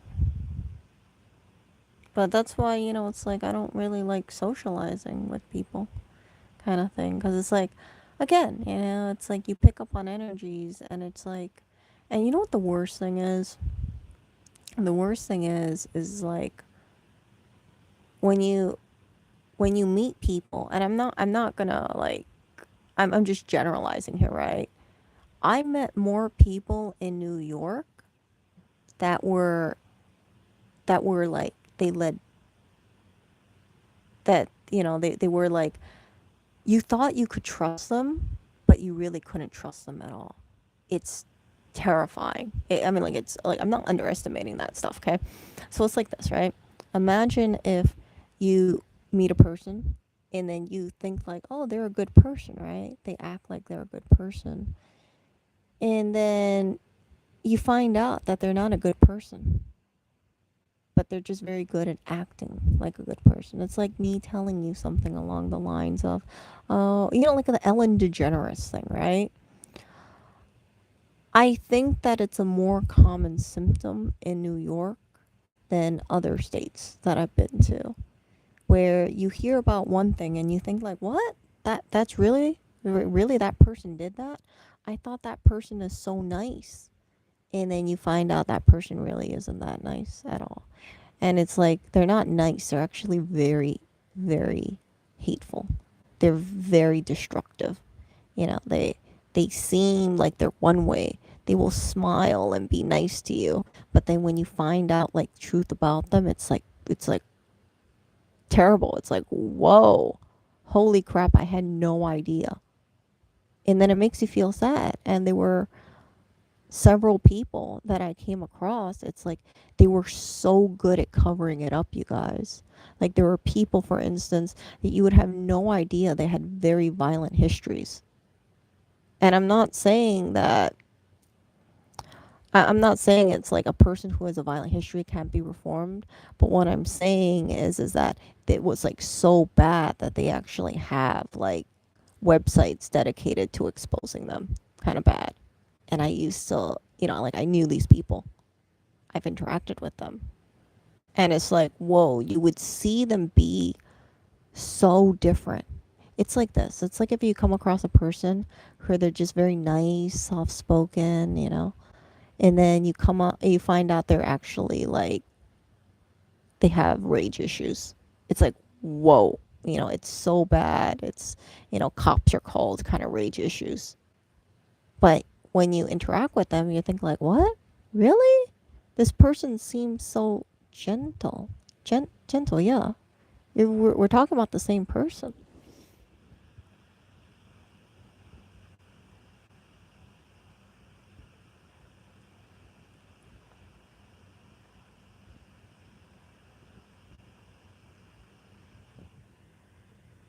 And that's the thing. Like, in Hawaii, like I didn't like you had like maybe like in Hawaii, at least the people that I know, it's like what you see is what you get. It's not like you have this person who's like acts all like shy and did it and then you find out deep down inside it's like they're like death, despair, destruction kind of thing. It's like whoa, whoa, whoa, whoa. So you think positively of a person, and then it comes out like holy crap. It makes you question. It makes you question, like, can you read people? Can you ascertain situations correctly? And the answer is, I don't think I can. I don't think I can. I would actually dare to venture to say that if you move to New York, when you meet people, right, talk to people and stuff like that, do not assume the person that you are talking to is the true nature of that person. And I know some New Yorkers are going to get offended with me saying that, but that is just my experience. I think there's a higher percentage of these people in New York than other states. At least that's what I pick up on.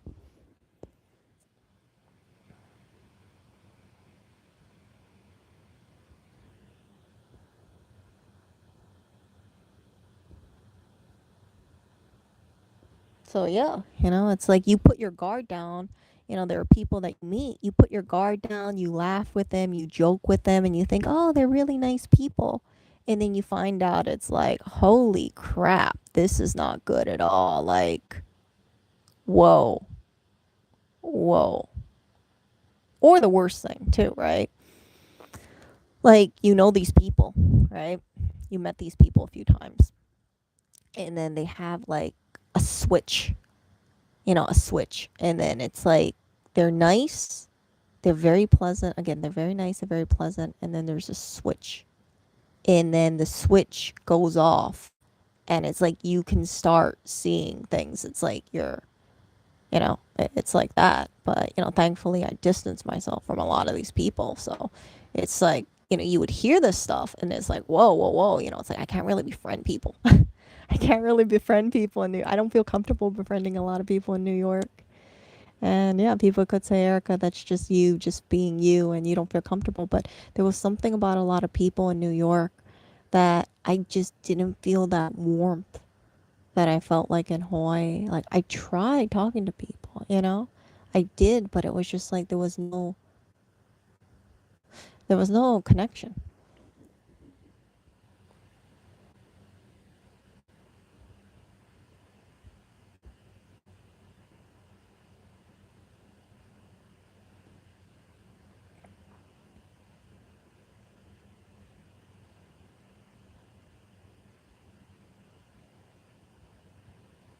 No, but it's like, you talk to a person, right? And then within like a few minutes you'll be like, "Oh, they seem nice. They seem easygoing." But then you find out they're not. They're not easygoing at all.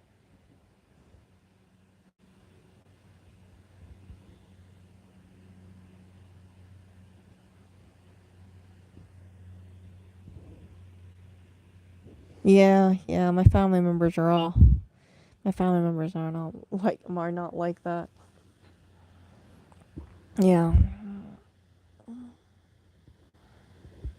And then you have like you guys know, right? For instance, it's like you would see people, and the other thing I was talking about is like, for instance, I was volunteering at a food bank and I told you guys about that, right? It's like you would see people who would use their volunteering experience as like a badge of honor. And yeah, they want, like, even though you're an unpaid volunteer, like they boss you around kind of thing. And it's like, dude, I'm not getting paid for this. I'm not doing community service. I just wanted to help the community. And people feel like they can treat you like crap, and if they're just like, they feel okay with it. They don't feel any remorse. There's no human sense of let's be kind to another person. So I think in comparison to a lot of New Yorkers, I'm just like way too soft. I'm just way too nice. And therein lies the whole thing where that's even less reason to respect me because I'm just way too nice. It's not battle hardened kind of thing.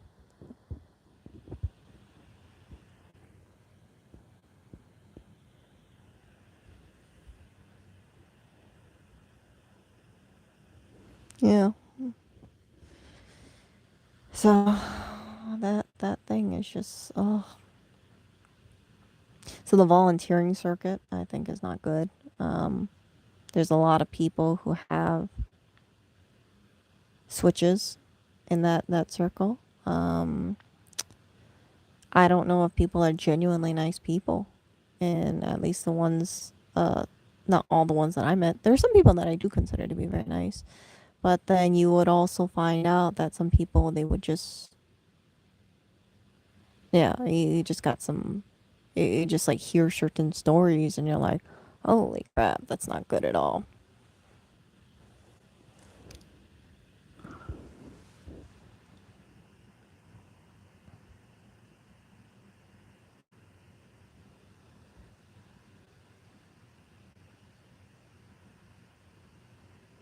I don't know what the sky clock stuff is.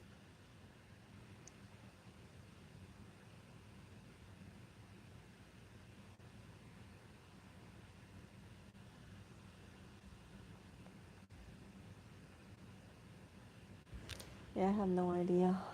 So, what's the sky clock stuff? Can you give me a short little overview of that?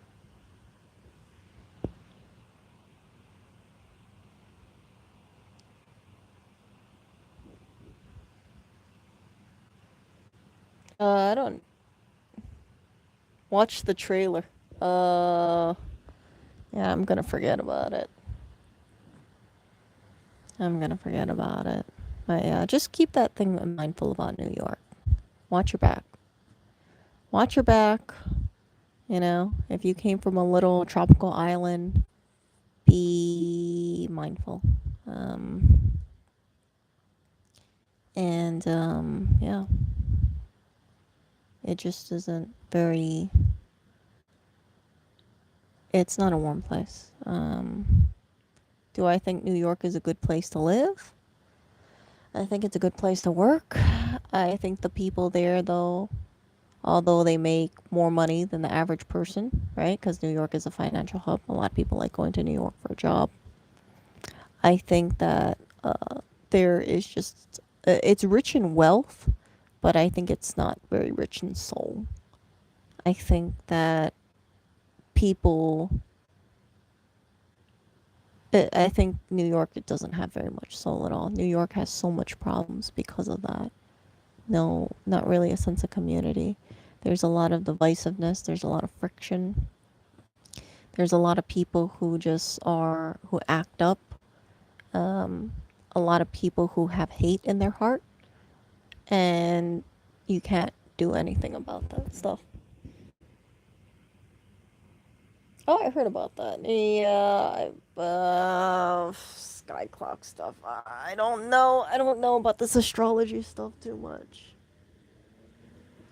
I don't know about astrology, but I can just tell you the vibe of people there.